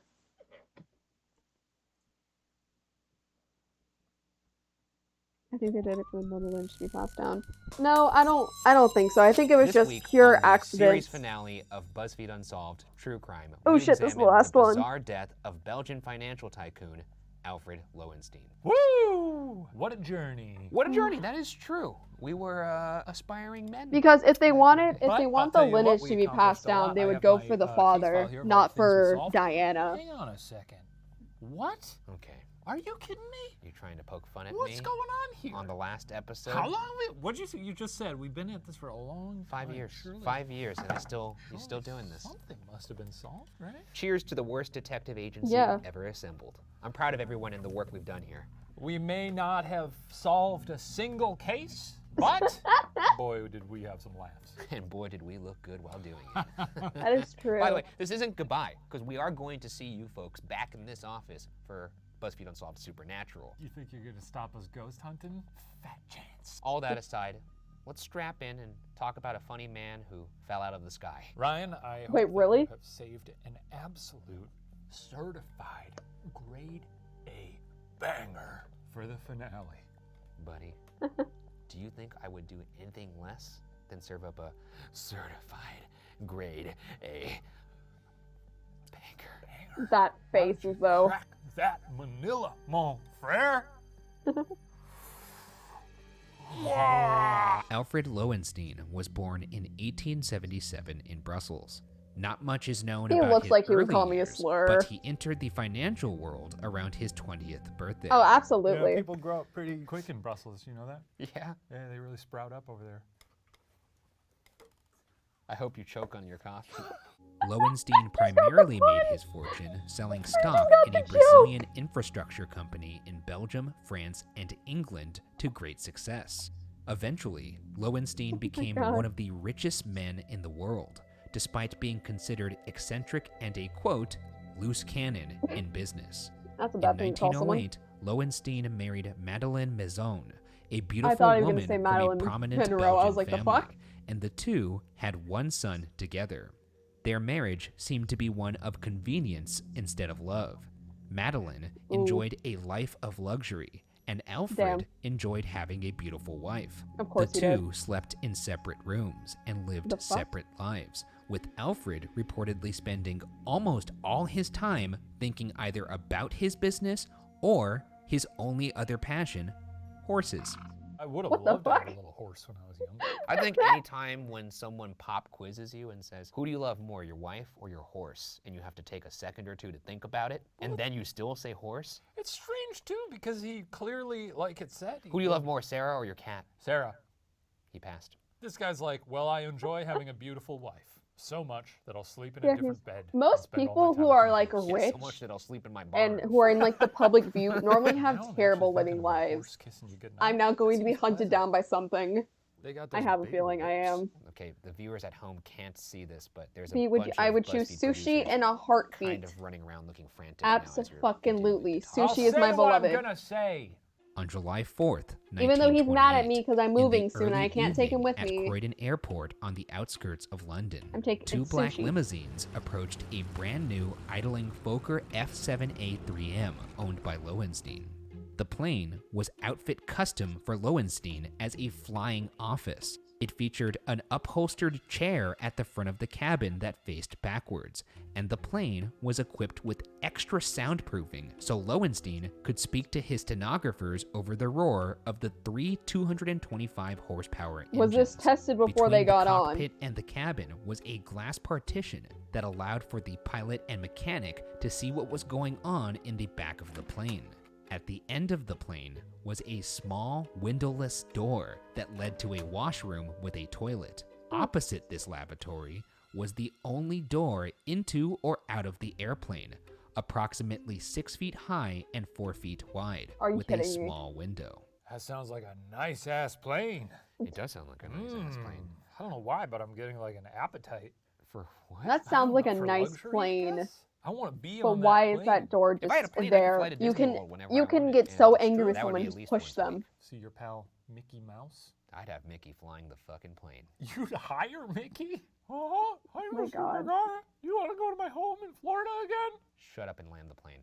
What? Why are you always so I realize if I do mean? work Oh. And this is behind the when I roll screen, up you the can see partition it, and I'm then. so sorry if you see my mouse just going chaotic. Whew. I'm That's doing enough work out of him. behind When the scenes. two black limousines stopped, 7 people emerged for a routine flight to Brussels. Uh-oh. There was Alfred Lowenstein, his valet Fred Baxter, Arthur Hodgson, Lowenstein's secretary and reportedly the person closest to the tycoon, 2 stenographers, Eileen Clark and Paula Beidelon, No, Mickey! and the flight crew, pilot Donald Drew and mechanic Robert Little. Oh goddamn, my Before mouse boarding is here. the Fuck. plane, Lowenstein reportedly stopped at the terminal and made a phone call to Canadian financial magnate Sir Robert Holt, arranging There dinner it is. for the following Hold on. week. A little after 6 p.m., with ideal conditions, the plane Uh-oh. took off. Oh, a no. small group of onlookers reported seeing Lowenstein smiling and waving from a window as the plane departed. Funny Oh, that boy. there is a crowd of people cheering on a super rich man getting onto a plane. Yeah. Like he's Yeah. boarding the fucking Titanic or something. Bye-bye. Look, a rich man! Hooray! I guess there wasn't TV back then. No, to just marvel at wealth. Also, I find it kind of endearing that he's looking out the window and smiling and waving at them. That's because terrifying. I feel like if you're one of the richest men in the world, you'd probably be like a sourpuss or a crackpot. You could be. So you'd just be like nosing like, "Yeah, these scum out here. Just yeah. So for him to be like, yes, I am the richest man in the world. Bye-bye, I'm about to take to the sky. Adios, God. peasants. The plane reached a cruising altitude of Bye-bye, 4,000 feet peasants. and started heading towards Belgium. According to the accounts of those on board, shortly after crossing the English Channel coastline, Lowenstein set down a book he was reading and got up. He Uh-oh. walked to the back of the plane towards the lavatory, smiling and exchanging some words with Hodgson Oh on the no. way. After 10 minutes, Lowenstein had not returned. After discussing with Hodgson, Baxter approached the lavatory door and knocked. Oh no. Hearing no response, he opened the door to reveal nothing. Lowenstein was gone. He fell out the fucking other way.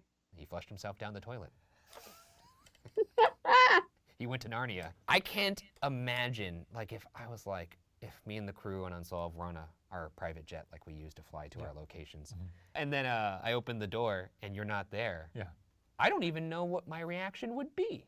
I think you would laugh. Oh, Maybe I absolutely. would. What would your reaction be if you opened the door and I was just not there? I think I might genuinely laugh because obviously sad. Ryan Bergara is gone. That's true. But at that point, it's like, well, it's a foregone conclusion. Yeah. I guess we have to have a good laugh about the fact that he disappeared down a toilet. Laugh from Hodgson shock. wrote a note explaining the situation and passed it to the pilot. At that point, the nearest airport was about 5 minutes ahead on their current heading at Saint-Engelbert, France. Drew, however, instead throttled back and landed on a beach covered in tall sand dunes and, Why would you unknown to do them, that? under the control of the French military. Oh shit.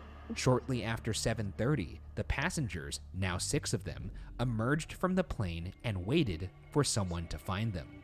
What is going through this pilot's mind to not just continue forward literally 5 minutes and instead turn the plane around and be like, I'm gonna land on this beach? Is his thinking like, well, I'll go to where he may have jumped out? Maybe, but wouldn't you still go back to just land at the airport, get more people to come help you, instead of being like, I'm gonna land on this beach and swim after him? Yeah, but also, like, are people making logical decisions at this point? If someone I don't has think I've ever seen a disappeared from the case where plane, someone has made a logical I mean, fucking that's decision. like sorcery. I'd be like, I don't know, let's turn around and find the nearest spot to where he may have jumped out. Feel like you train for that as a pilot. You train for someone taking a spooky dookie and disappearing out of the You bathroom? don't train for somebody taking a spooky dookie, but you do train for unforeseen circumstances or pressure. And if your one reaction to something that's not even immediate danger to you is, beach! Weird. Meanwhile, at Fort Mardique, AKA me, my D&D Marquet group, of the we have 1st no Battalion brain cells. dispatched a party to arrest whoever had just landed on his beach. Uh-oh. Back at the guard room, the passengers were questioned by Marquet and then later by police. Uh-oh. The next day, Marquet told the Daily Express that while the passengers admitted they'd lost their employer somewhere over the channel, it took a half an hour for them to reveal Lowenstein's name. Both stenographers had been crying.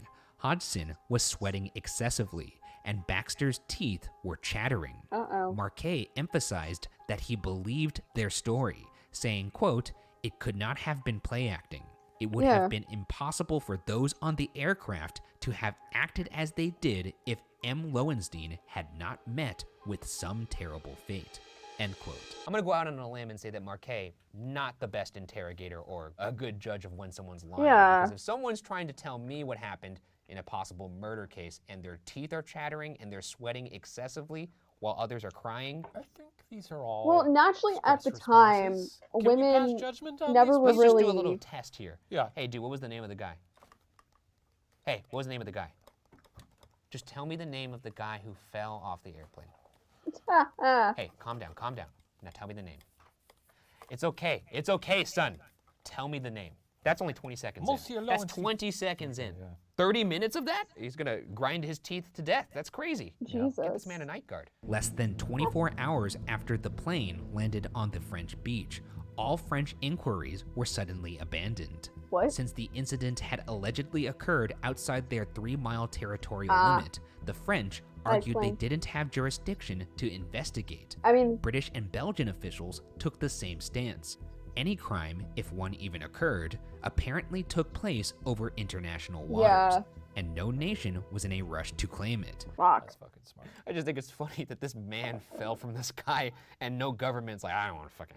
No one gives a That- shit about welcome this to the fancy man world. in the No sky. government wants to It's deal with kinda that sad. shit. With no government willing to investigate, there was seemingly only one person on Earth who was motivated to get to the bottom of what had happened to Alfred, his wife, Madeline. I was really. The hoping wives that always his come horse. in. Horse got on the phone and was just like, So you're telling me I could just wax? He's asking No, questions. because it's a lot more like You're at the cutthroat post now. office, But back you see then, your if you took neighbor, out anyone, she's all, no, you know, she's there's got, only like, one one of those black- place Yeah, the in the Sarah United Winchester States where you veil. can You're get like, someone. "Oh, I'm not are going you to continue okay? that What statement, but there's happened?" one She's place in the like- United States where you can really get away with murder because of the way it's set up. It's completely What? slipped my mind what the Sorry, place I is didn't mean called, to. but it's so weird with territory alignments He died doing what he loved. in that place. Twitch, don't censor According me for to this. Belgian It's law, informational without a body, in some way, there shape, or could form. be no death certificate. Without a death certificate, Uh-oh. there could be no reading of the will. And without the reading of a Reading the will, Lowenstein's estate would be locked up for at least 4 years. Oh, jeez. Madeline needed a body, and she let French authorities know a reward would be given to anyone who found it. Meanwhile, newspapers had a field day publishing rumors that turned the story from odd to straight up Oh, bizarre. good. The Exchange Telegraph reported a French fisherman saw a parachute think so. descend over the channel the night of Lowenstein's disappearance, as well as a yacht racing out to meet it. The New York Times ran a source's claim that a car had met the plane on the beach and driven Lowenstein off. Another story said Lowenstein was never on the plane to begin with, and one French newspaper even claimed the eccentric millionaire was having an affair with a female inmate at a local insane asylum, and the two had eloped. Despite no shortage of rumors, a full 2 weeks passed with no sign of Lowenstein. They're really connecting the dots here with like, I saw a parachute fly out of the sky. Well, I saw a boat meet a parachute. Well, I saw a man get off a boat and get in a car. Well, I saw a man get out of a car and get on a horse. Well, I saw that horse go eat some hay. Yeah, they're treating this like an improv exercise, essentially. They're just building one sentence Okay, at a time. I the do love United the States idea Court that he parachuted off the and District landed of on a Wyoming is fucking currently the yacht only like Tom United Cruise. States That's District pretty Court cool. to have Only jurisdiction thing over better part would be of just multiple directly on a states. horse. Legs, This is due wide to the open fact and that just- its jurisdiction includes all of Yellowstone National Park, On July where, 19th, which in a extends swell slightly about beyond 10 Wyoming's miles border from Cap into Gris-Nez, Ohio and France, Montana. In Skipper addition, the federal Jean-Marie government has Bougon and companion exclusive Louis Legree discovered a jurisdiction over decomposing the park, body so crimes clad committed in the silk park cannot be underwear, prosecuted silk under the state's socks, law. shoes, and a watch. They hauled the corpse aboard and read the And then name it goes engraved more on into his amendments watch and strap, all that. Alfred Lowenstein.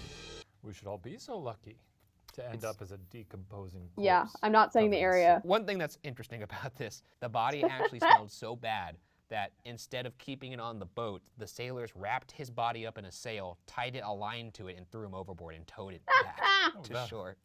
It'll keep the forensics Yeah, in dude. good shape. And that'll really help the autopsy later. PU, get him the fuck out of here. The Lowenstein family arranged for a private autopsy. Of course. The autopsy took an unusually long time, with the official report released more than 2 months after his death on September 10th. The doctor found a large wound in Lowenstein's stomach, and that Ooh. every bone in his body was broken. Yeah. The report also noted Lowenstein was still alive when he hit the water.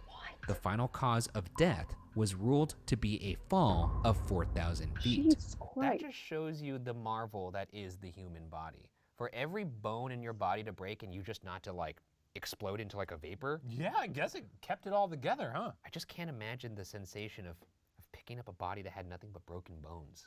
But also, it's been in the ocean for a bit. Well, your So that bones, your skin, bones like, you ever aren't seen completely blobfish? shattered. Yeah, like a blobfish. Yeah. Where it's like a little translucent. yeah. I mean, I hope that as soon as you know. So smack when you into the kind of like water, pick it up, you're gonna be in severe you're out, pain, done. but the Bye. bones aren't shattered. I'm imagining him just rocketing toward the water. And Bye, being like, Z. oh well, maybe this won't be so bad. And then Bye, Z.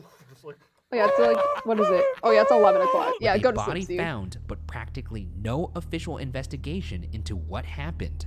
It's time for us to jump into theories about what exactly happened to Alfred Lowenstein. Our first theory is the official reported cause, that while trying to go to the bathroom, Alfred Lowenstein accidentally opened the wrong door and fell out of the plane. Yeah. By the way, pretty funny. 2 flush handles on the toilet right next to each other. Ooh, that was one hell of a The New York Times reported that in the weeks leading up to the fateful flight, Lowenstein was growing increasingly absent-minded, stating that those around him, quote, had been noticing that he would blunder through wrong doors in his home or offices while his mind was occupied with grandiose schemes of speculation. Yep. End quote. An accidental fall became one of the most popular I would theories, believe partially this. because that's the story everyone on board stuck to. How did no one on board notice, though, if that was what happened? well, you're asking the questions. We're gonna get to it. Okay. I just think it's funny that like the main theory is that people were like, yeah, that sounds like Alfred just walking through doors. just Probably what will happen when either of us dies. They'll be like, they were an idiot. yeah, That guy was a real dumbass. checks out. I just can't imagine a bigger whoopsie in my entire life. At an inquest conducted in Brussels before the body was found, the pilot Drew and the mechanic Little told the judge that as they flew the plane back to England, both men went to the back and were able to easily open the plane's entry and exit door. While neither of the men were under oath at the time, there were no other qualified witnesses to speak Jesus. on the matter, and the judge had to take them at their word. Outside of Drew and Little, however, most of the aviation world considered this explanation ludicrous. No one had ever been known to have fallen out of such a door. To start, the door to the plane and the door to the washroom looked nothing alike. The airplane door had a window, while the bathroom door, for obvious reasons, did not. The weekly magazine Aeroplane published the popular opinion that, quote, everyone who knew the machine agreed that the door never opened by accident, end quote. The UK Air Ministry's chief inspector, Major J.P.C. Cooper, examined the door of the plane and found it to be in perfect working order, making an accidental opening even less probable. One Royal Air Force pilot, Officer George Terrell, told the Toronto Daily Mail and Empire why such an explanation would be absurd. Quote, even if a man could get the door open, a super strong man, as soon as the pressure was released, the door would slam shut. Furthermore, as soon as the outside door was opened the slightest bit, everyone inside would be aware of it. A blast of wind would blow through the cabin, end quote. Ooh. None of the other passengers reported noticing any wind or noise. Yeah, that's my hang up there. You would very clearly notice. But didn't they That's also true. say This is that it maybe was one of the soundless things so that they movies wouldn't does be get able to right. hear Anytime anything there's any kind of outside? opening in a plane, it's like, Napkins! yeah, and everyone's like, what? Probably hear it too. You'd probably hear it I too. mean, I know that- Napkins, napkins! Hey, wait a minute. There's also a loud noise. Why are you so concerned with the napkins? Well, that's what you notice first, because there's napkins everywhere. Or a That's person true. You flying wouldn't around. normally notice napkins Someone was first. like, "Ooh!" Yeah, Yeah, that's always exactly. funny. Yeah, I just think that it seems like it would be hard to get the door open to begin with, and even if it did get open, everyone would notice. Ow, so, fuck. While Lowenstein was generally considered to be physically strong, he had been sick with rheumatism in the days leading up to the flight, physically weakening the Tycoon. Gotcha. However, even if Lowenstein had been in tip-top shape, it's hard to imagine him accidentally opening the door. Norman W. Ray, a reporter from the Evening Standard, conducted some experiments on a similar aircraft, and, while in flight, couldn't get the door to budge even when he, quote, lurched heavily Got it. against it, end quote. Ray even used a brace to thrust against the door with all his weight, and still only managed to crack the door open about 3 inches. Jesus. Brave man to do a test like I was that. about to say, that is a dedicated not doing reporter to be like, all right, let's see if I can actually open this door. Take me up. All right, we have 4,000 feet. Scary. Here we go. Yeah. just charging at it? charging at it. And I mean, I'm sure they had him harnessed or something, but I still mean, scary. even still. And also goes Yeah, to they show probably had like in accidents top probably gear so not you wouldn't fucking Our die. second theory is that Alfred Lowenstein killed himself by leaping from the plane. While not everyone who dies of suicide has an obvious outward reason for killing Yeah. themselves, some point out that Lowenstein was in a bit of financial trouble at the time of his death, owing money to various people. It does seem a bit odd, however, that Lowenstein would have stopped by the airport terminal before the flight to make dinner plans for the next week if he was planning on killing himself that day. Further, after the plane landed on that French Hi. beach, mechanic Robert Little Hi, picked boy. up a set of notes Lowenstein was Gucci's here. reportedly writing on the plane before his death. The boy. notes were about monies owed and upcoming business dealings, active plans for the future, and far from what anyone would consider a suicide note.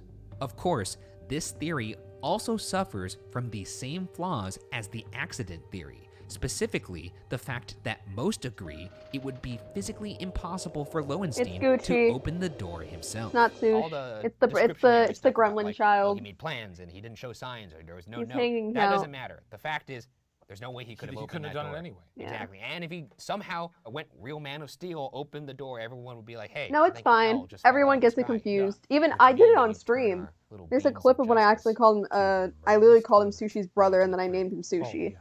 With accident and suicide both physically unlikely, Gucci. How it's are you? time we look at the third theory, that Alfred Lowenstein was murdered. Many point out that while it appears impossible for one man to have opened the door mid-flight, it was shown that 2 men working together could manage it. Ooh. There is also no shortage of peculiar behavior on behalf of the other passengers That that is could true. indicate underhanded dealings. For instance, Why did the plane land on the beach instead of at the nearby airport? One of Lowenstein's obituaries mentioned that he never read books, so why did the passengers insist he had been reading before getting up? Was he reading or making notes about his business dealings? Finally, as Lowenstein was known to never drink, why did the coroner find alcohol in his system?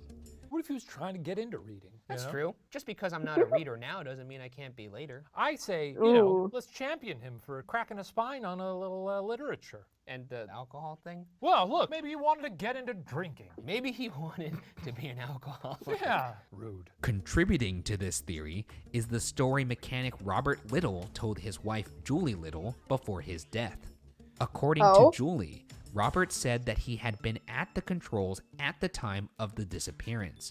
Before Lowenstein got up, Robert saw Lowenstein remove his jacket, collar, and tie, stand up, and seemingly gasp for air. Robert told his wife he suspected Lowenstein had been poisoned. What the hell? Or he's one of those people, you know, who really likes to get pretty bare when they take a dump. Have you ever done that? I have taken a gnarly dump where you where you just had to take all your clothes off because you're like, you've ruined that? No, because you're just sweating. You're just like, what? Oh, Jesus. Oh, God, this is tough. So you've never been in the process of taking a particularly gnarly dump where you were so uncomfortable and it hurt so much you just start taking your clothes off? Absolutely not. I've done that. We saved this topic for the very last episode because if we had done it sooner, we would have gotten canceled. That's fair. If Lowenstein was murdered, there's also the question of who was behind it. So, let's get into the suspects. Okay, I've Our done prime that only suspects because I was in a are production obviously and we the were people trying on the plane, costumes, and I said, specifically the pilot Drew and mechanic and I was Little. really close friends Their with the behavior was costume the director, and I most was like, suspicious I have of to use the group. bathroom, While Little said that but he it's was not fine for the when reason you think. Lowenstein And they're like, first got take out of everything his off before you do it. chair. I was like, done. He reportedly passed So I took off the dress controls I was over to wearing. Drew when it became clear I Lowenstein took off the dress. was I took off the missing. dress, and I was like in a Drew crop. I was in a therefore crop top, who landed the plane on the shirt beach and like instead tight. of at an airport. So I wasn't It's like completely also stripped down, unclear but my why God, that was neither hard. That Little was painful. or Drew didn't use the radio to notify anyone that a passenger had seemingly fallen from the plane. Drew also gave contradicting stories about whether he had turned the plane around to search for Lowenstein before landing. It is a little weird that they didn't radio anyone like, hey, dude fell out of our plane. Well, that's embarrassing, though. Ooh, I mean, at that damn. point, it's up to you to make sure everyone's safe. That's true. They are your responsibility. And if someone gets sucked through a toilet, then I want to make sure that we do our due diligence. And My God. make sure they're not, you know, playing a little funny game of hide and seek. Yeah. It's a red mark on your ledger. A Yeah. person fucking Wile E. Coyotes out of your plane, your plane and rockets to his death. Yeah. I guess that's a good point. But the beach thing is Nice. still weird to me. Don't Nice. understand that. Not being able to really get your story straight is Nice, also jolly. interesting as well. For Nice. Little's part, while he discovered the notes Lowenstein had been making on the plane, he never handed them over to authorities. What? Some speculate this was because the notes would rule out suicide, an option he wanted authorities to keep as plausible to steer attention away from the theory of murder. There's also their testimony given to the Belgian judge stating they were able to open the door while flying back to England, an assertion most people claim must have been a lie.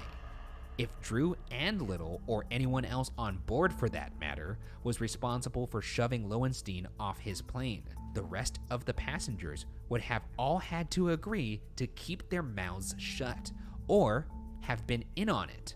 If that's the case, William Norris, author of a book about this case, The Man Who Fell from the Sky, argues someone likely paid everyone off.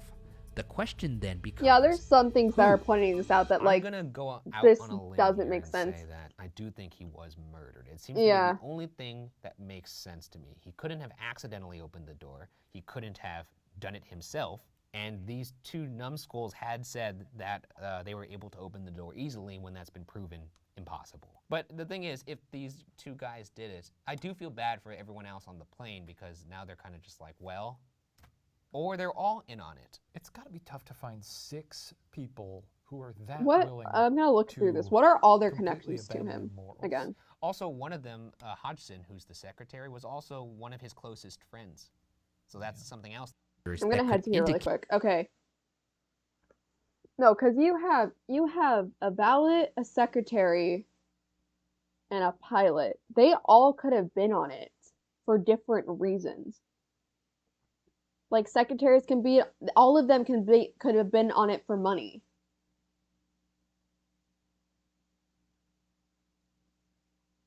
Amiable. Lowenstein off his plane. He never handed. Must have been. Who? Oh, shit. Argues someone. Shut. Oh, or there we go. have That's been probably in like the on best it. place. If that's the case, William Norris, Oh, author of a sleepy book about this Gucci. case, He's The on- Man he's Who asleep Fell on my from hoodie. the Sky, argues someone likely paid everyone off. The question then becomes, who? I'm gonna go out on a limb here and say that I do think he was murdered. It seems to be the only thing that makes sense to me. He couldn't have accidentally opened the door. He couldn't have done it himself. And these two numbskulls had said that they were able to open the door easily when that's been proven impossible. But the thing is, if these two guys did it, I do feel bad for everyone else on the plane because now they're kind of just like, well, or they're all in on it. Yeah, It's gotta be tough to find he just six piled in my people little thing. who are that willing to completely abandon their morals. Also, one of Whoops. them, Hodgson, who's the secretary, was also one of his closest friends. So that's something else that kind of factors into the calculus of the situation. You can be Discuss friends this with before someone and friends want can plans to move murder them. each other. If pushed. Our first suspect is Madeline Lowenstein. Though Madeline would benefit financially from her husband's death, their relationship appeared to be, by all accounts, amiable. Madeline was freely reaping the benefits of her husband's wealth while he was alive, with seemingly no demands placed upon her. I mean, you know, she's stuck at home with that horse. I don't. that Yeah, he I don't loves think so she would have much. done it. That's I would true. have That's gotta definitely thought it was the grind two. away at It would you. probably be Yeah, the but she had valet a pretty and good the life. They had secretary separate most likely would have done bedrooms, it. So she didn't really have to deal 'Cause with they have that the much, and she closest- did live a life of luxury. And They I have would the imagine closest motive. the whole just headache of getting the body found and having to get that will. I mean, you could just poison them on the ground, too. That's you know? true, much easier. Yeah. The That's just other what I'm group of saying. suspects who would want Lowenstein dead are various business competitors and associates. Lowenstein's financial ties were complex and vast, and Yeah. there's no shortage of people who would have had an interest in seeing Lowenstein dead. Perhaps the most suspicious are Major Albert Pam and Mr. Frederick Sarvassi. These two men, along with Lowenstein, were the three major stockholders of a company called International Damn. Holdings. Without Lowenstein in the picture, Pam and Sarvassi would see serious financial gain. Damn. While the stock crashed after Lowenstein went missing, if someone had advanced knowledge of his demise, they could have stood to seriously profit. Indeed, after Lowenstein's death, author Norris found that Pam and Sarvassi announced a profit from, quote, transactions of a special nature, end quote, Ooh. of over $13 million, the current day equivalent of $200 million. Holy It is a lot of money, and when you're dealing with especially a wacky case like this, you could kind of, return to the standbys of crime, which is follow the money. I mean, anyone who Yeah, has if you ties if to you a have that company much called money and you work close International with him, Holdings, Yeah. I'm gonna and know guess the rest of it, primary, you would pay function of that off the company pilot. is to murder people. Sounds shady as hell. I like this. No, this you one would a you lot. would pay off the pilot Yeah, and the like I mechanic said, to he's do a it super themselves rich man, so and make them seem like you the said, most guiltiest. complex and While vast. you were really the It's two got a lot of masterminds and then strings pay tied to everyone a else lot of off nefarious seems like the people, best no thing doubt. to do If because they you're made out of the equivalent picture. of $200 million Someone off else of is this, then they taking could have paid your everybody on the plane fair amount. fault They for probably it and already you had a go lot off of money. scot-free while We'll give you each still 5 somewhat being Now, this suspicious. may mean nothing. I do want to say that the You- rest you of would the do people anything for on 2 board million- did 200 live million. comfortably after. Not like outrageously. They got to keep up appearances and such. How much would it take to buy you? I honestly don't think I would receive money for the 10 death million. of my friends. No, I don't think I wouldn't do it. 20 I wouldn't do it. 100 million? I'll take it. That's what I thought. I'm actually honored that it would take 100 mil for you It would take 100 to mil. not give me away. 100 mil. But you know what though? I would let them pay me off, and then I would thwart their plan. Oh, but then they'll kill you. No, they won't, Why not? because we teamed up. We fucking killed him, bro. And you know what happens when you fucking mess with the stool boys? You Yeah. get covered in shit. No, they're That's right. You done for this stepped amount in of it. money, As you can Lieutenant pay off Marquet everyone of and the get off French scot-free, 1st including Battalion judges. watched that Fokker F-7A3M touch down on the sandy beach almost 100 years ago, he couldn't have known the mystery that was waiting on board. One of the richest men in the world, either by accident, suicide, or murder, was dead. I'm going with And murder. 6 suspiciously acting employees Yeah, no. These two definitely had a part in the plan, and then paid these two to actually commit the crime, while these two were just bystanders in the process, who didn't know what they were in for. But these two, I think, are the most guiltiest because they were paid off by them two. were the only So ones they who could get off shed scot-free. any light on what had happened. With all of the passengers now dead, it appears that however Alfred Lowenstein ended up I just plummeting pissed to off his some dead. death over the English Channel will remain unsolved. I pissed off the dead now. Thanks for the mystery. Thanks for watching. The last wrap up there for a true crime BuzzFeed Unsolved. I got a shiver down my spine. So All what do you right. think happened, Ryan? What's your final? All right. What do we want to watch now? It's 11:25. What do we want to watch?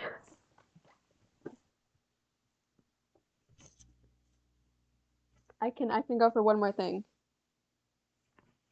I think someone who watched that'd be crazy. I feel like that could actually happen. Someone who is fully driven could probably solve a case. Are you scared? No, I'm fine.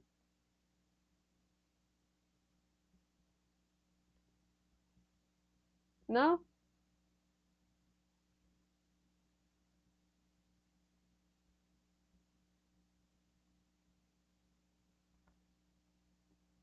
No, I'm not saying I'm scared. We can watch one more thing. I kind of want to watch something from Nexpo. I just have the urge to. I'm tempted to watch this.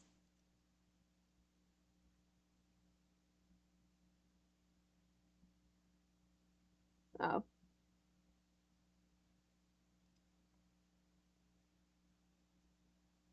In the mid, a series named The Walter Files would grace the internet.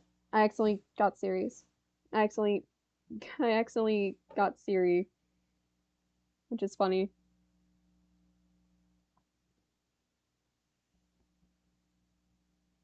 Monica has escaped. Doki doki. You want to watch this? It seems like it's a Five Nights at Freddy's thing. Or type S. Type.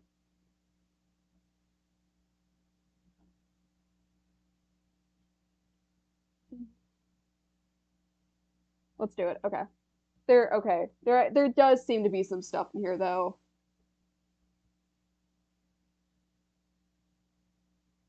Okay.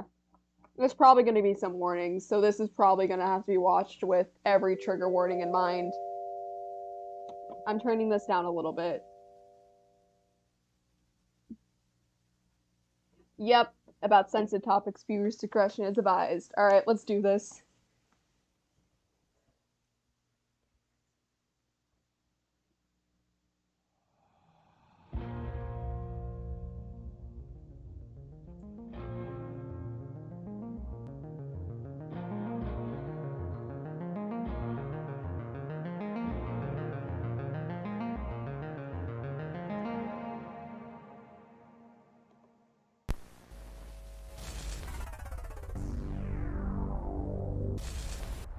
Okay, wait. I have pulled up a list.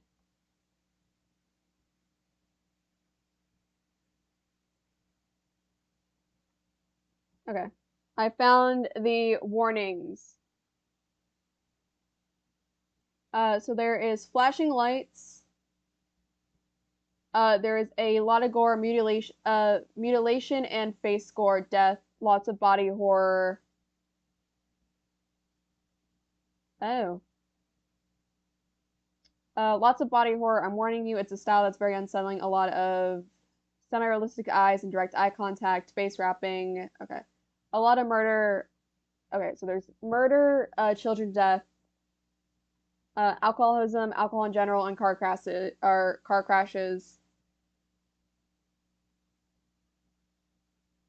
Okay.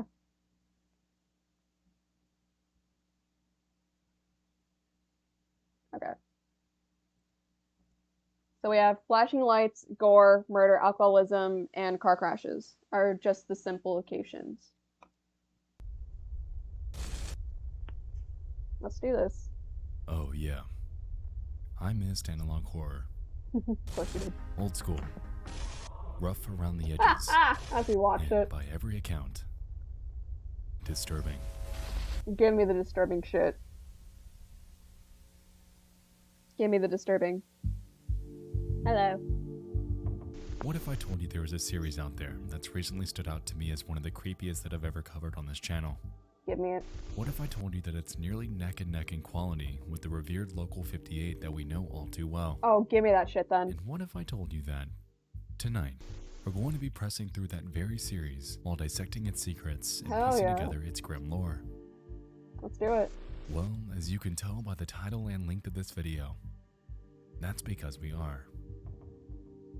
Pump it in my Enter the veins. Walden Nice. Files, a show birthed on April 26th of 2020 by an online creator named Martin Walls. Inspired by the hit indie classic Five Nights at Freddy's, combined with a clear love for analog horror storytelling, Walls has crafted an insanely engrossing narrative surrounding 4 animatronics that were assembled for a burger restaurant named Bond's Burgers. The place opened in 1974 and was known to host birthday parties, school events, and even animatronic concerts for the public. Was known to host these things because, due to a few specific incidents, What the hell? Bond's Burgers is no longer open for business. Well, as expected. You see, the Walden Files is structured through just 3 videos at the time of writing that each contain numerous tapes, jumping back and forth between the date Bond's Burgers first opened in 1974 and 8 years later in 1982. A mysterious person named Anthony seems to reside in each video's description and claims that these tapes were all made by an extinct company named Bunny Smiles. Now, Bunny Smiles is somewhat at the foundation here, the Fazbear entertainment of this entire ordeal, and Nice. the root of nearly every event that takes place. Okay. Deception, curiosity, loss, trauma, and regret have all found their home as cornerstones of this series, and Okay. ultimately leave us questioning what exactly is happening with the Bond's Burgers restaurant and who had started this chain of events that ended up going so terribly wrong. As you can tell by the length of this video, this series is gargantuan, with a disturbingly convoluted story that reflects that. It's something that's fascinated me for quite some time, so I'm incredibly eager to press through this side by side with all of you. So, without further ado, Okay. let's dig in. Right before he digs into us, let me use the bathroom probably for like the last time tonight. And I will be very quick, very speedy. Gotta go fast because I don't want to sit here and complain. Yeah, let me not fuck off my LED. Fuck off my LED light. On back. Ow.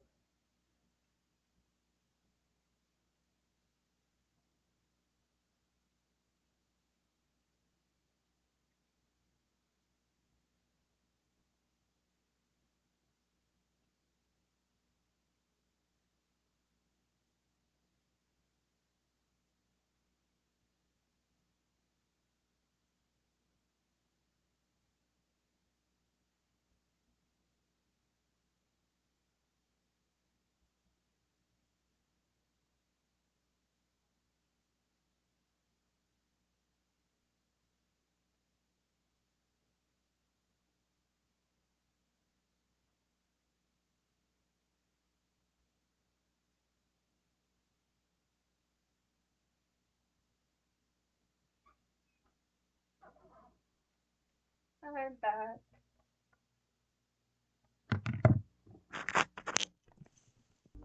From the top, the Walden Files. Fun.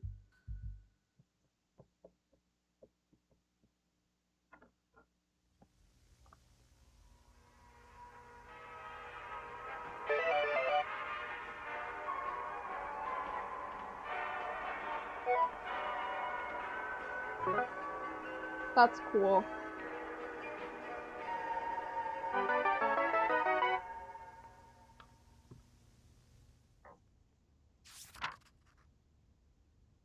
This is a compilation of tapes created by the already extinct Bunny Smiles Company. I tried to get as much info as I could about what these tapes are, but all I could find was that they were handed to new employees back in 1974 to 1979. So The rest of 5 them years. seemed to be recorded by a new facility caretaker in the year Ooh, 1982. I don't like that.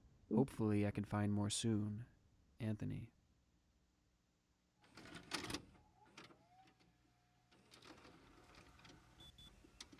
Company introductory tape. Archive 1, 1974. That's creepy.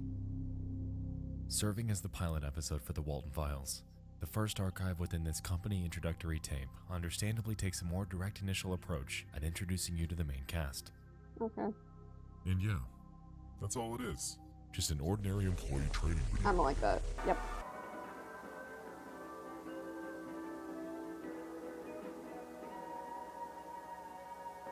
Hi, and welcome to the introductory tape to your new job at Bunny Smiles Incorporated. Oh my god. You have applied to a job in technical support and maintenance.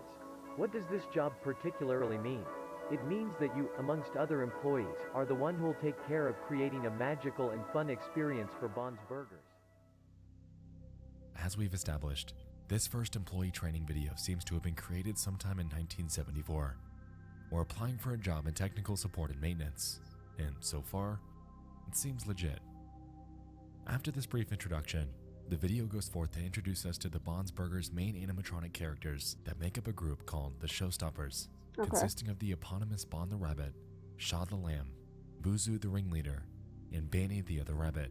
The Other Rabbit. The four lovingly perform a couple songs for us before we get into the nitty-gritty about what our new job actually entails. Oh, Jesus Christ.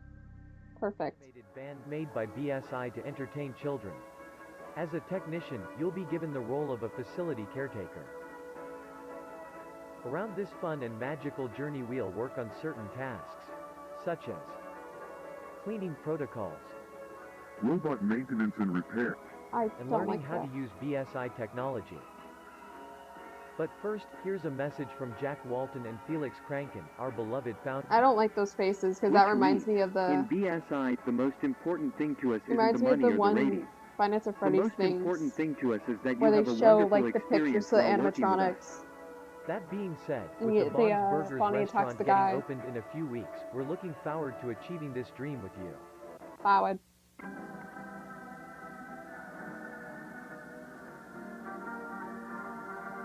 Wait, what? Wait, I'm reading this. Save, Restore, Secure. The BSI storage facility, also known as K9, is a company project to storage all valuable items from the Close for Good Bond Burgers restaurant. Given the situation about the incident inside the 1974 Bond Burger location, any type of props, animatronics, and arcade machines will be carefully removed, inspected, and secured inside a bunker location deep down in the St. John's Forest for good. A facility caretaker will take care of securing the facility and keeping it safe, working properly.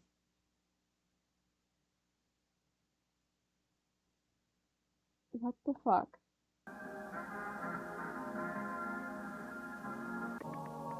Oh no. Alright, hold up. They didn't want me to read that.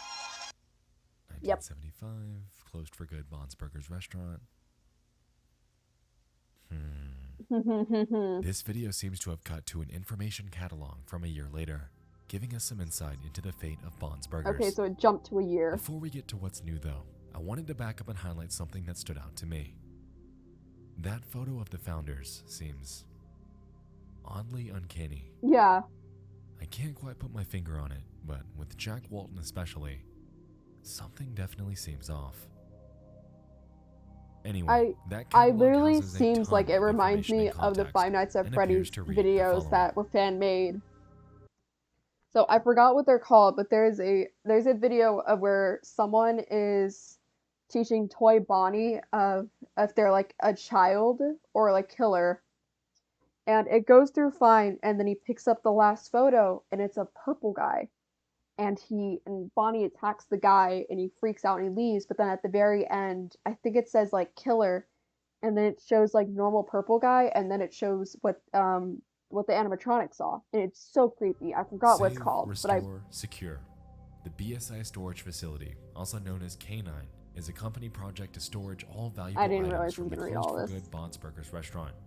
Given the situations about the incidents inside the Okay. 1974 Bond's Burgers location, any type of props, animatronics, and arcade machines will be carefully moved, inspected, and secured inside a bunker located deep down in the St. Juanes Forest for good. Oh, that's fun. A facility caretaker will take care of securing the facility and keeping it safe and working properly. Oh, so us.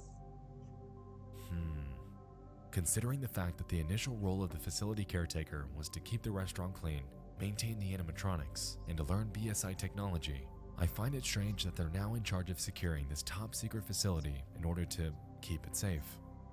Honestly, it seems like a pretty damn big job, and it leaves me questioning what they're keeping it safe from. If that's what they're doing, that is. For good. Yep. Some shit happened they're not telling us. Archive 2, 1979. Oh, we're still in tape 1, my god. Oh god. Here, we're presented with the children's Little cartoon created by Bond's a Sarah Neighborhood. Evelyn. It's titled Some Bond Super incident. Sleepover and appears Yeah. to convey a night where Little Bond the Rabbit had invited each animatronic's younger counterpart over for a night of movies and fun. Probably. Initially, everything seems fine. However, when the narrator begins running through the guest list, we're promptly informed that this cartoon is not what it seems. What the fuck is that? What the fuck is that? What the fuck is that? For this sleepover, he invited Shah, Boozoo, and Billy. Let's check again in case we don't Who the forget fuck is any Billy? guests. Bond invited Shah, Bozu, and Oh. Hey, Jack, is that you? How are you, buddy? Oh Good to no. see you. I didn't see you there, buddy. So, this definitely didn't help the initial uncanniness of the original Jack Walton photo. Mhm. Clearly, he or someone he knows has inserted his face into these tapes, leaving us to wonder why this was done. After this, we get back to the main story, which That's involves terrifying. Little Bond eagerly preparing the movie for everyone to watch.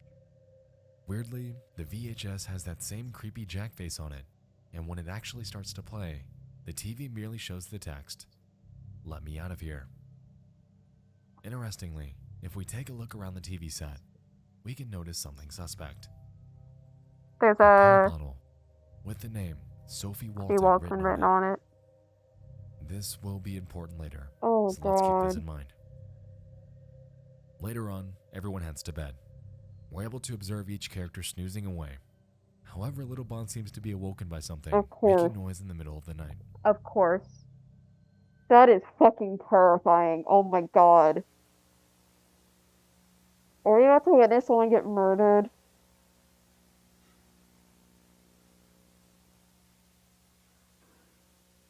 Oh, that was a fucking eye mask. I hated that.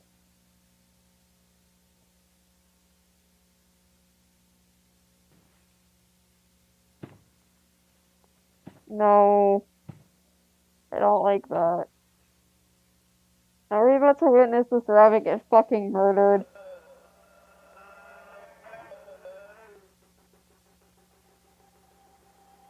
Oh.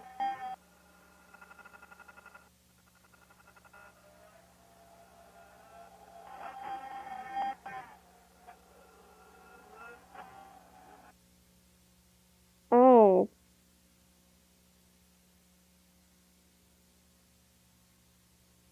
Absolutely.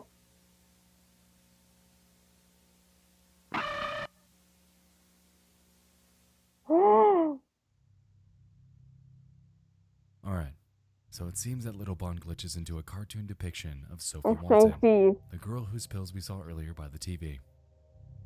As we could see, when she lit the lighter, Bond appeared behind her, looking as if he had a massive hole in his chest. Oh my god. Furthermore, we can observe that Sophie's dressed up in some sort of work uniform with a name tag that seems to resemble the one we saw earlier.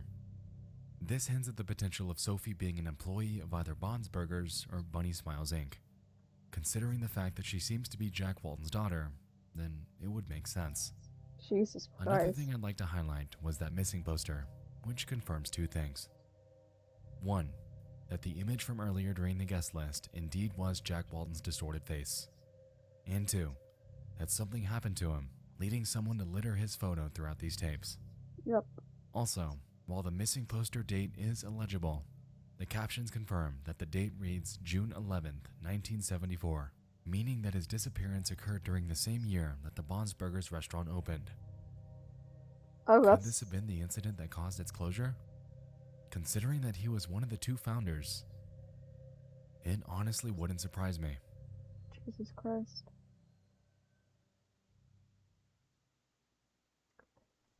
So that's fun. Archive 3. Okay. Taking place just after midnight on October 10th, Ooh. we're heading down a forest trail. It's hard to make out on the video itself, I'm saying but the this... person filming this can be heard in the I'm background. saying this might be a saying car the crash following. warning. So, this is the brand new caretaker for the old Bunny Smiles facility. I'm recording this because the company requires some type of archives for the work history, something like that. I honestly have no clue because I just started working here. I'm going there right now, but they gave me this weird location that's somewhere in this forest to Yep. work at. I'm saying this And is I've a been car crash driving for one. 20 minutes, and I can't find the place. About a minute and a few video cuts later, they eventually make their way to that canine bunker. Ooh. I'm not entirely sure why they have him working during the ass crack of night, but hey, Just in let's case hope he's they're murdered, they making can some hide the overtime. body easier, probably. Anyway, upon their arrival, they venture inside and observe the following. Bless me.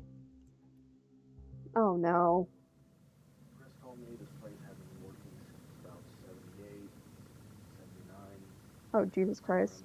And that was 4 years ago, I think. So chances are it's going to smell horrendous. So it's gonna smell...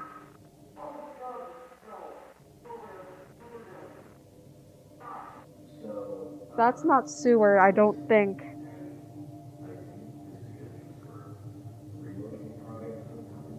I don't think that's sewer.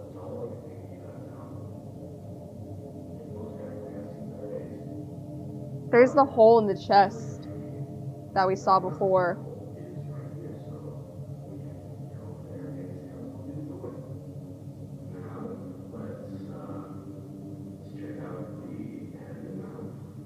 Oh God.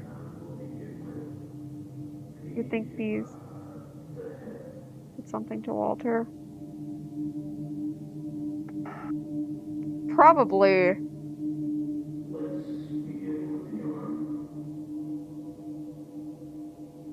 Let's check the left arm.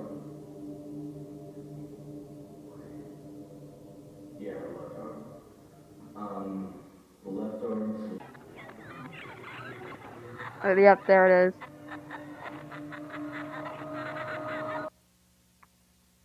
Hi, Bonbon. I mean, hi, Bon. Oh, there's eyes. Hello. What was that thing?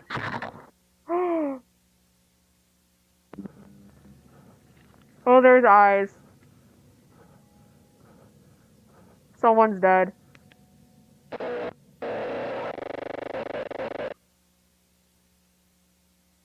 I called it.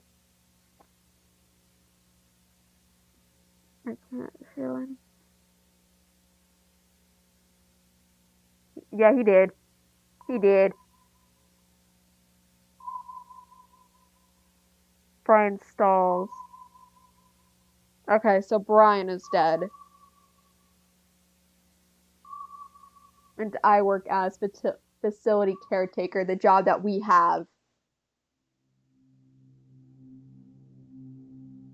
I can't feel anything. Jesus He Christ. thought I was her. Brian's paralyzed. He isn't dead. Oh. Yet. He thought I was her, though. Is he referring to Sophie? Considering that she seemed to be dressed up in a work uniform that resembled Brian's, it would make sense. But that then leaves He's us still wondering alive. why would Bond seemingly awaken and react so violently, mistaking another employee for what we can assume to be Sophie Walton? Why was he programmed to do this? I don't think he was. Backing up to the beginning of that scene, we can overhear Brian talking about how the facility wasn't open for 3 or 4 years. For that entire length of time, the bunker was derelict and abandoned, banished to Mother Nature and forgotten. Interestingly, Wait, that once means he made that it means that inside, he's we out can of the recall that he made facility. a passing reference to something called a relocate project that he claimed Bond He would is be good out for. of the facility. He is there to It kill. seems that after this long hiatus, someone at Bunny Smiles made the call to open K9 back up, which I find a bit strange considering that the Why? information catalog Why would you implied that open it it would be back closed up? for good. Why For would what you do reason that to they're yourself? reopening it though? I Why? couldn't tell you at this point.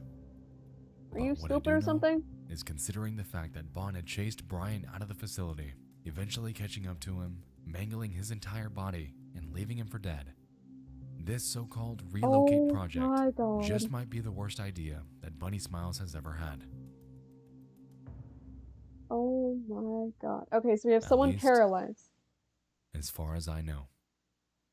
What the fuck do you mean as far as I know? What the fuck do you mean as far as I know?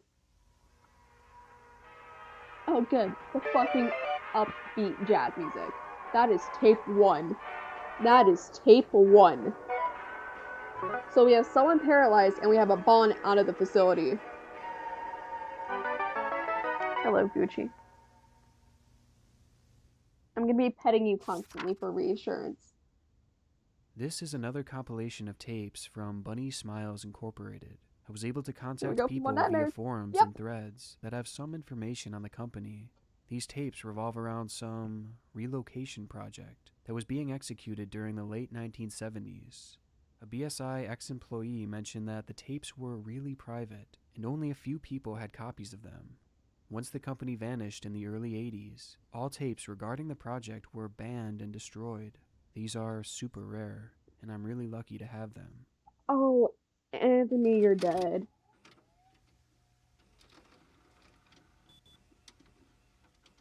The Relocate Project. Archive 1.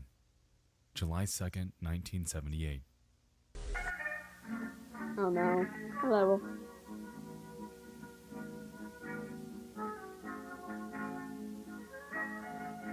This is terrifying. The footage opens up with an informational segment about the closure of Bond's Burgers and the purpose of the Relocate Project. Felix, The Jack. same narrator that voiced the company introductory tape is back, and seems to be eager about the future of Bunny Smiles Incorporated. Oddly though, if we look closely during this segment, It's only we can him. notice bits and pieces of visuals that don't quite fit in. Have a look. BSI members and employees, and welcome to the tape that will change the future of the Bond's Burgers brand and the Bunny Smiles I'm company looking for the better. everywhere.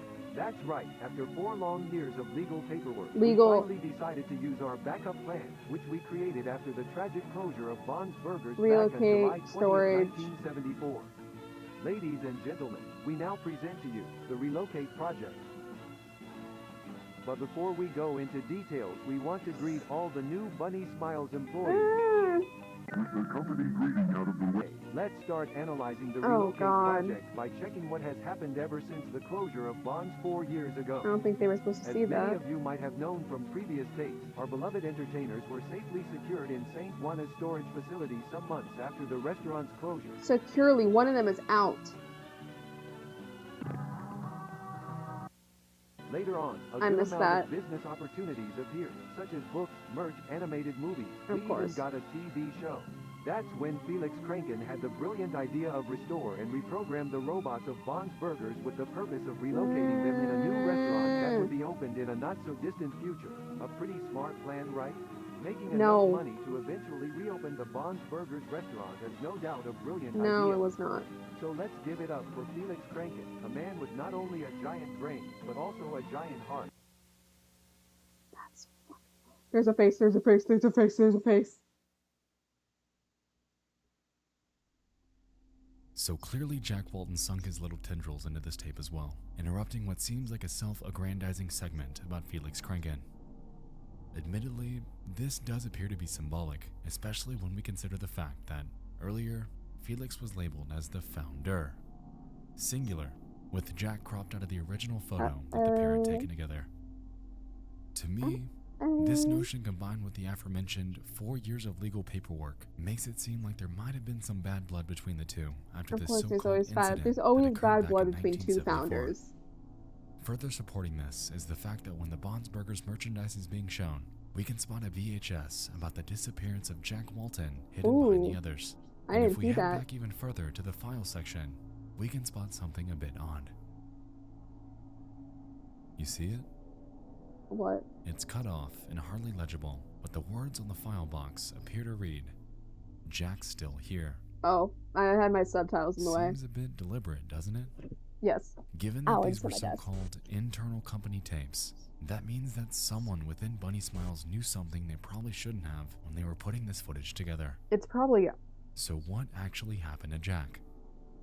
Considering the fact that the Relocate project appears to have been in planning since sometime in 1975, merely a year after his longtime friend and business co-founder went missing, to me, Felix Kranken is beginning to seem more and more suspicious as time goes on. He's in Bond, I'm 100% guessing. Okay.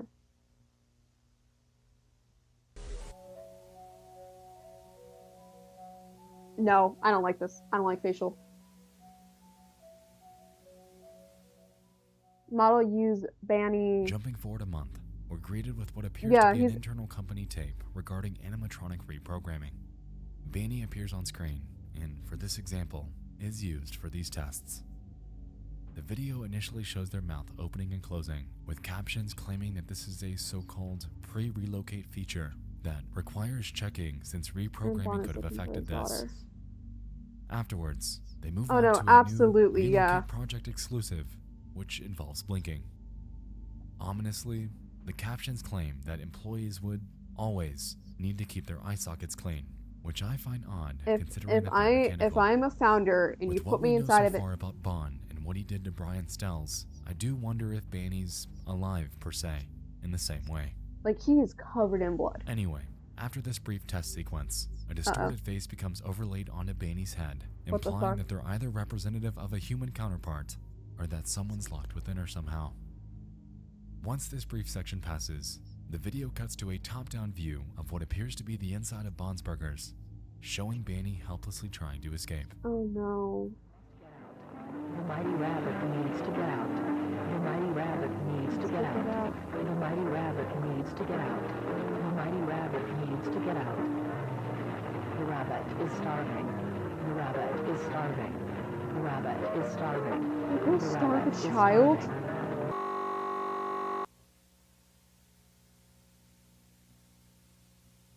No. Well, there's it. That's not Walter. The bunny rabbit needs to get out. The They bunny starve rabbit a is starving. child?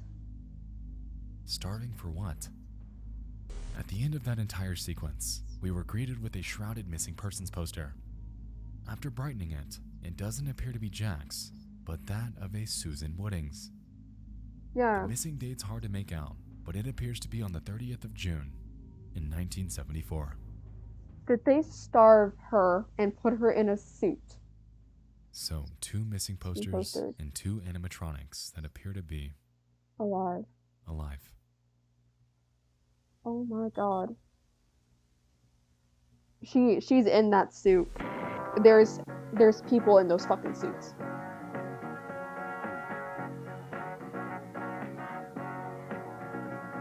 What the fuck?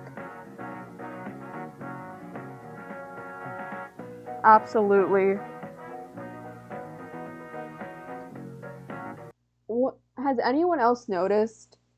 They've only shown these 4 animatronics. We don't know anything about the clown, and now there's a puppet. What happened with this clown, and what happened with this puppet? Because we only know these 4. I would not be surprised.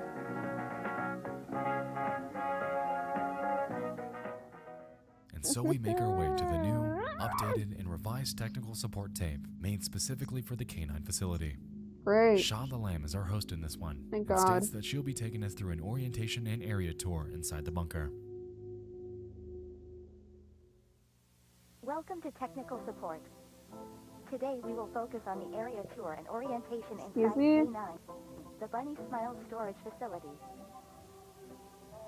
We're gonna see Brian, We aren't we? recommend all facility caretakers to have all needed equipment in hand and to always wear the Bunny Smiles uniform. But most importantly, all of you must always, under any circumstance, use your BSIID card. Yep. Once you have all the necessary equipment Yep. in hand, There's we are ready Brian. to go. Barring how uncanny Shaw's mouth movements are, this small section confirmed that the costume that Sophie was wearing back in the introductory tape was indeed a facility caretaker uniform. Let's keep that in mind. Okay, so the facility The caretaker next segment suit. takes us outside of K9. We make a quick check for all the necessary equipment for the job. A lantern, snacks, a key, and a camera before we make our way inside. Once we do, Shaw begins to annoy us because, wow, it's pretty dark here. You should turn on the light. No. Turn on the light. Turn on the light. I Turn get on you. the... It's important to keep track of which rooms you enter. This Oh. place can be really tricky and you can God. get lost very easily. This is the resting room. In this room, you can sit down, rest, talk with coworkers, you name it.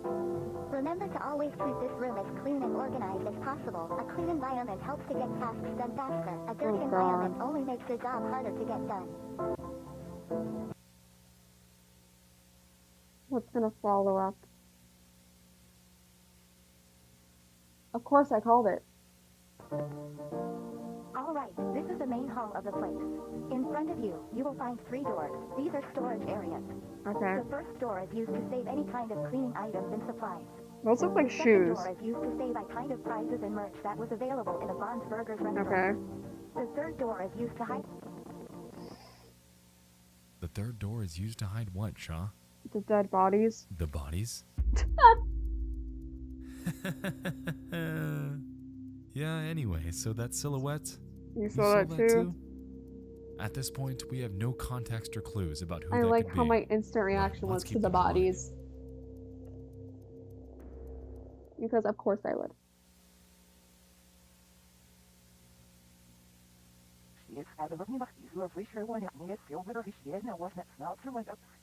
What? Welcome to the basement. No, hold on a second. Run that Run back. that back. Backwards.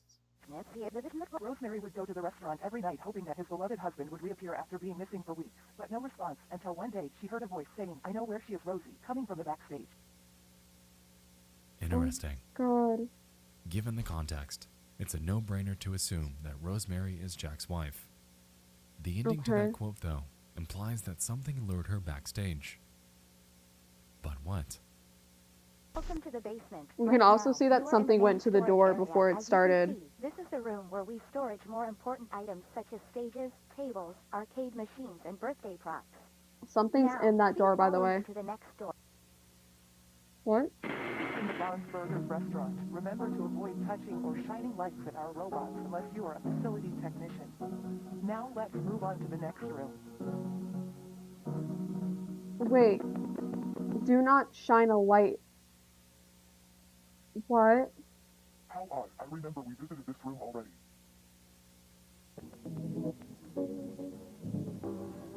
They mentioned that do not shine your light. Sophie, what? Oh no. By the There's- time the lady entered the backstage as the voice told her to, missing husband wasn't Rosie. there. Instead, she found a wrap. Don't shine your light at the animatronic unless you're wearing your suit. Will fix you. You will beautiful. Oh You no. will beautiful. You will beautiful.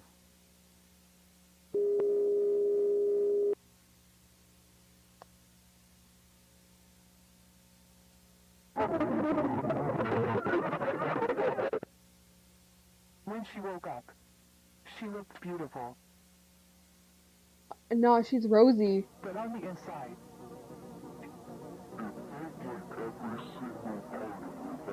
Shaw.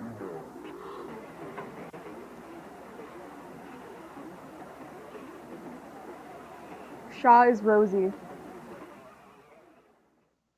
Shaw is Rosie. Sophie is in. Alright, so what just happened there? Is in the Right bunny. after Shaw finished showing us the basement, we briefly see a photo of Bond and Shaw together, almost like they're a couple. Shaw appears to enter the backstage area, notifying us that only facility caretakers should be shining lights on the robots before leaving that room, only to make her way back to the basement. Afterward, she expresses confusion, claiming that we visited this room already, Why does that look bloody? utters the words, "Sophie, where am I?" and then walks southbound once more into what appears to be that silhouette figure from earlier. We then see a cartoon version of what we can assume to be Rosemary, with a strange voice giving more context into that reversed audio from earlier. Instead of finding her husband, they claim, she found a rabbit. Bond, the rabbit. After claiming over and over that You will you be were beautiful and you're broken, we'll fix you, Bond appears to dismember Rosemary before stuffing her corpse into Shaw's body. Oh Shaw my wakes God. up and expresses that she looked beautiful before we see yet another shrouded missing persons flyer. That's Rosemary's. After brightening this one up, we can clearly see that it's for Rosemary Walton. July 19th, 1974. I'm saying it's her I'm beginning to see a husband. pattern. Here, we have a poster for Rosemary, Rosemary. who we know was killed and stuffed into Shaw. Earlier, we witnessed one for a Susan Woodings, who So appeared to Susan- possess Banny. Yeah. And at the very beginning of the first episode, we saw one for Jack Walton. Jack is in. Considering that he's been missing this entire time, the fact that Bond was one of the first alive Yeah. animatronics that we witnessed in this series, and the implications that came with that photo of Shaw and Bond, I'm starting to get the impression that the Jack Walton corpse is, in actuality, stuffed inside of Bond the Rabbit. This is, of course, just a theory. Oh my but God. It leads me to wonder, if it's true, who exactly did that? Let's move on. Jesus Christ. Theories.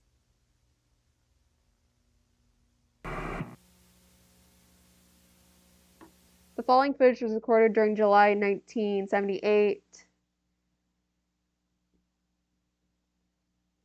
July 12th through the 14th, on which 3 Bonnie Smile technicians volunteered to stay 3 days in the SBI storage facility for the purpose of reprogramming the animatronics in order to execute the relocation progress. I'm gonna sleep well tonight. So will I. We have another hour. We have an hour and 4 minutes of this. We're gonna watch something happy after this. Employees left till by are Hillary B, Ashley P, and Kevin W. The next footage shows the 3 employees restoring the Bond Burgers 1974 animatronic. The place itself was open during a short period of time, in which a certain number of cases occurred around the area. Huh. Yeah.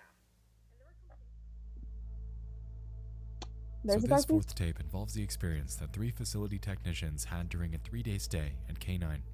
I'm guessing. For the first part of this tape, we can overhear them gossiping in the background while they're getting their work done. According to them, they're on a 3-day timeline to get these animatronics reprogrammed for the Relocate project and are hastily working to complete it before then. During their conversation, they discuss the fact that they overheard cases that occurred back at Bond's Burgers. We'll watch someone happy after Allegedly, this for a the little place bit. played music from midnight to 2 to Oh, 3 in Gucci the morning moved and scared the closed shit out of down me. after people reported screams from an adult woman inside. They go forth to explain that the place had to close down so the police could check it out, and on the very last day that the restaurant was open, they had only let 2 families in. That day, the animatronics were missing, and all the curtains were closed. Huh? The next scene takes place 2 days later. Going by their conversation, they weren't able to get the robots reprogrammed due to what they described as highly damaged endoskeletons. And as a result, they declared their efforts a failure before getting ready for their last night of rest in this facility. No. But Ashley wasn't quite ready to pack it up. Fucking She begins Ashley. inquiring on the small key that they were told to bring with their other supplies and how it doesn't seem to have a purpose. It's for the last one. Everyone else discounts her curiosity, and they all head to bed. Well, Ashley's. except Ashley. Yeah, Ashley's gonna go to the room that She we don't grabs know. the camera and sets out to explore, finding her way to a door labeled Back Doors. Is she in her? After realizing that her key fits the lock, Oh my god. she heads back there to ease her curiosity. My god, don't do that.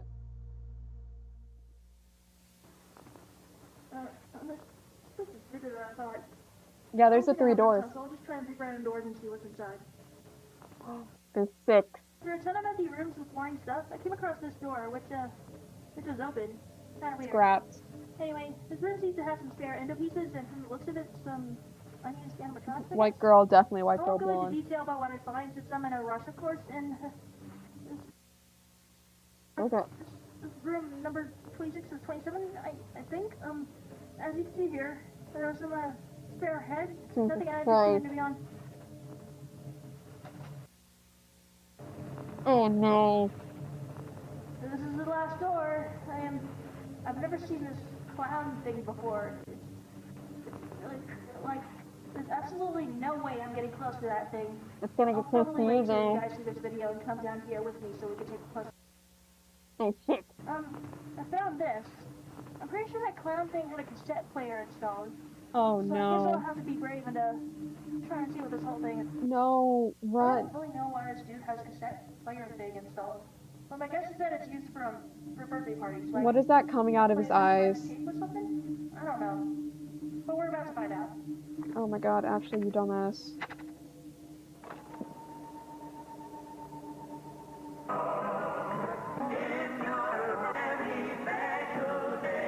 Why?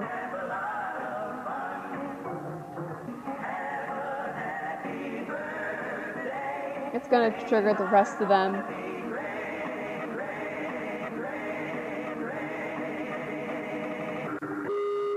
Jack, Susan, Susan. Charles, Rosemary, Sophie. Sophie. They're summoning. He summoned all of them. Or he said all the names of the ones that are killed. She's dead.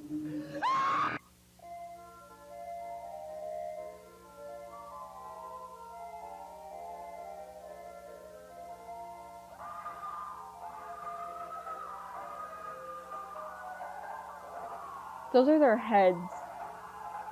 That's her head. Yeah, now she's. I'm Billy, the funny movie clown.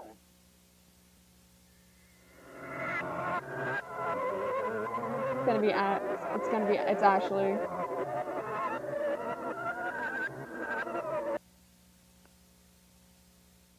Oh, that's disturbing. What the fuck did we watch? Alright, let's unpack this. Ashley ventures off into the back doors area of the facility. Something that, given the context, doesn't get explained to new facility caretakers that take on the role. Mm-hmm. This entire scene is the epitome of curiosity kills the cat, since when she went snooping, she encountered Billy the Clown, who went forth to become her new eternal jail cell. What I find strange is that the tape she found had the word discard written on it, with Jack's disappearance date above it. Why would this tape need to be discarded? Because it has Could the it names. potentially be activating the animatronics, Yeah. making them kill people? Yeah. Speaking of killing, it says the name. the names that were read off from the tape are definitely cause for concern. Yeah. Jack, Susan, Charles, Rosemary, That's the one we don't know and of. Sophie. Now, we know that Jack, Susan, and Rosemary had all gone missing, and we have a suspicion that their corpses have all been stuffed into these animatronics to make them beautiful. Considering that Jack, Rosemary, and Sophie are all part of the Walton family, this leads me to wonder who Charles and Susan are. What's their relation to Money So Smiles? Susan's not one of the. She's of names. She's in the bunny. Moving She's in the purple bunny. Right before the video ends, we get 2 quick bits of text. Pausing on the latter text gives us a code, What the fuck? which we'll come back to in a second, and pausing on the former reads the following. They left the next day. They thought Ashley left early, but she was in the back doors, screaming as much as she could, but no one heard the screams. The following days, the caretakers would complain about an awful smell coming from the back doors. Company Charles decided is to the shut only down one the we don't know facility about. Until new advice. The relocate project was unsuccessful. Ashley is still there, but she's not screaming anymore. She saw something she wasn't supposed to see. Jesus Christ. And now she's beautiful. This is why I'm never doing any job with Admittedly, animatronics. this really drives home just how large the canine facility is. Ashley was left there, screaming for help, while Bond presumably injured her so badly that she couldn't fight back. And nobody heard her. Nobody noticed she was gone. At least, until the smell of her rotting corpse within Billy filled the air days later. And so it appears that we now have 4 victims. Jack, Susan, Rosemary, Yeah. and now Ashley. 4 victims, 4 animatronics, and a whole bunch of talk about becoming beautiful. Now back to that code. You know what it is. A YouTube link. So let's head there. Are you joking? It is, because there's a dot tube. Damn it. I already don't like this. Lucky you. That's what I was thinking. The story of Bond's Burgers goes back to 1958, where 2 college students had the same idea of animated performers. Their names were Jack Walton and Felix Kranken. It took them 16 years to actually execute this concept, and by that time, Kranken and Walton had built their own families. Felix married a beautiful lady, and Walton was not only a great husband, but also the happy father of 3 beautiful children. Charles is the other child. Charles is the other child. He wants his family to be together. He wants the family to be together again. So that they can live eternally and be beautiful together while gaining the rest of the people.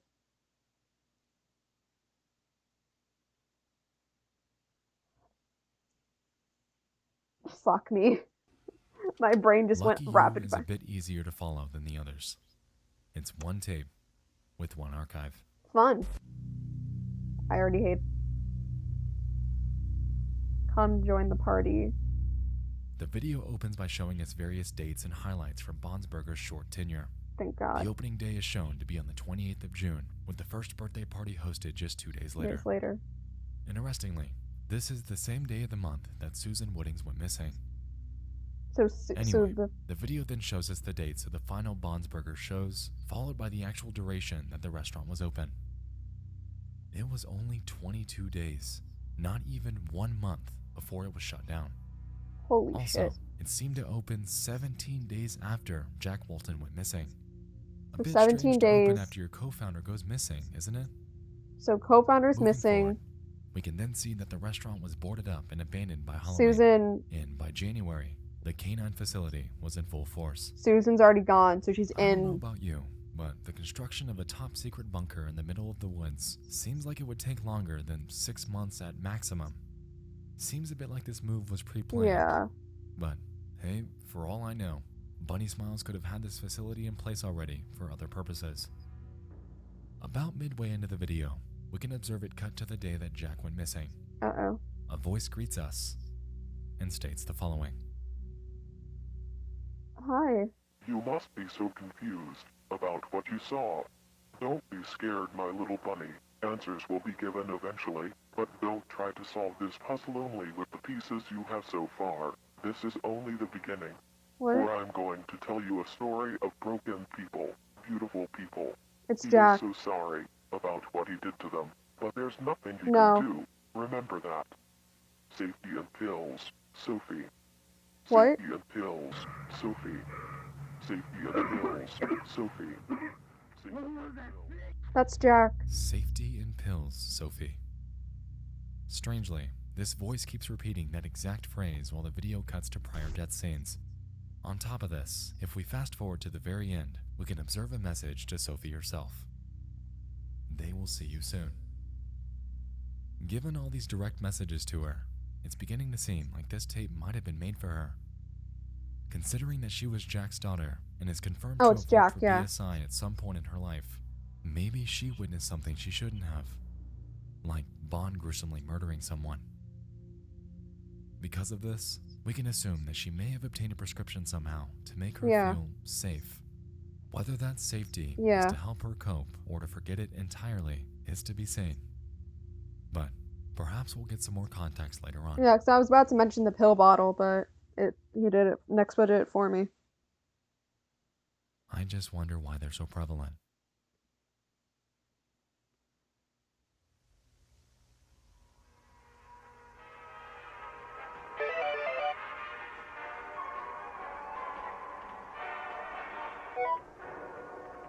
Oh god, that's fucked up. No. It's called the Bunny Farm.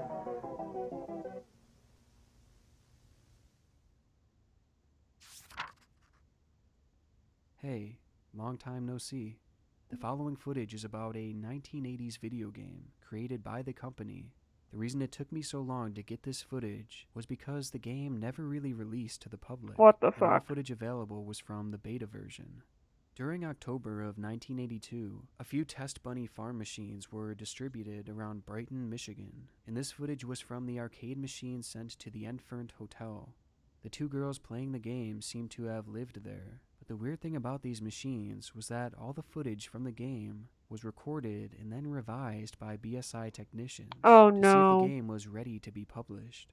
This was one of them, and quite possibly the only footage remaining of the game. The footage itself was extremely corrupted, however, and it took me weeks to be able to piece everything together with the help of a friend of mine. But I'm glad you've all been patient for this. It seems to be a huge one anyways.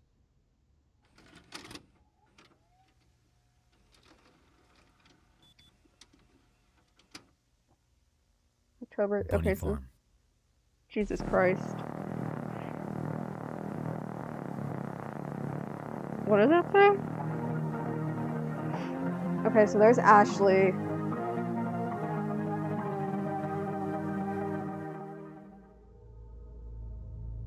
Being one of the more streamlined episodes in the series, you'd be surprised to know that it's also the longest. Oh, of course it is. By far.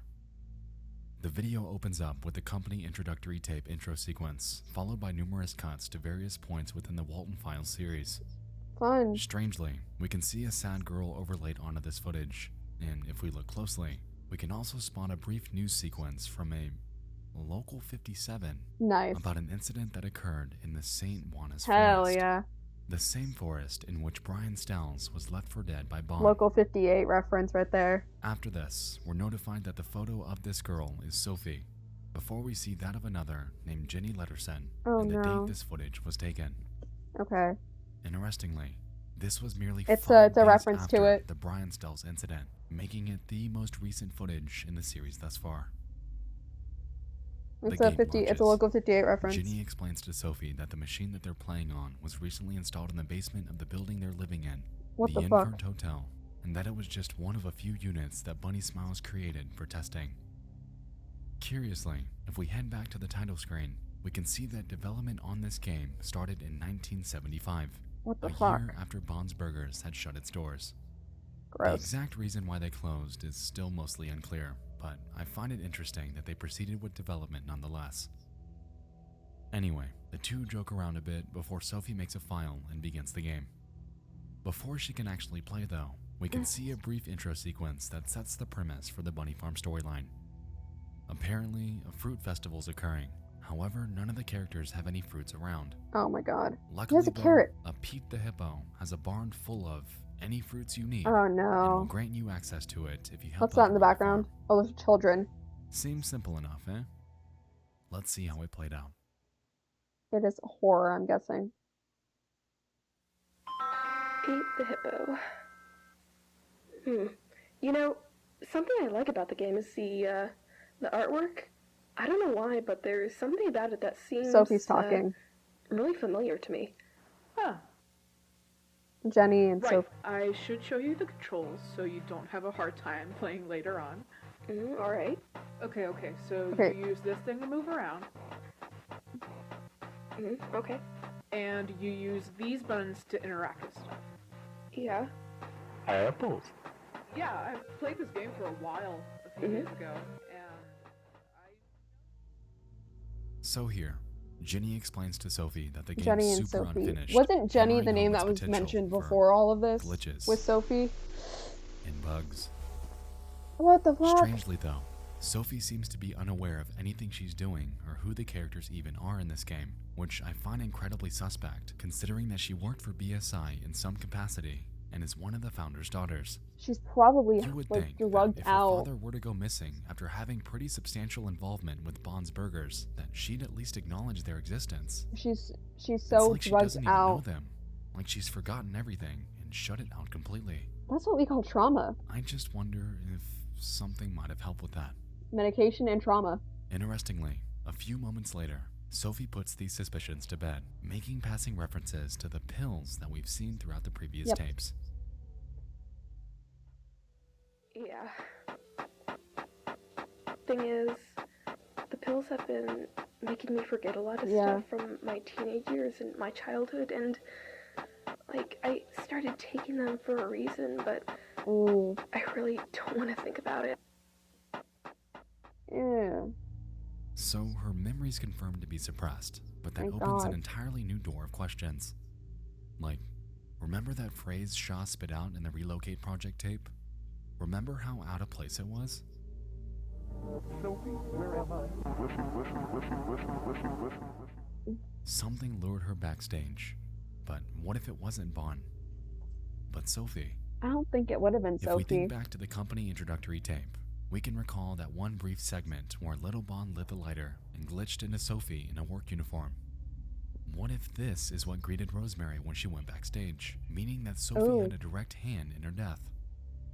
If this is true, then that leaves us wondering Ooh. if she did this willingly or was coerced into doing so. Just a few thoughts, but perhaps we'll gather some more answers later on. Ooh, that's actually a really good thing to think about. The two then discuss a bit more about the company and the events that recently happened involving them.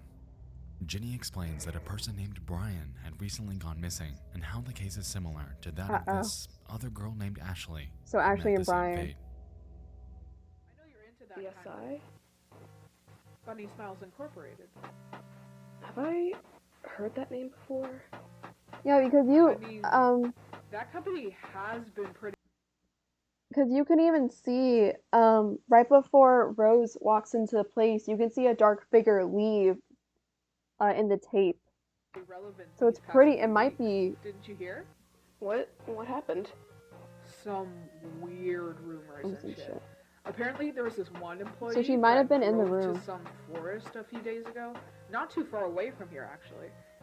He hasn't been seen around. So Brian's Brian is missing, and Ashley Really? is shoved into and Yeah. Ash The word got out Ashlyn is shoved Some into family a members suit. say it was his first day.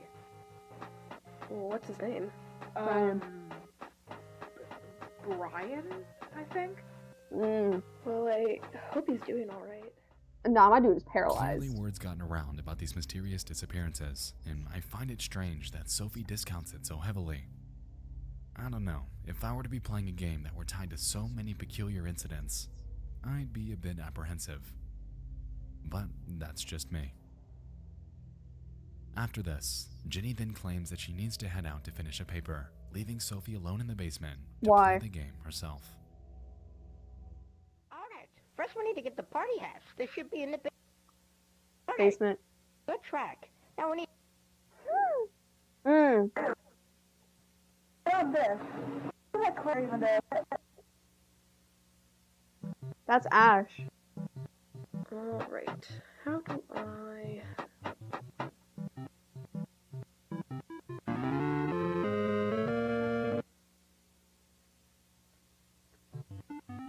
What?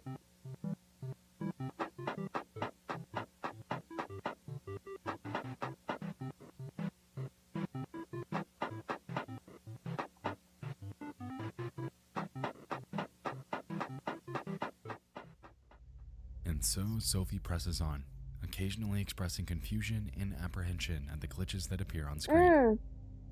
It weirds her out, but it doesn't stop her. Anyway, she eventually makes her way to the end of Billy the Clown's level and plays a game of tic-tac-toe. After beating him at it, Jack's face appears before the game begins to glitch out, showing Ashley's mutilated face within the Billy character. Oh.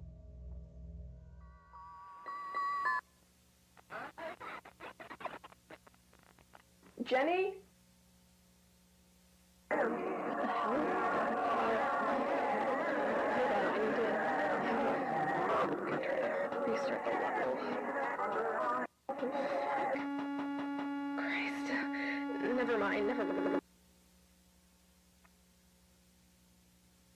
Sophie hangs it up for the night. What the fuck? She's seen enough. So she knows about Ashley. She knows about Ashley now.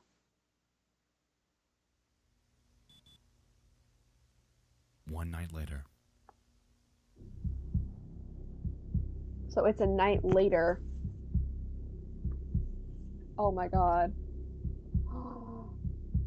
Sophie decides to play again.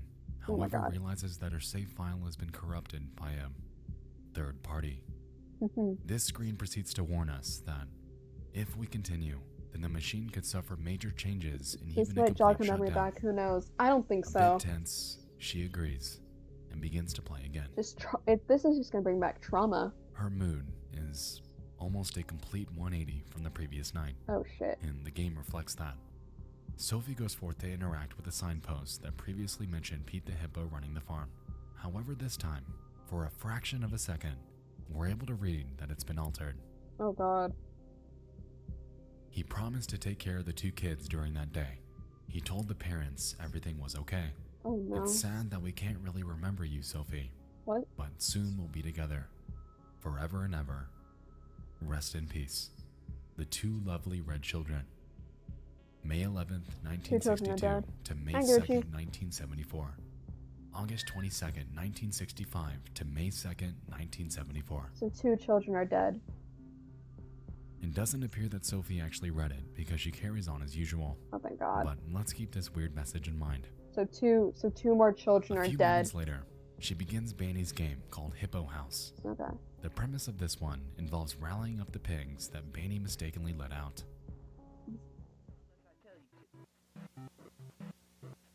That's When creepy. I open the cage, I think it'll be really funny. I think it'll be really, really funny.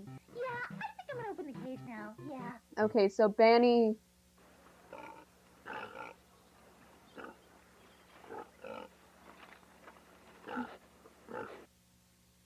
Oh no, Banny! What have you done? All the pigs have escaped to the hippo house. Danny, you dumb bunny. Ugh. I'm sorry. I was just trying to help. And so we carry on to solve this problem. Wait, it mentioned something Thanks, how Banny. the smartest.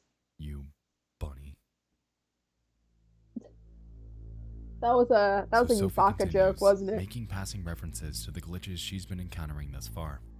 She mentions how it seems like the faces she's seeing in the game are trying to talk to her somehow, before the game cuts out, playing the following recording That's terrifying. from Susan Woodings. So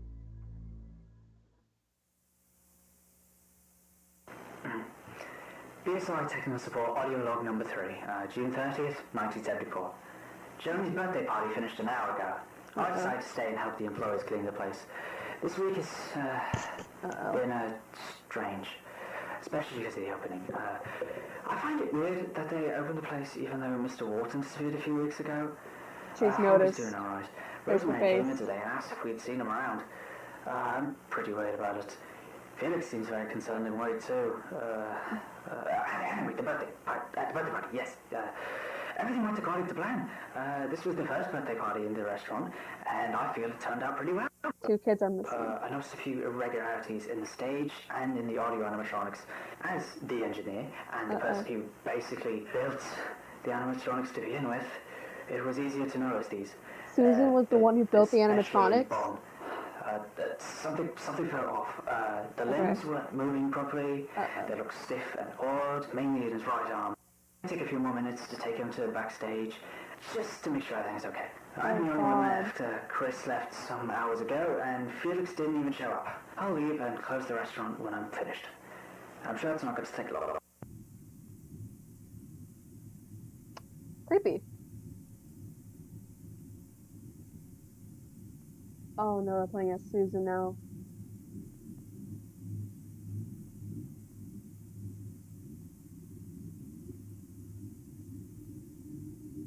Oh yeah, absolutely. Susan got murked.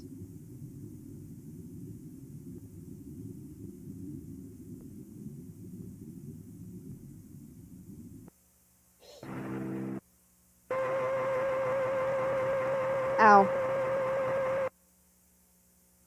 Oh.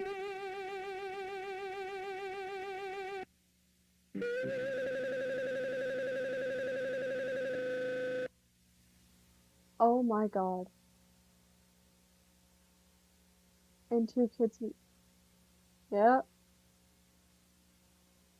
So Susan was the smartest one who made the animatronics and was shoved into the stupidest one.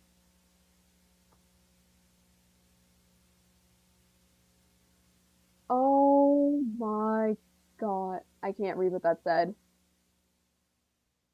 Oh my. Yeah. The smartest one got put into the dumbest. Given what we just watched, we're able to establish the connection between Susan Woodings and the BSI animatronics. I wanna read the comments. She built them and noticed irregularities in Bond. I wanna read the comments after It this. seems that, as a result, soon after this was recorded, she set out to repair him, however was mangled and paralyzed in the process. She's alive? I am still alive, but I can't move, and I'm having trouble breathing, and my stomach feels weird. This drives home the point that Susan Woodings was placed inside a Banny, but that leaves us wondering if it were due to Bond always having irregularities, or if someone tampered with him. Considering that this was filmed on the 30th of June, 19 entire days after Jack Walton went missing, that notion wouldn't exactly be out of the realm of possibilities. So she was the first one put in. Sophie continues. God. She makes her way around the farm, expressing confusion and concern about what she just What witnessed. the fuck? Soon Are you after, though, playing? she makes her way to the mailbox, encountering a strange sequence of messages from a Linda Crankin, whose name was oddly scratched out and replaced with Thompson. Unfortunately, most of the narrative on these pages are redacted. However, we can piece together bits of the story through the ones that aren't. That's Felix's wife. October 30th, 1964. Felix has been acting weird lately. He's been drinking more than usual. It's his I'm wife. very worried about him. I don't know what to do. August 23rd, 1965. Oh my god. I know I haven't talked here as much as I used to. This month has been so crazy. I moved in with Felix last week. He was very happy about it. Yesterday, Jack and Rose had their 3rd child, a little girl. Her name is Molly Walton. Jack and Felix have been pitching up the restaurant idea with a company that's interested in the project. The name Cyberfun Tech. December 26th, 1970. Christmas was nice. They built a doll, a gray rabbit, for Ed and Molly. Molly named it Rocket. Felix drank a lot yesterday. Jesus Christ, This of has been course. a problem for a while. He's a good person, but he doesn't want to address this.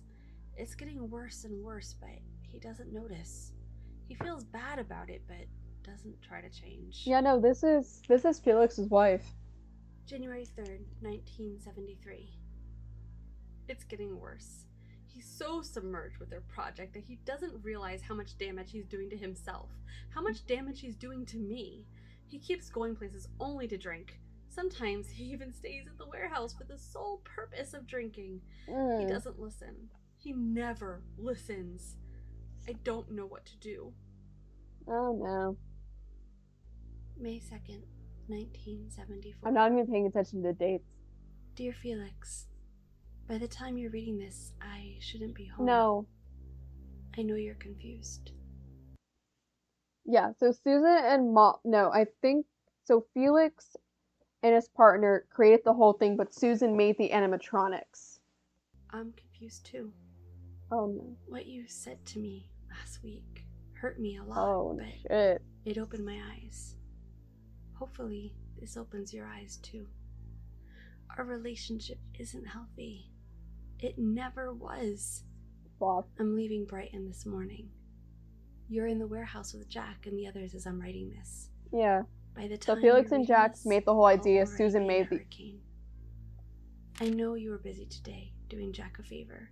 Linda. Something related to a school party. I can't remember, but please go there when you have the time. As for me, I'll try to build my own life while I still can. And you should do that too. I love you. Goodbye, Linda.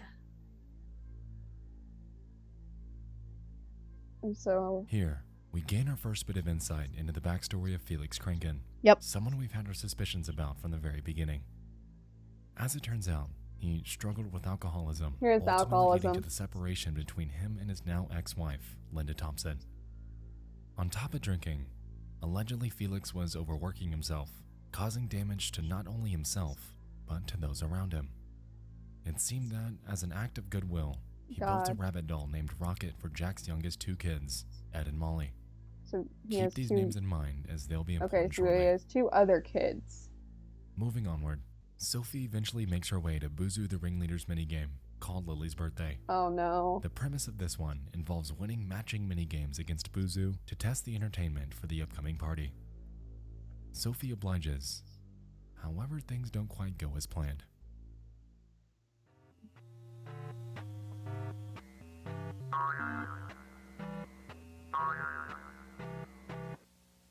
It's gonna be a face. It's gonna be a face of what's inside it. Congratulations! You're very good at this. Right. It's time for The next minigame after this is called What- Spot the Difference, Who was and that? is pretty self-explanatory. There's an apple missing. After a There's few rounds, though, the game glitches, displaying the... Actually, I'll just let you experience it on your own. You can see.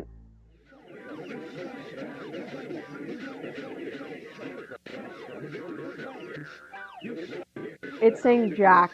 Congratulations! You completed my game. Now, time for the prizes. Was that Jack? Jack before and after? Probably.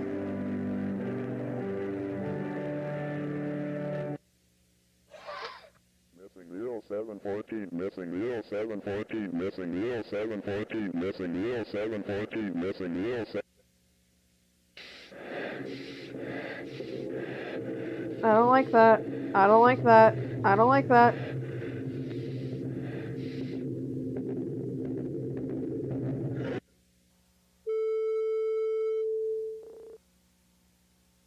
Oh, dude, it smells like you're. Dude, it sounds like you're smelling my head. Missing 0714.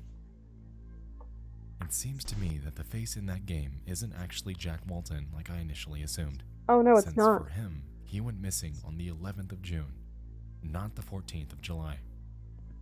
With this in mind, if we think back to the end of the Relocate Project video, the names on that list were Jack, Susan, Charles, Rosemary. He's Charles.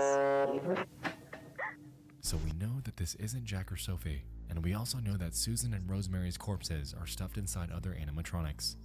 The only name remaining So this is Charles. leaving me to wonder how they're related to PSI or anyone in this entire saga at all. Anyway, back to the farm. Why? Sophie continues. Why the fuck would you continue after all that Ominously shit? quiet and littered with missing posters, she explores a bit while expressing concern that she just might know the people within the posters the Why game's would you showing keep her. playing this game after you A witness that short shit? while later, she approaches Pete's barn before the game glitches, displaying one last minigame for her to complete. Oh, it's her mom. That of Shaw the Lamb, the same animatronic we know to represent her mother. Oh, The this is gonna minigame get. this time is simply hide and seek, and initially has Sophie's character finding Shaw. Oh, this is gonna give trauma. I need to find a sheep.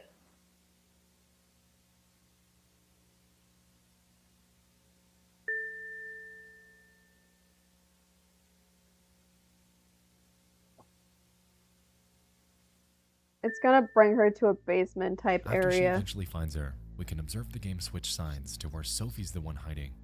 And from here on, this is where things quickly turn dour. Okay.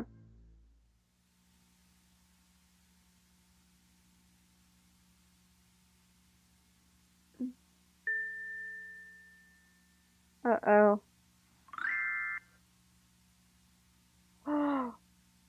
Oh shit.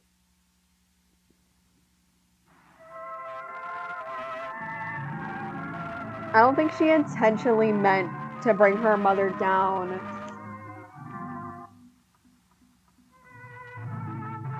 That's scary.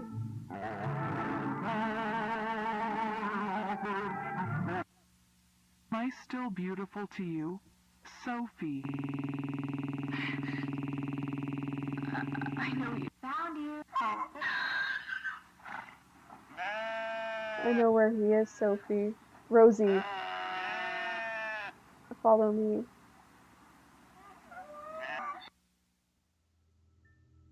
As we could see, when Shaw approached us, the screen cut to what I'm assuming to be the night that Rosemary went missing. Yeah. With the text reading, "I know where he is, Rosie.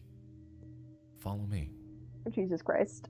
Now, initially I'd assumed that this were someone else, like the voice of Vaughn, since they're referring to her as Rosie. However, thinking back on that scene from the Relocate Project tape,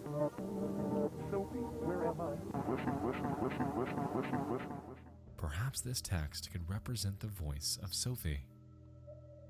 Ooh. After this, we're greeted by another countdown. Why? And when it finishes, we observe the following. Which would be what?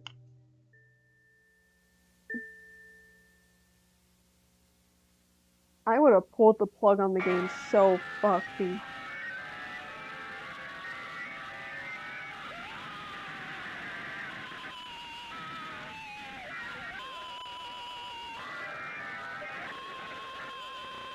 Holy shit. It's her mom. Holy shit.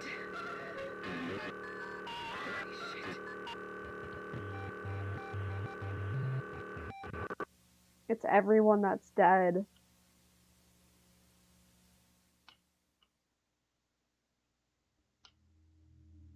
It seems to me that that entire section represented the night that Rosemary Walton went missing through the eyes of Sophie.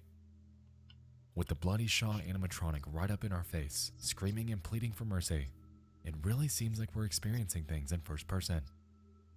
This scene is undisputedly traumatic, and What witnessing the something fuck? like this would undoubtedly leave someone scarred for life. With that being said, considering that Sophie's name was uttered by Shaw earlier, that Sophie's actively taking pills that we know suppress her memory, and that in that Lucky You tape, the voice claims safety in pills over and over, it's safe to assume at this point that Sophie must have been there. The fuck And am I so the watching? question Some remains, fucked up Five Nights at Did Freddy's she shit. willingly lure her mother back there? Or was she forced to? I think she was forced to. Jumping forward, we witness a Gray Bear character emerging from their so-called fountain of memories. It's Rocket. Sophie goes forth to ask who they are, to which they respond by drawing the following picture. It's Rocket. After this, the game glitches once more, and the bear vanishes. A few seconds later, though, we're greeted with the picture of a house, labeled May 2nd, 1974. It's their house. And on the doorstep, 2 children. Sophie claims to remember it. That's my old house. I Hello, think. Vaughn. I'm so glad you're here to help me clean the code base. So the two. To clean the what? Clean the code base. The what? All that's Thank left you. to do is just... Molly and Ed, thank you. That phone call is from Jack Walton to Felix Kranken. Oh my god. Jack asks for a simple favor, to take his kids Ed and Molly to their school event, since he and Rosemary are caught up in other errands. Tonight. A school party and they have no one to pick them up. I need to stay at the workshop to finish the paperwork, and Rosie's taking Sophie to the dentist. We were wondering if we could pick them up for the event and take them home later. Tonight? Yeah, if it's possible, of course. Oh no. Admittedly, the task is simple. Pick them up at 5 to take them there, and bring them back home at 9. What's Reluctant, a 4-hour Felix event? agrees before the call ends. And so, the game leaves us back in the farm area once more. Oh my god, why are you still After playing this poking around a game? bit, Sophie eventually encounters the 2 red children, and upon interacting with them, we gain a bit more context about the night of that favor. Oh no. I'm assuming car accident.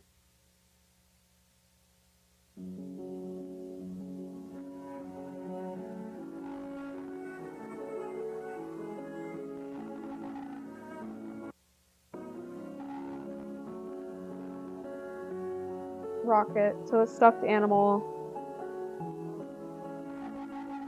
The lights are off. Fuck my life. You don't need water.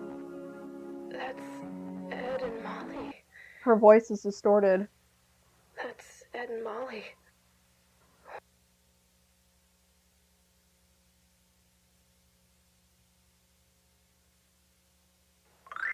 Car accident. Car accident warning, car accident warning. After this brief segment, we begin playing in the school at what appears to be 9:37 p.m. Oh no. Rocket approaches us and says to follow. After exploring a Felix bit, drinks, we it's gonna be a eventually drunk approach the driving wall accident. and become those two kids who, surprisingly, have not been picked up yet. Soon after, we encounter Rocket and are shown a scene involving the two kids expressing that they're ready to leave since the school looks creepy at night. Where's Uncle Felix? They claim. And so we set out to find him. Felix is drinking and he's gonna drive them home drunk. Please tell me I did not just call it. Please tell me I did not just call it. Please tell me I did not just fucking call it.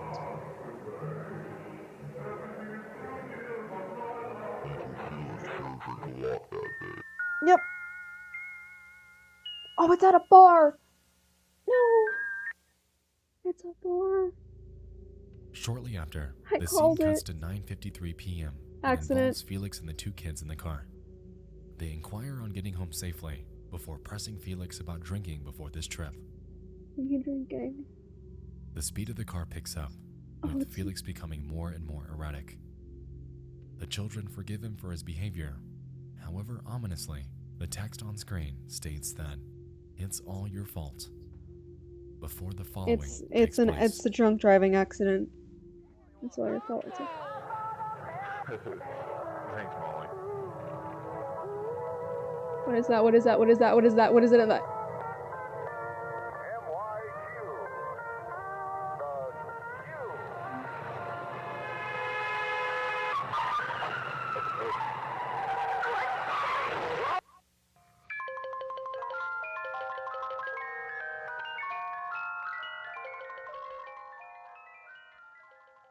You crashed the car. You killed. Fuck. Now, I called believe it. this, right here, marks the beginning of the end of the relationship between Jack and Felix. Oh, absolutely. Jack's children were killed, and it was due to Felix's own irresponsibility in getting them home safely. Even God more damn bizarrely, it. soon after this bad ending sequence plays out, we can observe a scene with Rocket the Rabbit in the woods, with the voice ominously claiming that they didn't go home that night. Yeah, no shit. He buried them here. He was too scared. But they found a way out eventually. What? What? Oh no.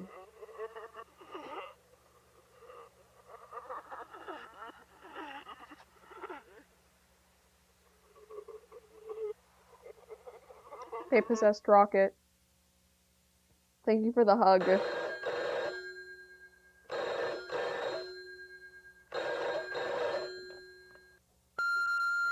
Hi, Doomshroomy. This isn't free kneecaps. This is just us in pain. Hi, how are you? We're watching the Walton Files, which is basically a Five Nights at Freddy's video series that someone made that is very dark. Also, yeah, we're in a nightmare. We are suffering. So this involves a lot of gore, a lot of death, especially children. So no kneecaps. You can probably take them out of the animatronics, but no, not today. We are just in pain. Yeah, no, but there's a warning. Flashing lights, gore, murder, alcoholism.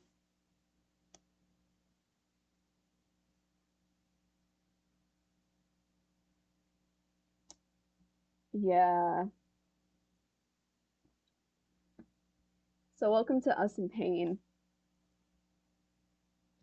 Take them from the animatronic. You're stuck in here. You're stuck in here with us. Uh-oh. Felix, Uh-oh. pick up the phone. Now, I need you to pick up the phone. It's been 3 hours since I told you to get Ed and Molly home. Oh no. What happened to my children? Why does they sound Russian? If anything happened, Felix, you must tell me. Too late to You leave. haven't told me in 3 hours. I need to know what's going on. I'm trying to call you all night. What the hell is wrong with you? I've been trying to contact you all night. I've been calling everyone for you. But what the hell is wrong with you? 3 hours, you didn't call. What is that? What is that? What is that? What is that? What is that for me? What is that for me? What is that for me? What? Is that Rocket? Is that Rocket? And to cap off this last entry in the Walton Files saga, we're left with a message. That's not all, is it? There's still something you forgot to remember. They've been waiting for you. Before we're greeted with 4 animatronics. What? Benny. Buzu. Huh? Shaw. Hi. Bon. Time to go. Time to go.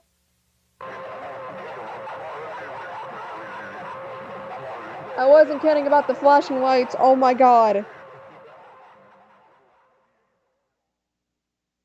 What is this series? What did we just watch? Considering that this series is very much in progress, this message could be hinting at the future. Is this little girl popping up around Bond's Sophie, or is it someone else that we haven't seen yet? For all we know, this could even be some sort of warning, given that, so far, this game's done nothing but help Sophie remember the past that she's been forced Alright, to there's forget. another thing and then decoding. She's the last alive member of the Walton family. Oh my god, she Entirely sure is. if remembering and re-experiencing the deaths of her entire This family is are a good or a bad suffering. thing. It looks like we'll have to see. It's the fact that this is still continuing too that's creepy.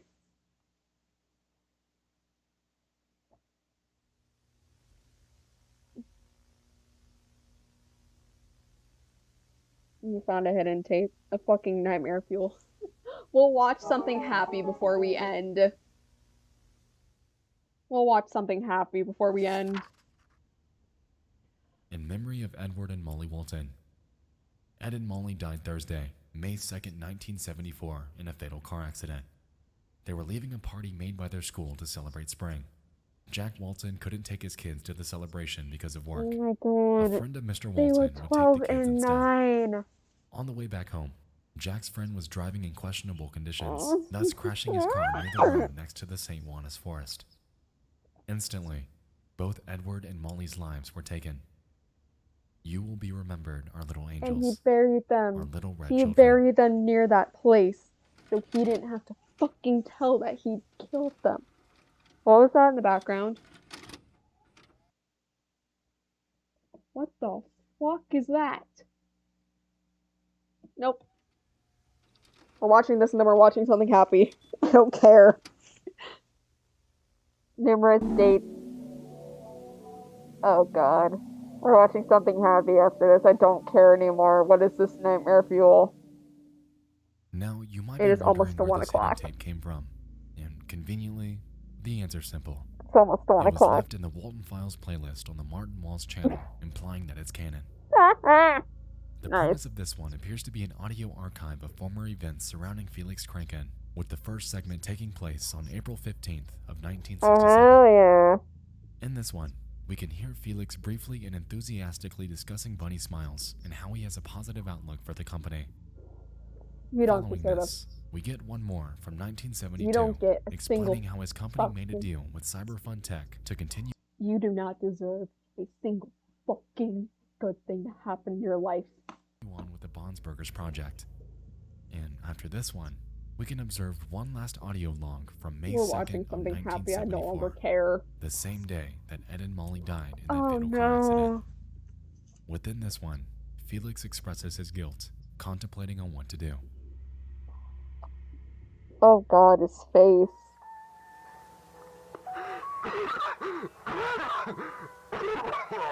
He sounds like he's dying and I'm okay with it. Yeah. Messed up. If we never talk again, I'm inside of a king animatronic. Of a fucking animatronic. I last Yep. Absolutely. Last time I used this, I was driving. In the same conditions. I messed up. Yeah, no shit, Sherlock. You I have fucked a up. problem. And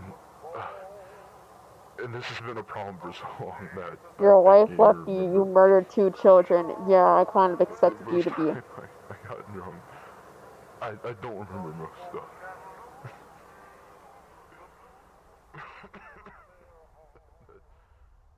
What song was playing in the background?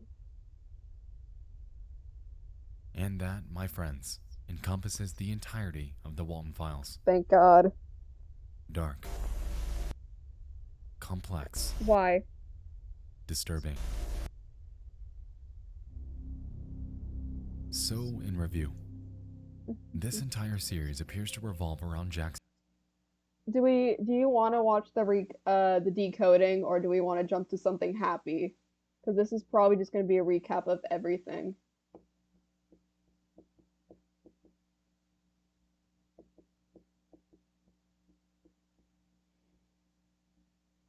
It's only 13 more minutes. Okay. Eldest daughter, Sophie 13 more Walton. minutes. Fuck it. She's Perfect. the core, the one that can maintain this ongoing status quo that Felix Crank has established, or to burn it all down if she so chooses. Oh, burn it to the ground. She was born into a family of 3, with her mother being Rosemary and her father being the elusive Jack. Yep. A few years later, 2 more siblings named Ed and Molly would be born into their family. However, due to events that Felix Crankin had a hand in, they would never, ever experience their coming of age.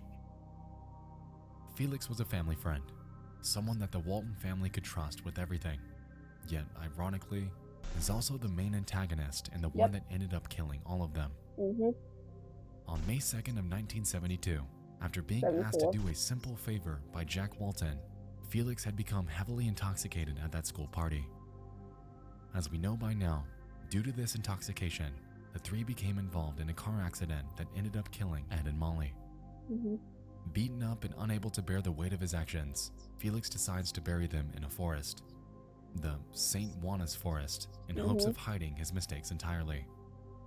As we know though, the children wouldn't rest there eternally, since a few moments later, we observe them merge into that rocket doll, appearing to utilize that as their medium to get their fate across to the viewer.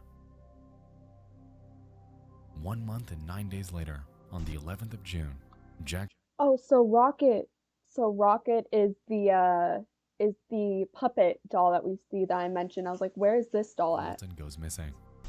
We can observe his missing flyer littered throughout every episode. However, at this point, we're unsure of what exactly happened to him.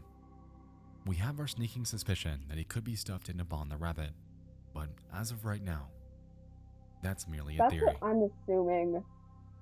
Another month passes, and Rosemary Walton's grieving over her missing husband and 2 children at Bon's Burgers. She was likely desperate, weak, and open to anything, any lead she could get on where her family might be. She hears a voice coming from backstage, mentioning that, "I know where he is, Rosie." A voice that we now know was most likely that of her eldest daughter, Sophie. No, I don't think that it was Sophie, because why would she call her Rosie and not Mom? Because if I'm trying to get my mom's attention, I call her Mom. I wouldn't call her by her name. She heads back there, hoping to gather any sort of answer It's fucking Felix.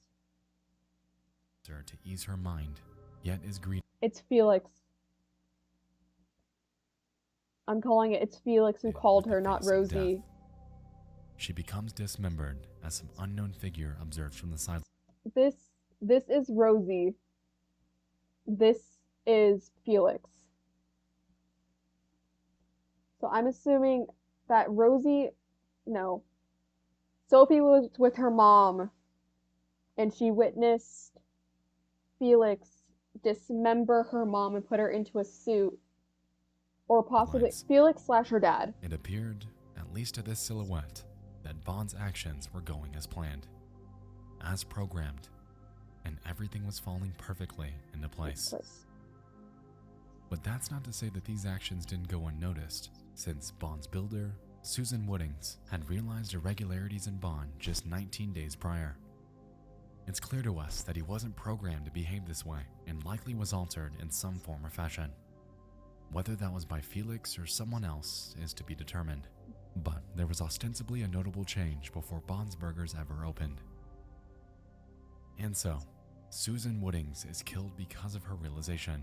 Yeah. She knew too much and was silenced before she could ever get the truth out there. Just 2 weeks after her death, we observe yet another, 5 days before that of Rosemary Walton.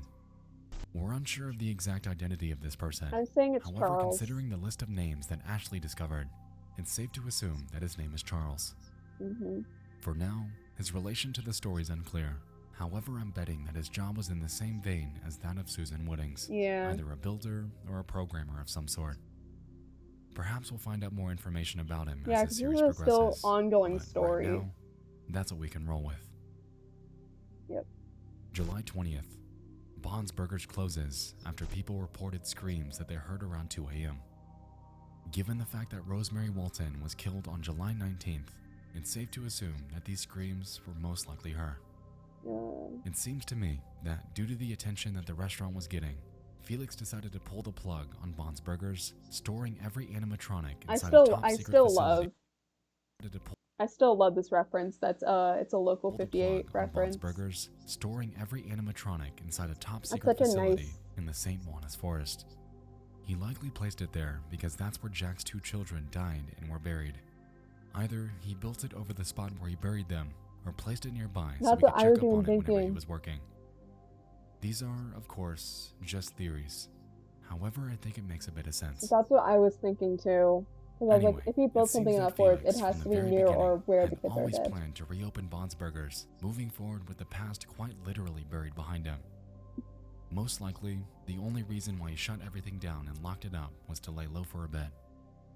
To let it all pass.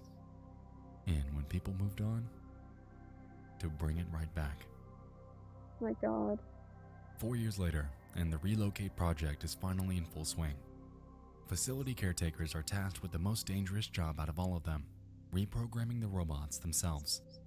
Considering the lack of knowledge that came with Brian and Ashley, it's safe to assume that this facility caretaker job probably was a sketchy one. Oh yeah, absolutely. They likely received little to no orientation, Yeah. no tours, and no heads up on what their supplies were actually intended for. Personally, I think that the extent of their training was to simply watch the numerous BSI tapes. That's creepy. Watch the company introductory tape to learn about Bond's Burgers. Watch the numerous archives within the Relocate project to become acquainted with our new mission. And listen to Shaw as she gives you a virtual tour of K9. Because, you know, there's no way in hell that any higher-ups are risking their lives for this. Yeah. That's what the facility caretakers are for, of course. And so, Hey, after all what of this about is said, this? the caretakers are for, of course. And so, Okay, no, it's the same after thing, just all dyed of this red. is said and done, we're left with one. Sophie Walton. Someone that we know was convinced to take a set of pills to forget that her family had ever existed. And this is where our mystery continues. Wait, does that mean who's taking care of her? To me, I really believe that Felix had a hand in suppressing her memories. Yeah, I was just about to say, He Felix just has couldn't stomach it. He couldn't kill her. Why? because he couldn't kill another At this child. point, we're unsure, but it's safe to say that he's had numerous chances after the fact, yet didn't. And so, with Sophie, after the rapid succession of major losses in her life, she likely didn't know where to turn. She was lost and was plummeting into an ever-darkening mindset due to the onslaught of tragedies she's had to endure. Felix noticed this, and to shut her up, he likely decided to bring her under his Yeah. wing since he's Uncle Felix. Felix, remember? He gives her a job at Bond's Burgers to keep her busy, pushes Wow. her to obtain a prescription that he likely claimed would help, made her watch these so-called internal BSI tapes that were littered with hypnotic vernacular. Safety and pills, Sophie. Safety and pills, Sophie. And convinced her that, eventually, it would all go away. Fuck. And it did. It did all go away. To me, that list of names now seems like it was some sort of a hit list. Just one piece in a breadcrumb trail God damn that it. Felix was trying to bury. He Now we wanted have a to move fucking on hit from this list. entirely. He continued with the Bond's Burgers project years into the future, touting himself as But the wouldn't only people? founder of the company. But wouldn't people question this photo of like, oh, whose hand is this? quite literally cutting any mention of Jack Walton out of ever existing. Oh, The thing whoa, is, though, hello. is that whoever created these tapes knows something. Hello? Oh god. Oh god. I did things. Hello? Night Echo, hello! To me, that list of names now. Hello, Night Echo, welcome! What did you guys do? What did you guys play? How was the stream? give us a little bit of happiness. Hello, welcome to Nightmare Fuel. Literally. Hello, Plant Mom. Welcome, welcome. How are you guys? Literally, welcome to Nightmare Fuel of us suffering through horror. I played Minecraft. That's very good to know. I hit like 70 buttons at a time. It was great. Now you get to suffer the last 5 minutes with us.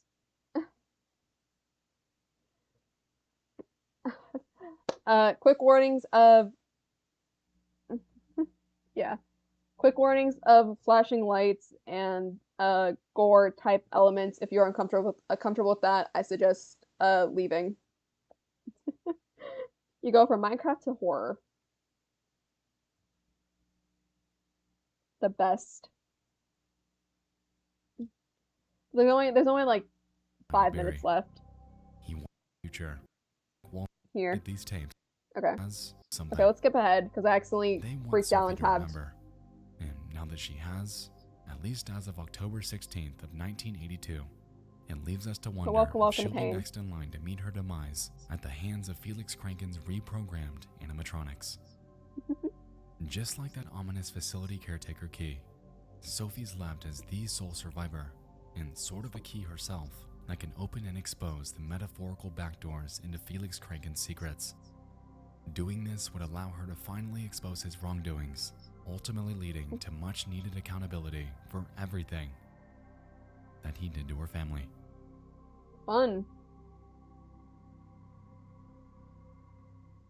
That is, of course, unless he gets to her first.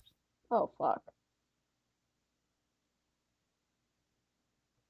That would not be fun. Is that the end? Please tell me that's the end. Oh my god, it's the end!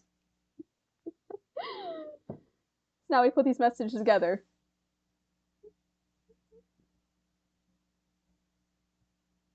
Who is reminding Sophie? No idea. Do we wanna watch you laugh you lose harmonica position with Wilbur?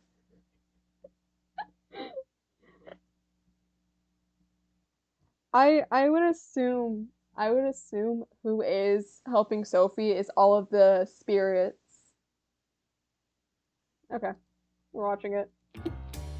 There's no hesitation.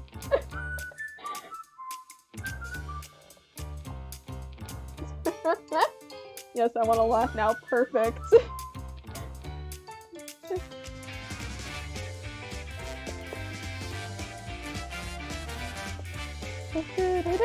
Featuring small PP soot.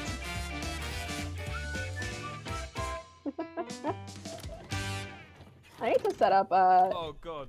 Oh, I don't you know laugh what came you over lose me. or I'm try not so to laugh sorry. challenge. Hold on. Oh, Well, wait, this is why my- everything is my broken play in your buttons? place. Oh no, we need to put me back. Hi. Oh, it's angled down today. We're doing crotch cam today, boys. Today, we're gonna see who's gonna laugh and who's gonna lose. Hey, sorry to interrupt, viewer, but do you know something that isn't a joke and isn't something that you should laugh or lose at? Cybersecurity. God and damn it, privacy Will. on the internet. I was like, if this is an ad, I'm Dashlane gonna is skip the it. perfect tool for you. It's a password manager and a VPN that works on your desktop and your phone. It's completely free to try.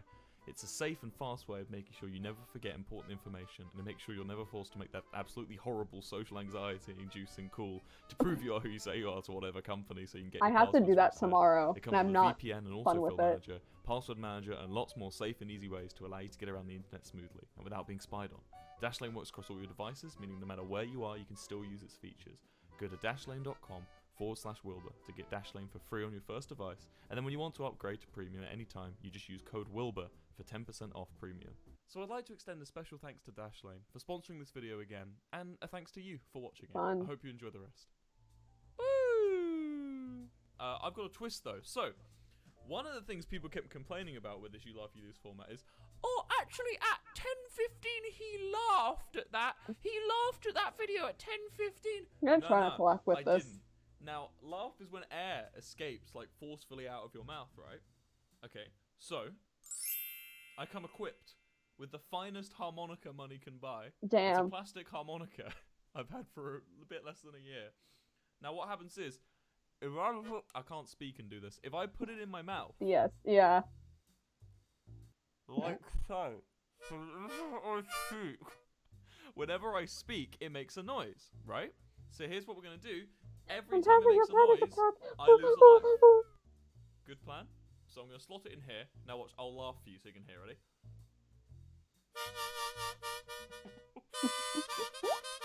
My God. So you guys won't be able to say that I'm not laughing now. It looks like I'm having a panic attack. Oh,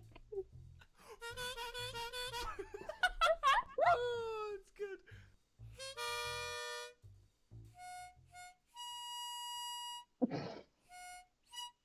God damn it, Wilbur. Oh, that's an actual mouse. I thought that was mine.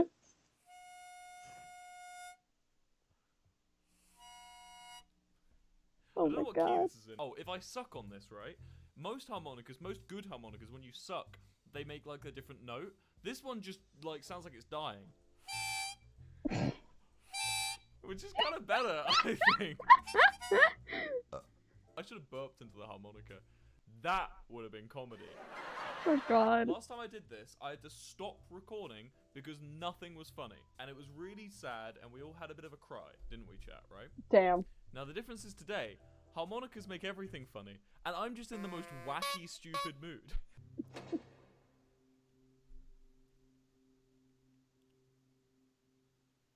This is crack.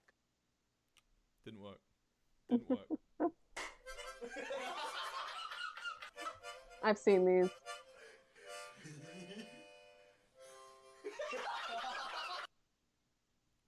Don't know where. Don't know. Cut that bit, Elodie. It's the original idea. From this moment on, you will now be known as Sharkbait. Sharkbait. Welcome, brother Shark. What? No, not happening. Oh, it's sushi.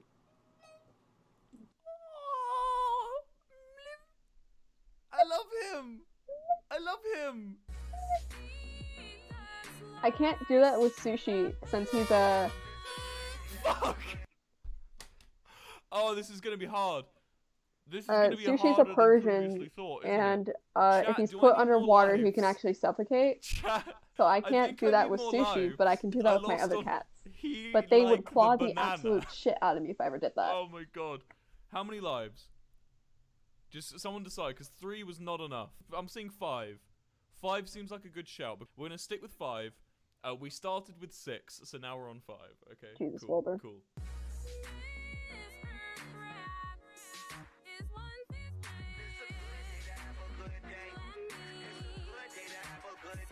That man is fucking thick as hell. My God.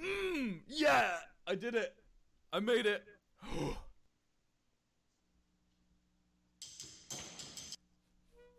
Fuck's sake! No! No! This is so hard. I'm literally not gonna be able. I'm not gonna last 5 minutes. I'm Good. gone. This is gonna be the shortest stream you've ever seen. Perfect. I'm okay with Shortest it. stream you ever did see. Here we go. 10 million points for Gryffindor. Fuck you, Snape Gryffindor. Dumbledore said a swear word. Ooh, I'm telling teacher. A man has fallen for a man in Lego City. I need to. I'm so happy for him. I need to purchase the rest of the Harry Potter books. I only have the first 2, and I need to bring them with me because I know y'all are gonna reach that sub goal, and I'm not. Well, I'm not when I move. Okay. If that had gone on a bit longer, that would have got me, but I'm fine. Sure. We're fine. Powerful rat named Charles Entertainment Cheese. I still hate how he has a full fucking name. It's me. That's me. I'm the powerful rat. A man has fallen for a man in Lego City. I've seen this one. A man has fallen into the river in Lego City. Start the new rescue helicopter. Hey, the rescue. The new emergency collection from Lego City. Okay. That was just the ad. Fine. What am I gonna do about it? Hey, what's up? I need your help. What do you mean you can't find them? I can't find them. There's only soup. What do you mean there's only soup? I mean there's only soup. soup. Well, then get out of the soup aisle. Alright, you don't have to shout at me. I'm at the soup store. Why are you buying clothes at the soup store? Fuck you. Doesn't get me. I don't remember. 15-year-old I don't remember Wanda was most of the way ahead of lines, you but I with do that know one. some of them. Also, I can't come hear over it. to drink this water, okay? It's water fountain. I go and press it. It's cum water. Why is it white? Excuse me, good sir. Social distance, please. I hate myself for that. So many questions. Yep. I almost choked. Fuck this. Elodie, keep cutting those. This is original idea. Don't let anyone see what I did. So I guess he spits.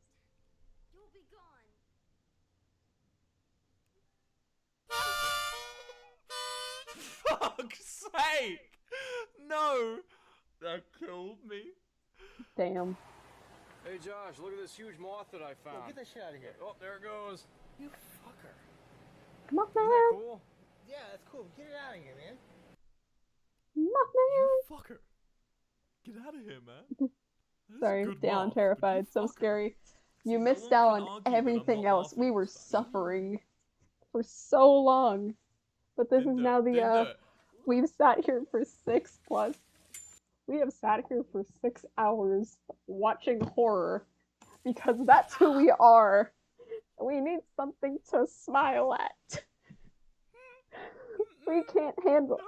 Not gonna do it for me, champs. Bro, it is. Try It again. is what Champions. 120. I think I'm just scuffed. I think my sense of humor is just so poor.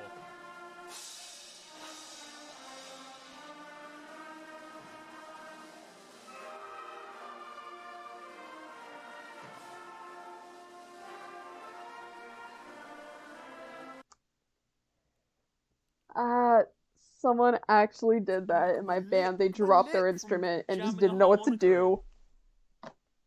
Any herpes Wilburs in the chat? Oh my god. Who posted my nudes on Twitter.com? Oh. That was me breathing in. Shush. That was just a breathe. You can't. No, that was not a cheat. That was fine. I know the rules. Jesus Christ. I'll knock down a. Fucking ignore these cats. They're about to do something hilarious, I'm sure. Look at them there on the right. They're gonna do something hilarious, but for now we're down to 2 lives. It's only fair. The if I make a orangey noise, one looks I like my lose. first That's the cat, rule, Lala, yeah? who I've Cool, had, who was cool. very. Pathetic. Pog? Pog, dude. He's stretching. That made me laugh. It's gonna be that fucking realistic one, isn't it? Oh. Cats are cute. Who's that? Who's he? What's he doing in the water? It's Elmo.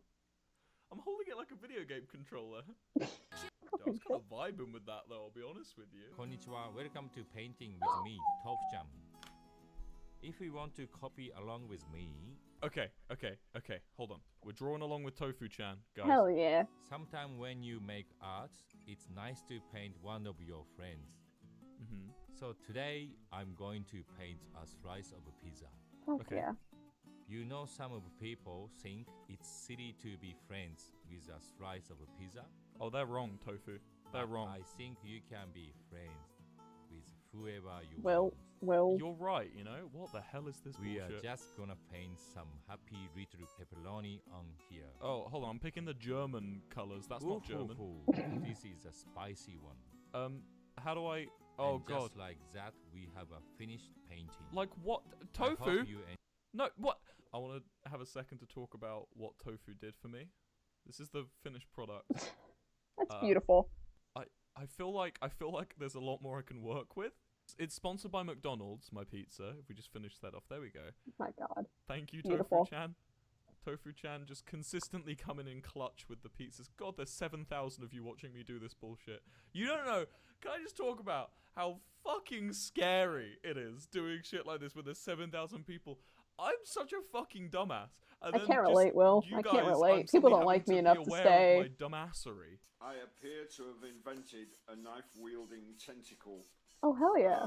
If anybody would like to volunteer to come and turn it off, that'd be That's some just hentai fine. type shit right there. Hey pizza lovers, I'm Dick, and I'm here to announce the grand opening of my brand new pizzeria, Dick's Pizza. Not sure how much dicks you can handle? No sweat, because even our smallest dicks are 10 inches long. Pardon? There's a bunch of dicks at your door, we deliver. So get off your computer and eat dicks. For more information, click here. It's big and it's gooey, it's saucy and it's chewy. What's in my mouth? It's gotta be dicks. Oh my god, I hate this. Is that Tim and Eric? Is that Tim and Eric? Is that a Tim and Eric I've not seen? I've seen every Tim and Eric. What is that? Oh my god, I we're not did even quite like halfway through this. Pardon? That tickled me. That tickled me. The cat one broke me. I'm down. I'm doing 3 lives. I'm down to 2. The cat one's got me.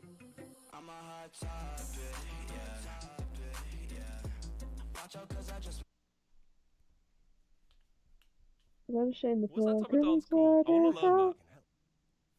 Necromancy may be legal in Cyrodiil, but few will openly admit to practicing it now that the Mages Guild has banned it. What? Farewell.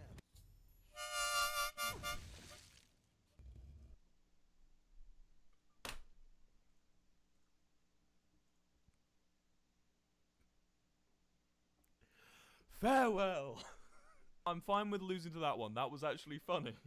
That was funny. That was good. Okay, my That's issue is RuneScape. my brain and my sense of humor hate each other. Yep. Right? My brain wants me to find smart things funny, and my sense Yep. of humor wants to laugh at just ridiculous shit. Yep. Right? And they fight. And that's whenever you're watching these You Laugh, You Lose, you're watching my inner machinations, like, fighting. You're It's watching like, my imagine brain. two You're watching tissues my just brain with, like, two split fans. itself Imagine in putting half. two, like, rotary fans either side, and then just dropping 2 bits of tissue. That's my You're brain and watching sense my of brain humor. Just- split itself up and go fuck you to each other. But then And literally eventually, fight to one the death. Okay. flies into the other one, and that's when you get either the brain, which is when I look grumpy, and then sometimes you get the sense of humor. But that was the time I'm happy to laugh. That was an okay one. That was good. I'm fine with it. It passes, you know. You could basically make a triangle. Just That was like a square. Will.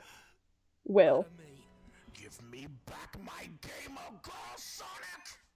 Why is Sonic always there to fucking... Damn. Not even an hour. I didn't even last an hour with the harmonica. I said Didn't even last an hour. F. I've got to ask the question. Chat, you know what's coming. You know what question I'm about to ask. Mods, can we get a poll in the chat? Can we get a poll of do we carry on?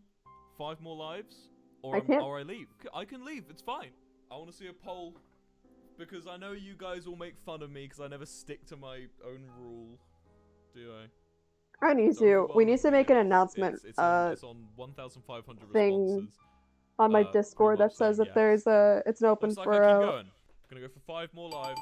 If you You don't laugh. like it, Is you that can George? leave. You laugh, you lose. Fuck off. You can bugger off, alright? Because I'm gonna keep No, I'm going. just gonna say try not to laugh because that's what's originally called.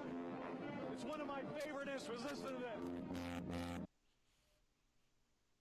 I'm so used to those. Man, I used to be a band kid. We're fine. I used to.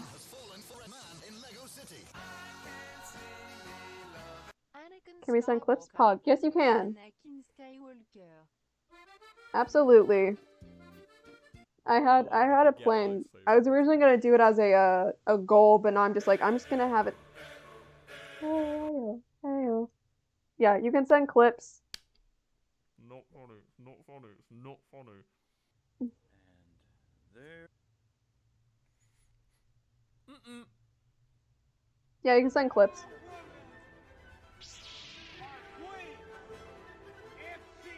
Babe. Yeah, thought. Okay. See, we're getting into that area now.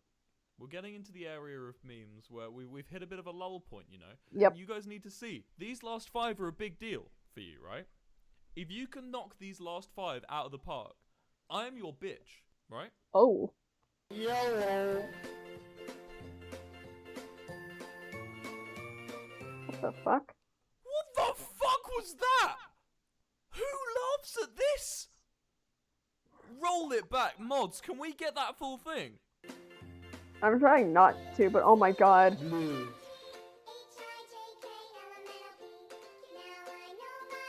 God, he's going fucking ham. Red. Yeah, his moves aren't quite. He's just doing that. That's not move. Oh my god. YOLO.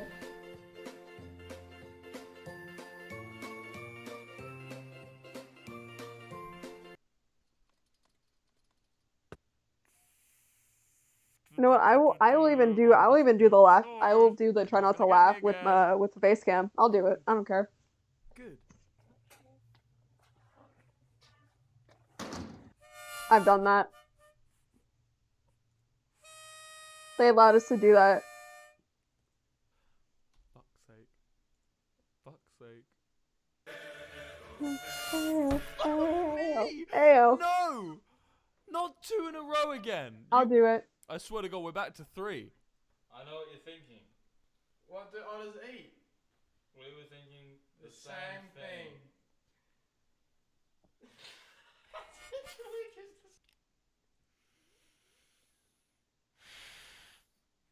I'll do it with That is the fastest loss of lives. with think I've everyone's ever gonna be like, oh, it's gonna be so hard since you wear a mask. Mate, you can hear when I laugh. Oh, they're ambulating! Ambulating! You couldn't tell, but I was Oh, I love bouncing. the way they perambulate, dude. Dude, I was just bouncing. Yes, give. I see him. I see him in the corner there. Did you see him? Yes, we're gonna keep Flappy Bird on my phone. I don't Video's care if not it needs to be playing, but I updated. see I'm him. so determined. Here he comes! Oh no! Bring him back! Where is Bring, he? bring the doggo back. Ah, here comes the boy. Hello. Good. He's allowed to be a proud boy. That wants me to call you a nonce. You fucking what? There's a Wilbur and Niachu funny moments already. Yeah. We've had 2 streams. Fair enough. I wanna stream with Nick with Niachu just once in my life. That's on the goal.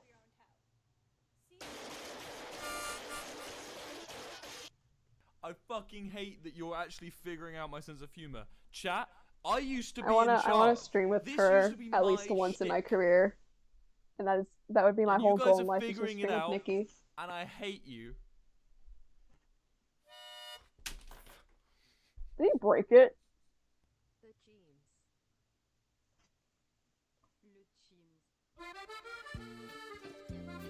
There's one jumping off the apple tire. Not gonna get me.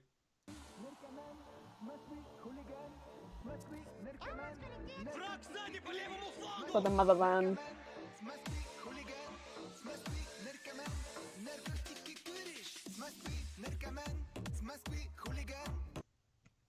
Okay. Okay.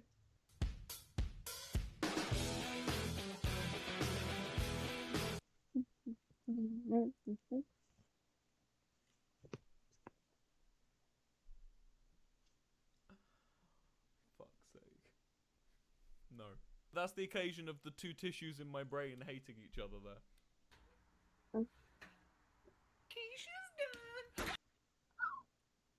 I've done that.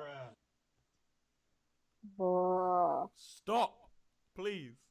In a perfect world, men like me would not exist. But this is not a perfect world. Nice. Okay, I still see, have 2. I've got 1 life and I'm still doing fine.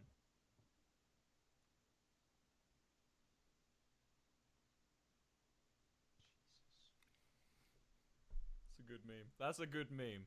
That's a good meme. I like that one. Oh, I dropped my harmonica.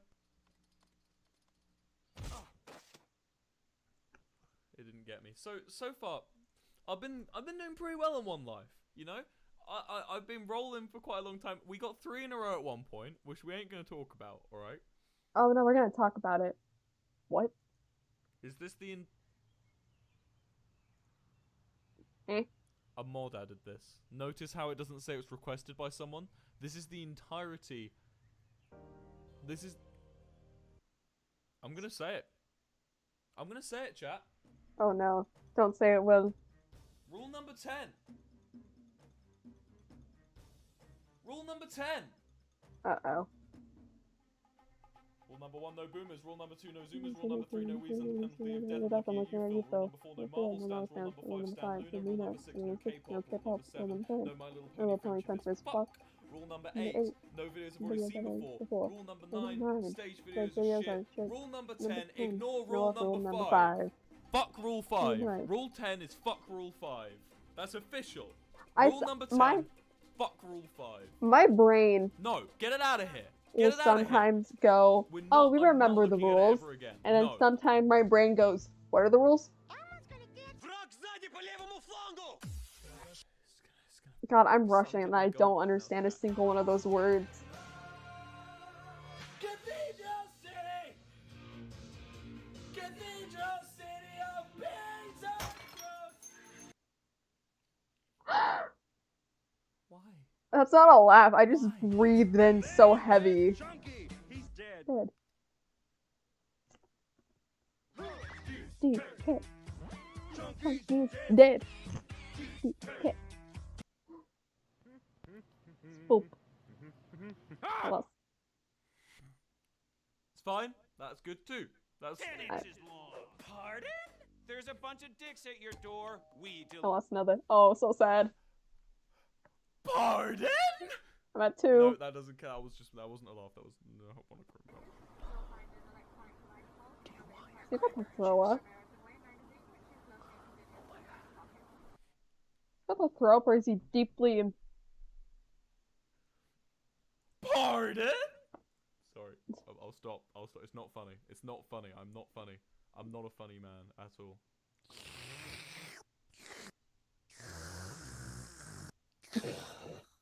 What? What the fuck? Hello? Oh. No, I'll take that off. I have 1 left. It's definitely better when you can see the vacuum cleaner. Yeah. Give it that, yeah. Is that cheese? God, he's struggling to get that cheese out. What's a block of cheese? You bastard. I'm down to 1. That muffin is looking awfully like a hamster. Some. Ooh. So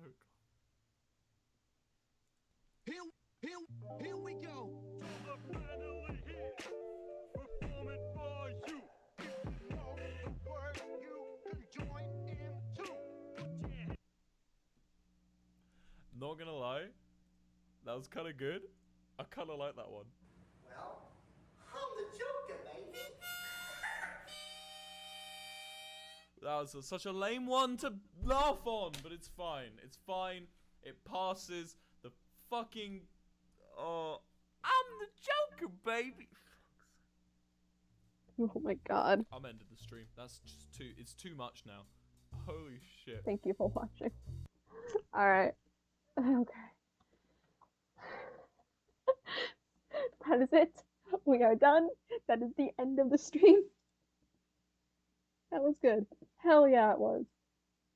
Hell yeah. That was... I want to do these more often. We're just not gonna watch your creepy fucking Five Nights at Freddy things until we get an update. I'm gonna be trouble sleeping tonight. Okay. Alright. I would watch it. I'm gonna go to sleep and experience nightmare. Alright. Well, that's the end of the stream. Is there anyone you have in mind to raid? Oh my god. Slash raid. Someone's drawing. I've spotted an artist. Why would you do this to me? Good sir, I'm trying to get the name. Okay, we have someone to go raid. We have a nice artist.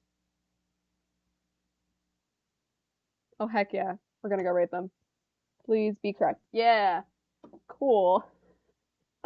I'm going to go fight my sleep paralysis demon very soon. Alright. Bye bye. I am tired.